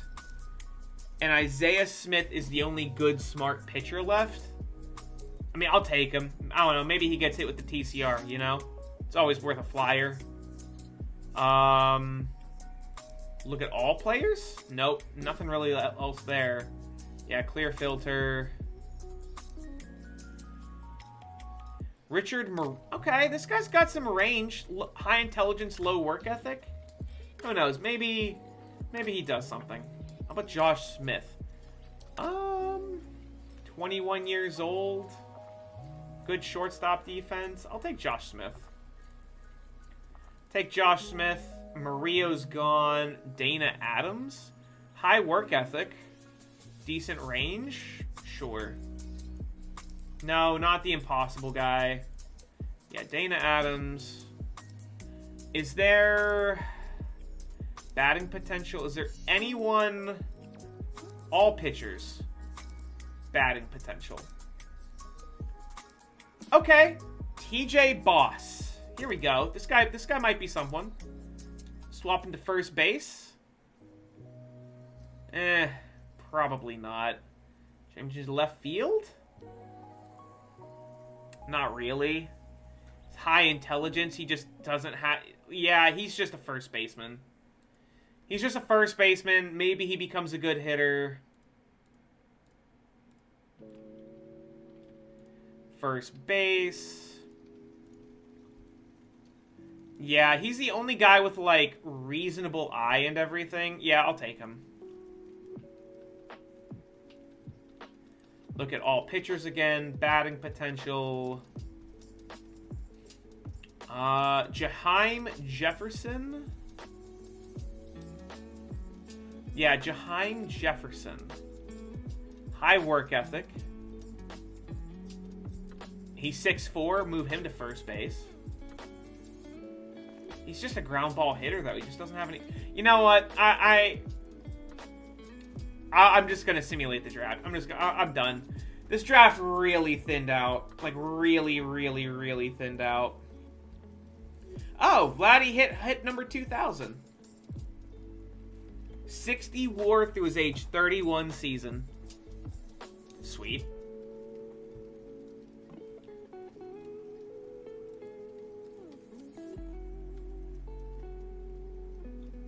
Alright, moving on.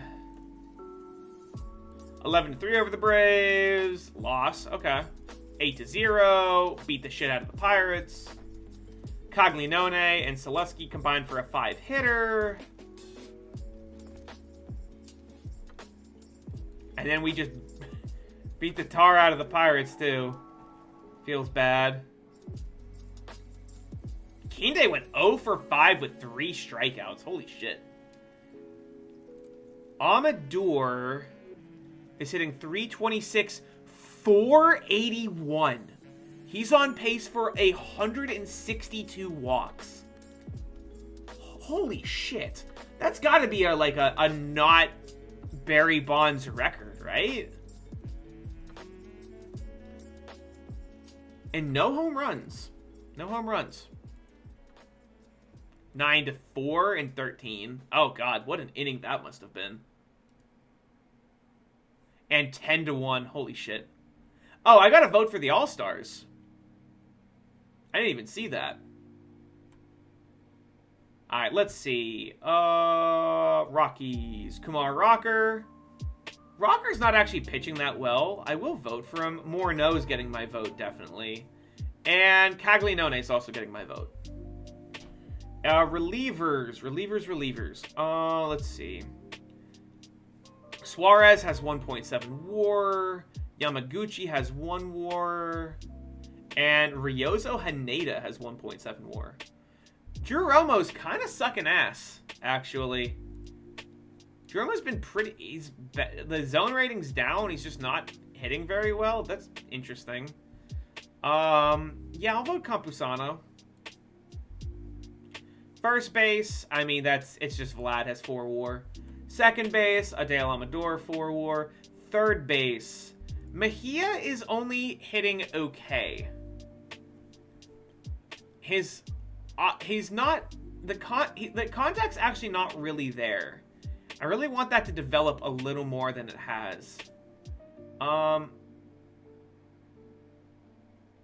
gonna vote Raul Guzman. Shortstop, Willie Castro, 2.4 WAR. Yeah, I'll vote him in. Left field, where's or center field, sorry. Kinde is 4.5. Right, oh, I skipped left. Where is he? Oh god, Heston Kjerstad's hitting really badly this year. John Curry. Yep, John Curry. And then right field is going to Giampaolo. Yep. Not still hitting 400.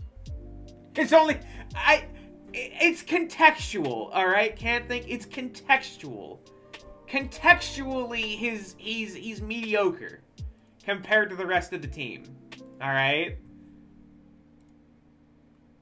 4-1, 9-3. All right, loss, sure. 5-4, loss.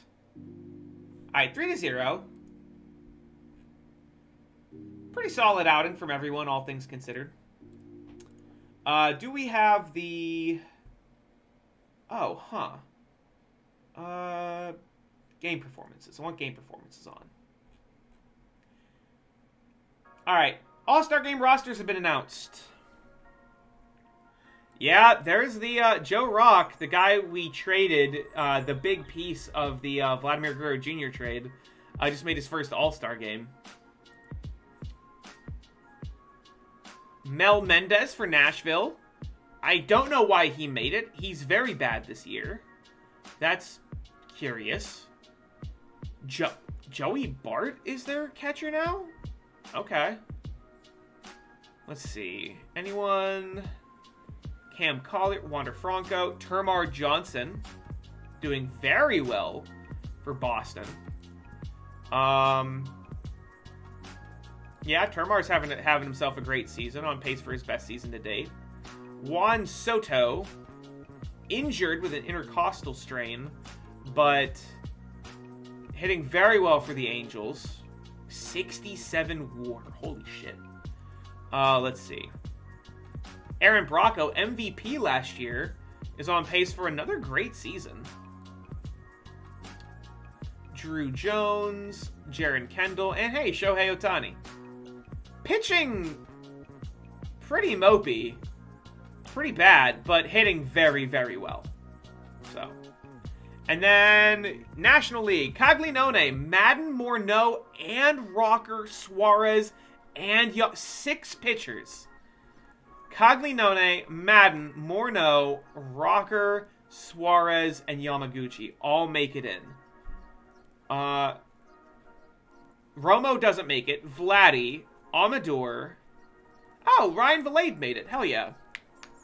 Oh, wow. Valade's having himself a great year. On pace for 6 WAR? Hell yeah. Good for you, man. Yeah. Castro made it. He doesn't no, he's got a lot of all-star appearances. Aranda, Curry, Pigafetta, and Kinde all made it. So all of our outfielders made it. And the prospects, he is right. Who is he again? Sorry, run that by me again. Do we have anyone in the prospects game? Rod Contreras and Juan Quellar, who has 2 WAR in 40 games. What are we gonna do with this guy? I don't even know. I just don't even know. Jim Zamora is now... Oh, wow. Oh, that's because we made him a reliever. No, he needs to be a starter. Transaction, disable, set position, starting pitcher. I want Jim Zamora to be a starter. Let's see. I want Steve Mencius to be a starter. And he is going up to, like, high A right now. And I want him to start at short. I really want that guy to get hit with TCR.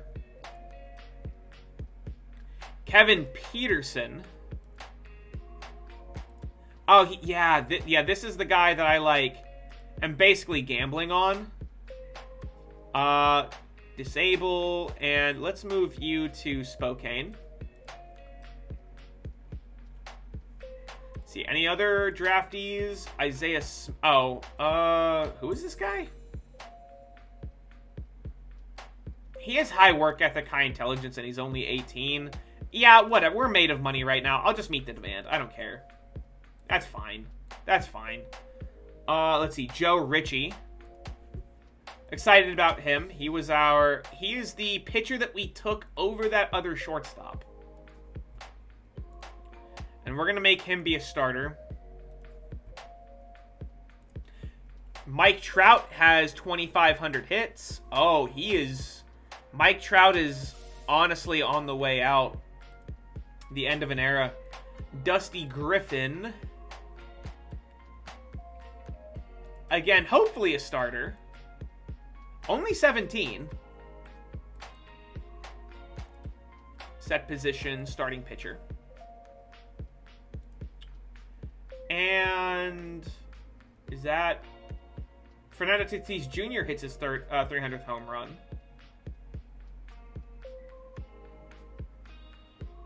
Yeah, I guess that's all of our lads. Okay. So delete all. Moving on.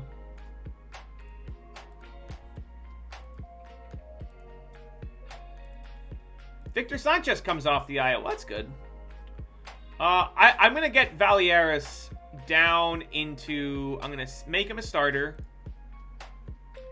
And I'm going to move him down to AAA. Because he wasn't doing very well. And we'll move Sanchez up to be a long reliever. Unfortunately fragile. Unfortunately fragile. Let's see. What happens in the All-Star game?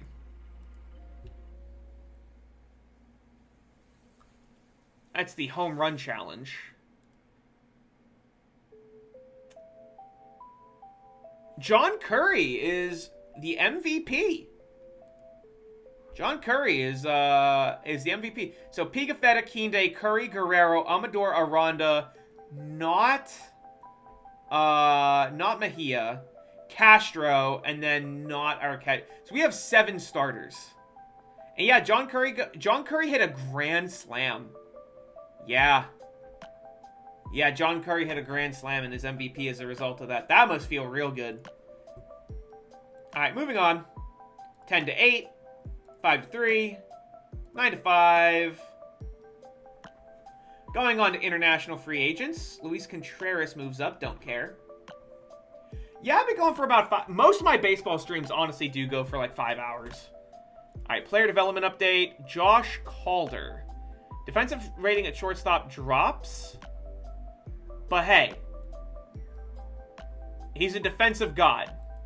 And that's what I'm looking for in my backup. So, Jesus Zambrano, don't care. He's 33, don't care. All these aging minor leaguers. Steve Mencius, current contact up. Okay, so already looking not bad. Current and potential contact up. That's good. Rod Contreras. He's a guy that people really like. And I can see why. Yeah, I can see why. Only 19. It's pretty good. Hot Rod. That's a good name. That's a really good name. I like that name. All right, one of my other guys that I drafted. Contact up, potential contact up, potential power up, current eye up. Okay, so good defense. 21. I'm bumping him up. Let's add him to the prospects list. Let's disable AI promotion demotion. Let's get him to like Fresno at least. Coming out with any baseball games that you're excited for? I mean, not really. Like, so I might look into Out of the Park 23 depending on what features they add. They added a lot of features to Out of the Park 22. So I got Out of the Park 22.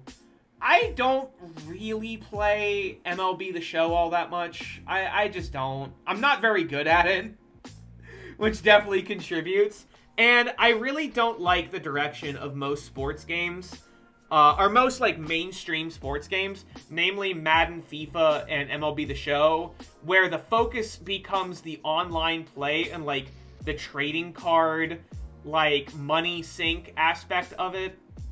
I just want to play the franchise mode. I've never really been interested in like playing the game against someone else, you know? I just want to play in my sandbox. That's really, like, even the old Maddens, the old, like, NHL 2008, like, Major League Baseball 2005 or whatever, like, MVP Baseball 2005, I always just treated them as a sandbox and just, like, played franchises well into, like, 20, 30 years in the future, you know? That was always what I wanted to do. I don't really care for the Diamond Dynasty, the fucking trading card aspect, I just don't really care for it. I did get an offer recently. There was someone that I rated that told me about Super Mega Baseball as like a fun sort of indie baseball game. And they suggested, they were like, if you ever wanted to collab with me, just let me know. I do like that game. So I might look into getting, like, you might see me play Super Mega Baseball or something like that.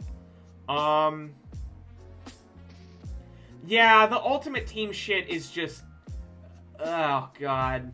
You know what trading cards I do miss? Does anyone remember old Madden? Old Madden. Like Madden 2002, right? They had the, like, power-up cards that you could play during the game. There were, like, benefits for your players and detriments to your opponent's players. Like, you could play Hands of Stone, and for, like, the next X plays, your opponent's wide receivers, their catching ability, like, plummeted.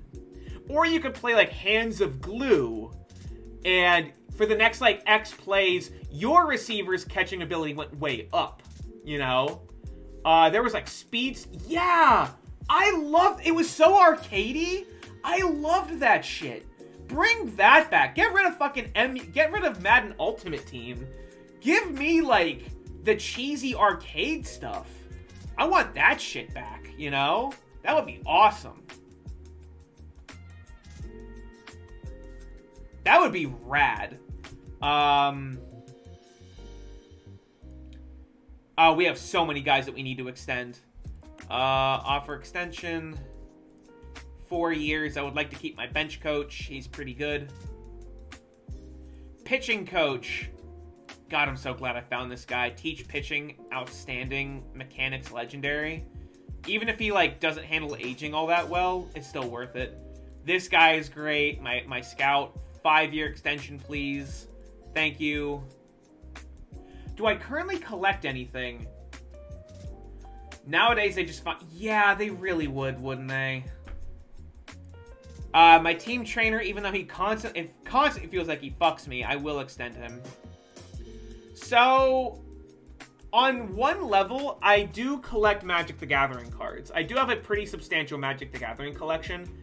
However, in all fairness, I'm looking into...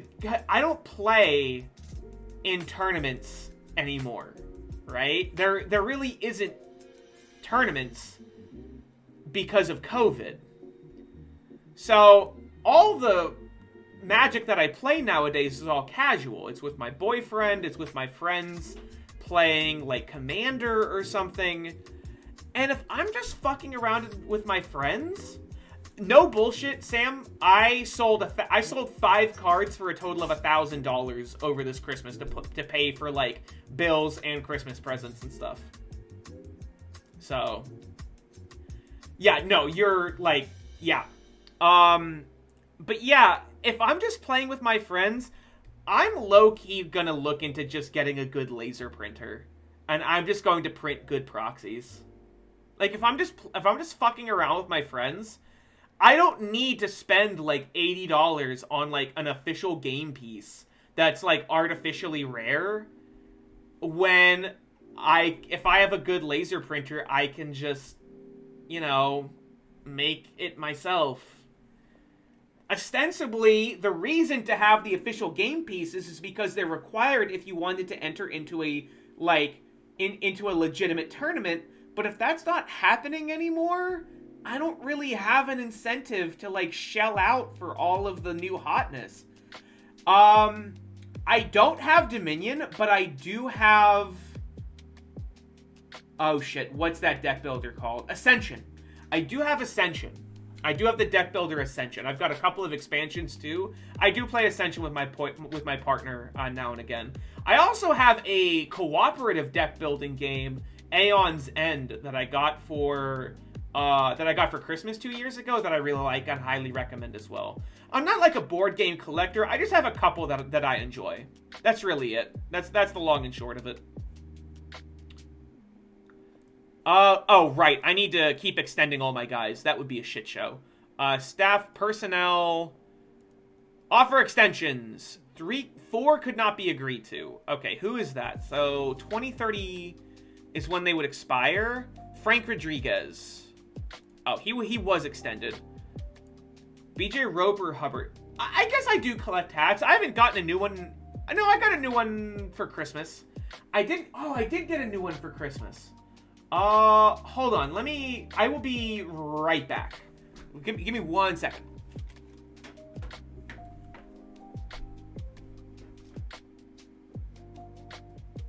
Wait, where are you at? Hold on. Where is that hat at?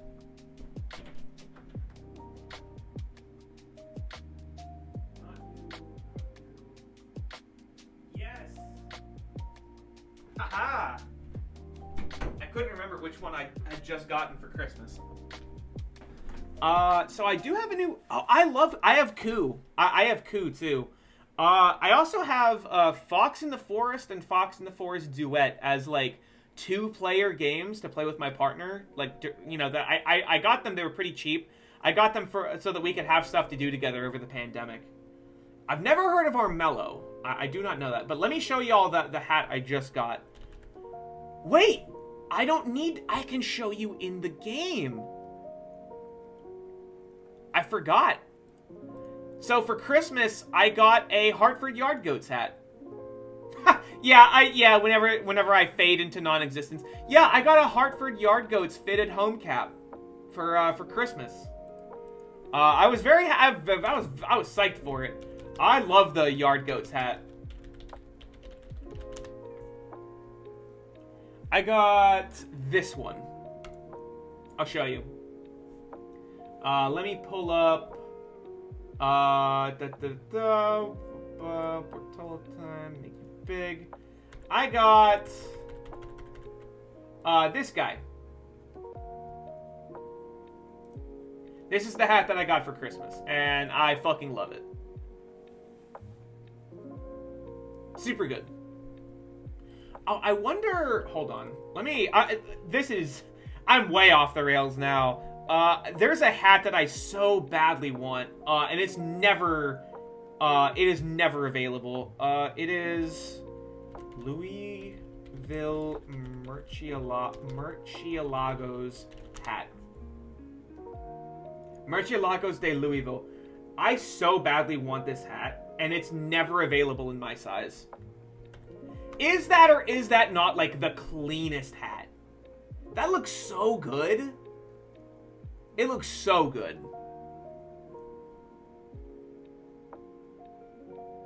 Yeah, unfortunately, because of the pandemic and because of all of the shipping issues. Ooh, a Golden Knights hat. I'm curious. Let me shrink this window. Golden Knights hat. Oh my God! Speaking of, I do like their logo. Did anyone see the Washington football team's fucking rebrand? Isn't it the most heinous shit you've ever seen? The Commanders? It's so bad.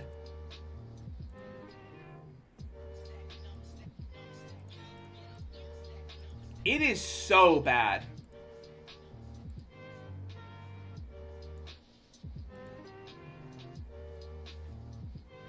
Washington football team was low-key kind of classy. You treat it like how a lot of soccer teams, you know, it's like whatever, like Liverpool FC, right? It's just like Liverpool Football Club. You know, there's a classiness to it. I thought so, anyway. I wouldn't have minded just the Washington Football Club. I really wouldn't have. I thought that sounded kind of neat. Like, taking the idea of a name, of a American professional sports organization name in a new direction. I didn't hate it. Not to mention, Red Tails, Red Wolves, and all kinds of shit were just right there for the taking. God, Dan Snyder. Whenever I think of how bad of an owner Bob Nutting is for the Pirates, or Peter Angelos is for the Orioles, I thank my lucky fucking stars that Dan Snyder isn't the owner of a team that I like. You know? they're going to get called the commies. They're going to be the Washington commies. And every Cowboys fan is going to be like, hey, don't root for the commies, root for America's team. And it's going to be insufferable. It's going to be so insufferable. Sweet God, is it going to suck. Alright, looks like there's only really one halfway decent, I mean, some of these guys are okay. They would be good. Not really defensively anything. Omar Gomez? No arm have an ass. Jesus Christ. Sandy Chaparro. Potentially a good center fielder. Ooh, yeah, my scout knows exactly what to think about him. Marco Godinez. Wow. Yeah, I'm gonna offer this guy I'm just gonna offer this guy 5. Ask for response, submit offer, and hopefully, this guy just accepts it. Please! No! Shit! He doesn't like it. God damn it. Alright. We're not getting the good guy. Now we gotta look at... Oh man, I thought this was going to be like a Giampaolo situation where I picked the guy with the silly name, but he's an asshole. Aww.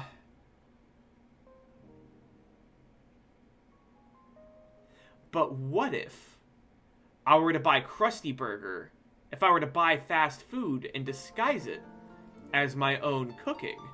Ho ho ho ho! Delightfully devilish, Ripley. You make him a nice guy! Ha ha ha ha! 150! 150, 150! Ho ho ho ho! Oh, normal, you say? How's win Blaubrück? Yes! I will look up Armello Ferris for sure. Yeah, very smart, solid knowledge of the game. Yeah, for sure, man. Yeah, let's just give you 5 million. There you go. Ask for response. Submit offer. Yeah. Just you know, I just bought fast food and disguised it as my own cooking. Yeah, we got him. So we have another stupid named guy that is hopefully gonna pop with a similar hitting profile, honestly, with high gap power, high avoid Ks and shit. Yeah, this is my baked hams. Holy shit, I've been going for 5 hours. I want to get to the end of the season and just see how Giampaolo does. Let's just keep going. Playing God has never been so subtle. Oh my god, close wins. Oh, Ty Madden had won 23 games in a row. Damn. Unlucky. That's insane. Wait, what the fuck? That's crazy.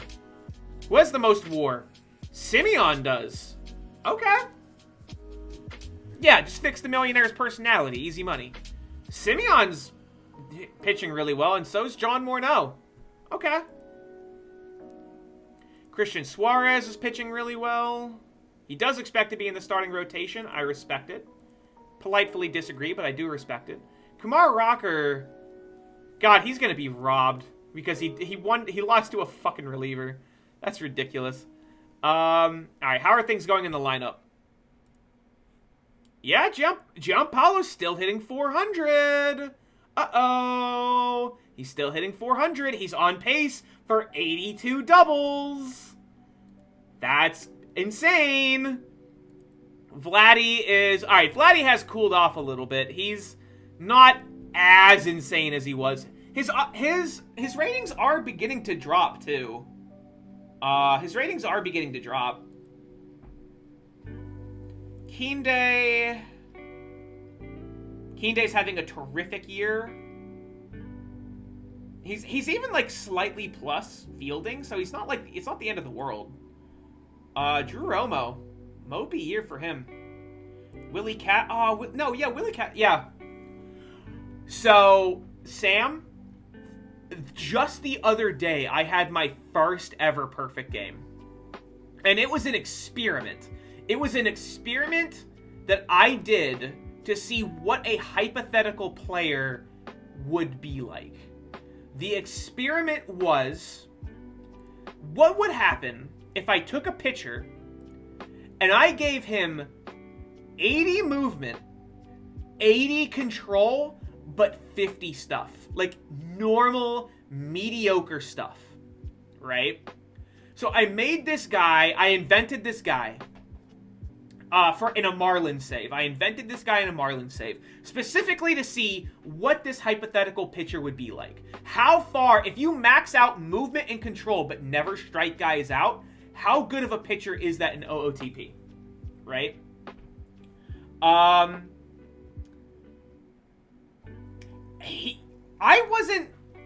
wasn't sure, old and slow, because of how much stuff matters in this game. The real test, what I really should have done, is I also should have had a pitcher at the next to him that had 80 stuff, 50 movement, 50 control, to like be the counterpart. But yeah, he is the best pitcher I've ever seen. Even though he's striking out under 6 batters per 9, there was one season he gave up 3 home runs in 230 innings. He gave up 8 walks that season too, and he's never had a FIP minus above like 65. Just everyone grounds out. Everyone grounds out. And he pitched I'd never seen a perfect game before. He pitched a perfect game with only 3 strikeouts. He struck out 3 batters and got like 21 groundouts and 3 fly balls. And it was a perfect game. I also made him a knuckleballer. Now granted, all of his pitches I have like carefully monitored and edited so that his stuff doesn't go above 50. Like he's got like an average knuckleball.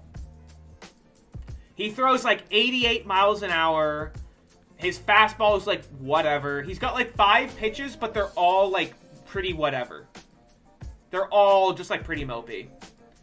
But he's starting to decline finally at the age of like 35. He's put up like 100 WAR over like 14 seasons. It's kind of bonkers. So in case you were curious how good movement and control were, irrespective of stuff, very good. Very, very, very good.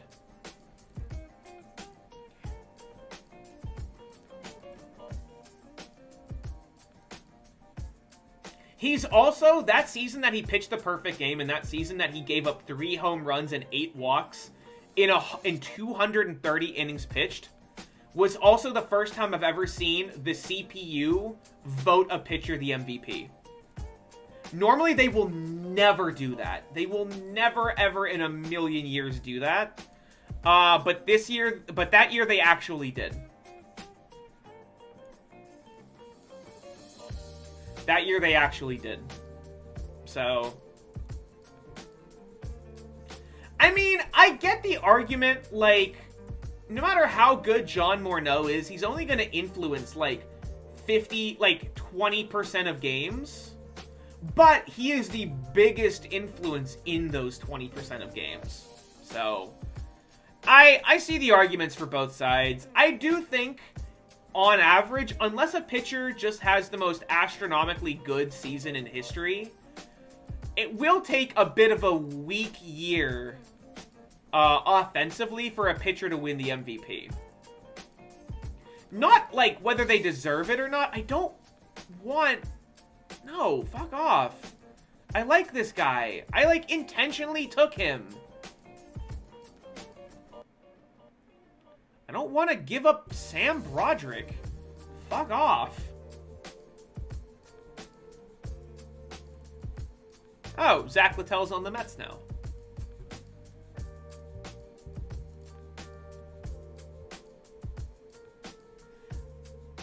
Oh, Kumar Rocker's out for 5 to 6 weeks? Oh, that sucks. I mean, I guess he wasn't like an incredible pitcher this year, but still, that's unfortunate. Yeah, do I move Christian Suarez out of the pen? Or do I think I give Jeremy Valieras reps as a starter. I just want to see how Giampaolo finishes. That's really it. Once we hit the end of the regular season, oh my god. 23-3. Giampaolo goes 3 for 5, 1 walk. Manny Mejia, 6 RBIs. John Curry hits his 17th. Amador hits his 20th. And yeah, Amador's on pace for 150 walks. Holy shit.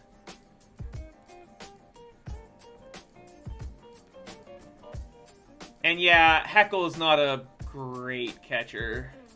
I hope he can, like, learn to be better.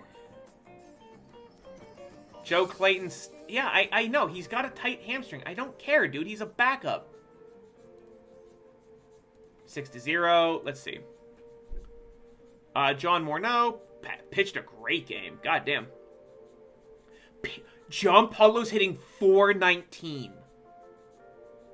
Fuck hitting 400. Hit fucking 419. Oh my god, he's walking. He's walking so off. His on-base percentage is almost 500. There are...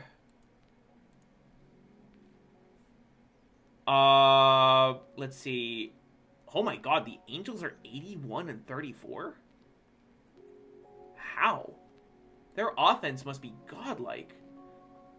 Jose Ramirez, David Fletcher, Juan Soto, David Calabrese, and Pete Hunt?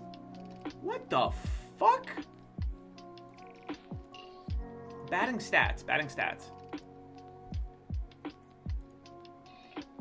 Whomst is this? Putting up 6 WAR? Do they have people hurt? Mike Trout's hurt. And Tim Anderson's hurt, but they have 81 wins. That's bananas. It's 58, 57, 115. There's like 47 games left. There's 47 games left, give or take, until the end of the season. All right, Victor Sanchez comes off. He goes to long relief. We just beat the Cubs 13-1. Pigafetta goes 2 for 5, brings his average down somehow. If you say so. 10-1, 7-1. The pitching is really starting to come along. 4-1, 9-3. Alright, there's a loss. This team is nonsense. Oh, wow. 11-12, and then 12. Yeah, 12-2 for sure. For sure. 9-2, 8-1, 11-7. Adael Amador. No! Adael Amador is hurt? Oh, that sucks. Strained back's actually pretty rough. Yeah, I'll put him on the IL. I'll put him on the IL. Is there anyone that we can call up? Austin Meadows is down there? Jesus. Heimer Candelario? I do not want to call up Heimer Candelario. Oh my god. Our minor league system is ass. It is so bad. Got lots of pitching. But yeah, not a lot else going on. 9-8, 12-10, 2-3 loss, 7-2, 2-0. Oh, Valieris pitches salt. Oh wow, he has gotten fucking bombed, huh?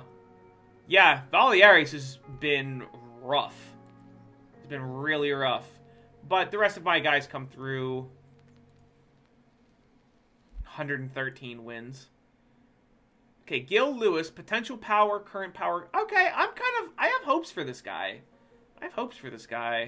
Alright, Jim Zamora did okay. Potential stuff, current movement. Very good, very good. I like the look of that. Rod Contreras, potential eye down. Ew, current eye, current power up though. Danny Solis. Kind of a dickhead. Scouting discovery. If he pans out, he pans out. And then Juan Oliva's potential rating up to 41. So might be something. But doesn't look like a whole lot of... Guerrero's the best bat. He's gonna hit 57 home runs. Holy shit. Alright, moving on. 6-5. 12-3. Man, this dude's pitched 21 innings. He just cannot be healthy. I mean, yeah, I'll fucking put him on the IL again. Lord knows we have the pitchers to call up. I'll call up Marcus Prater. Prater's probably ready. Put him in long relief.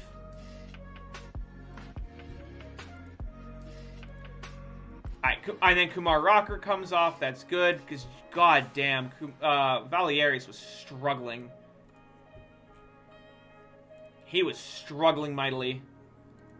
Alright, alright, Amador comes off. That's good. That's good. Amador comes off. Amador slots back in. How did Josh Calder do in limited work? He is a dog shit hitter who is a great fielder. And that's exactly what I signed him to do. So we take that. We take that. Let's see. 10-2. Alright. And come on. Wow. Okay, 2 straight losses. The Expos are not as bad as the Phillies, and the Stars are absolutely atrocious.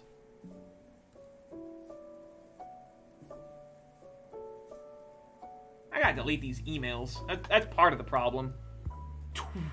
26-2. Giampaolo 3 for 5. Hayes, oh my fucking god. Manny Mejia, another 6 RBI game.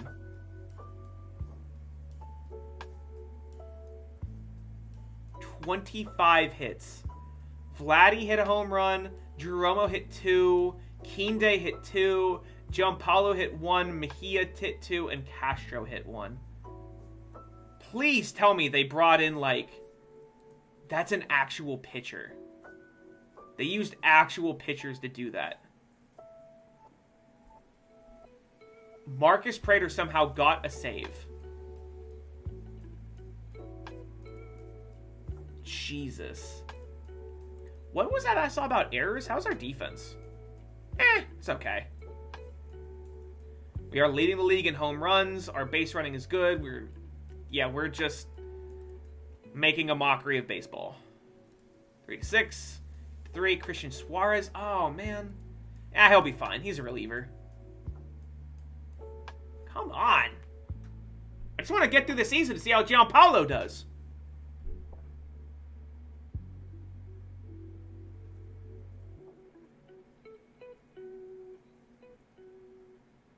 Alright. Yeah, it's the retiring stuff. Like, once players start to retire, it's like, oh, Mike Trout hit his 600th home run. That's awesome. Alright, delete all of those. Moving on. 5-4. 5-3, 19-10, 12-5, 20-3. Joe Clayton, whatever. 20-3, huh? Giampaolo 5 for 5 with a walk. I don't think his on base percentage is gonna hit 500. Oh, that's such a fucking shame. He's gonna hit 72 doubles and 31 triples. Oh my god. Alright. 12-5. Alright, a fat lot. Ooh. Swept by the Braves. Let your nuts hang, King. God damn. Alright, so Giampaolo is hitting 415. Which is to say, he's hitting 400 again, and it isn't even remotely close. Because these are the last... Yeah, Victor Sanchez comes off. I mean, I guess. This dude's hurt all the fucking time. I don't care. John Morneau looks like he's winning the Ojos Radborn.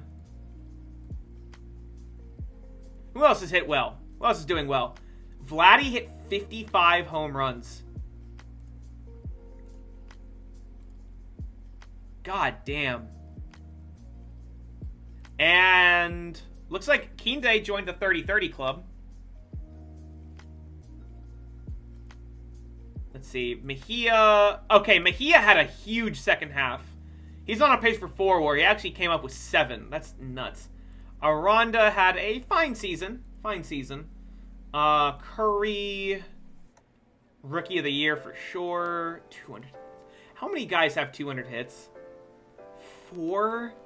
Oh my god. All right. Let's wrap up. Let's wrap it up. And then Sanchez, as to put the perfect capstone, Sanchez immediately comes in and gets hurt again. We did finish strong. That we fucking did. With a 10-0 shutout 3-hit win off of the Cubs. Pigafetta finishes hitting .416 with a .489 on base percentage. 74 doubles, 30 triples, 68 stolen bases, 88 walks, 5 home runs. And he hits 267 hits for the 2nd season in a row.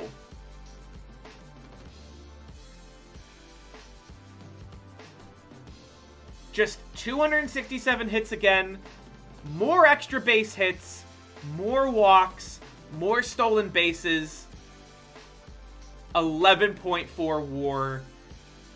He slugged .648, only hitting 5 home runs. Vladdy slugged .700. Vladdy slugged .700. He tied Hack Wilson's RBI record. 191 RBIs. 55 home runs. Wow. I thought that record was actually untouchable. Amador walks 135 times for a .455 OBP.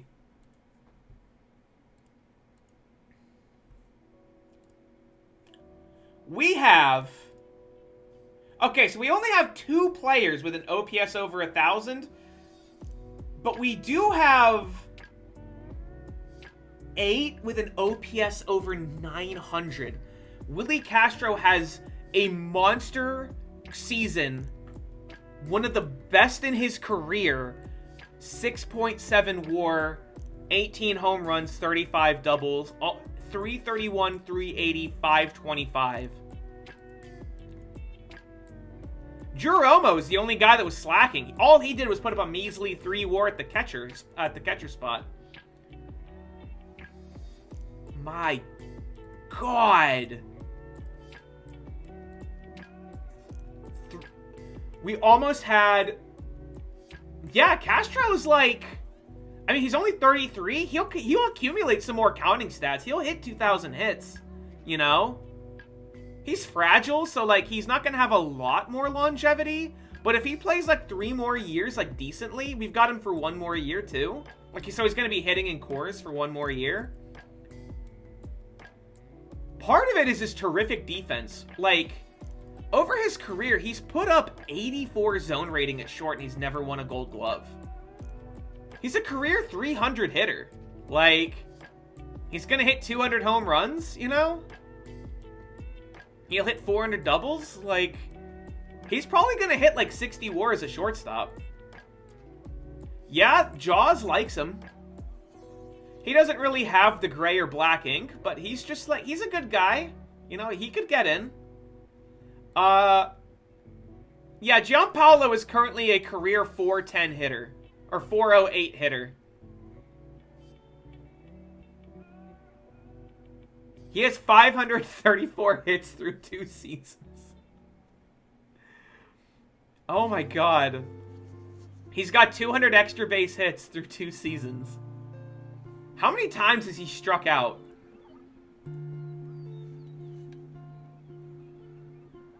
View basic batting stats. I want to see... How do you see his, how do you see how many strikeouts he has? Do I have to... Oh, edit?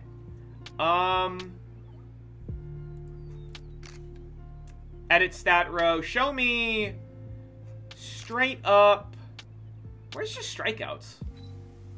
Walk percentage. Oh, strikeouts. There you go.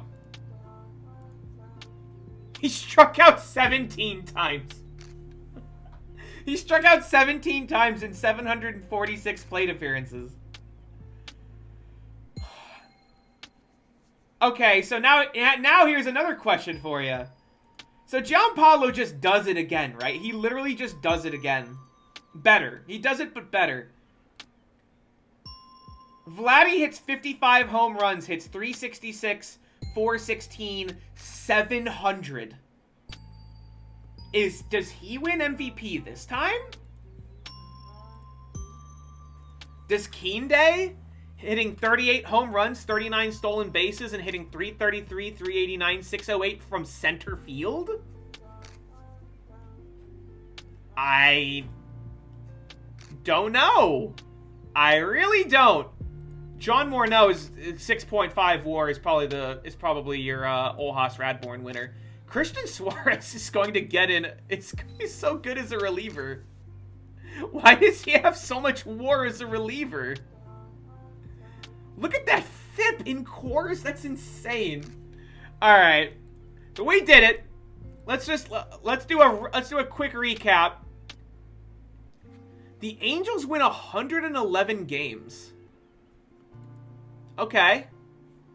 We win 133 because of course we do. Nashville sucks. Montreal sucks. They don't suck the worst though. The Phillies suck the worst. Pittsburgh's bad. Baltimore's bad. Expanded standings. How many runs did we score? We lost 7 games at home. We had a 653 run differential.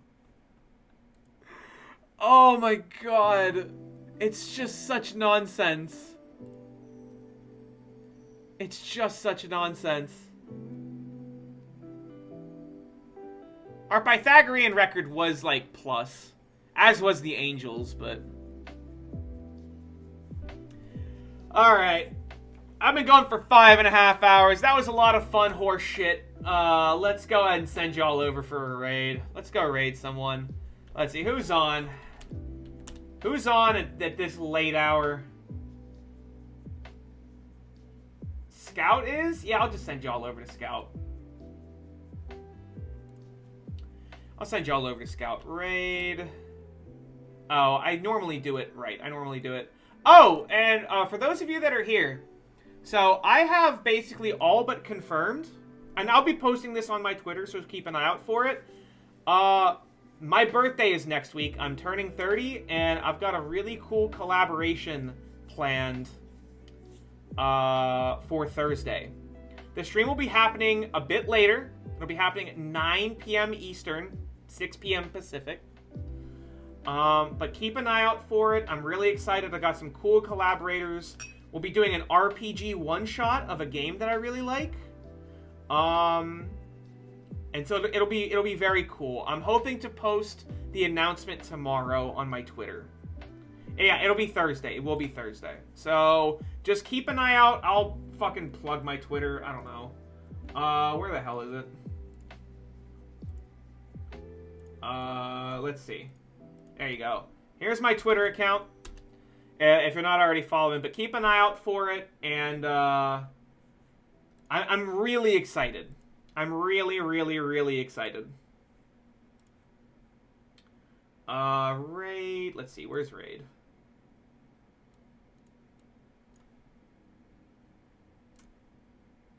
Oh, God. Come on now. Come on, Twitch. Quit lagging. Alright, there we go.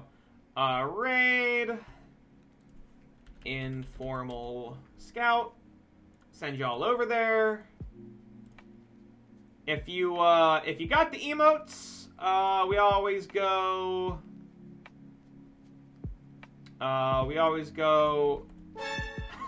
Thank you. Thank you for the Goku drip finale.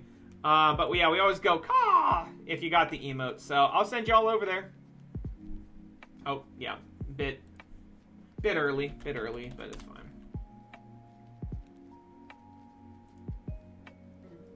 Thank you for the raid. How's your stream? Welcome. Hello. Hope you're doing well.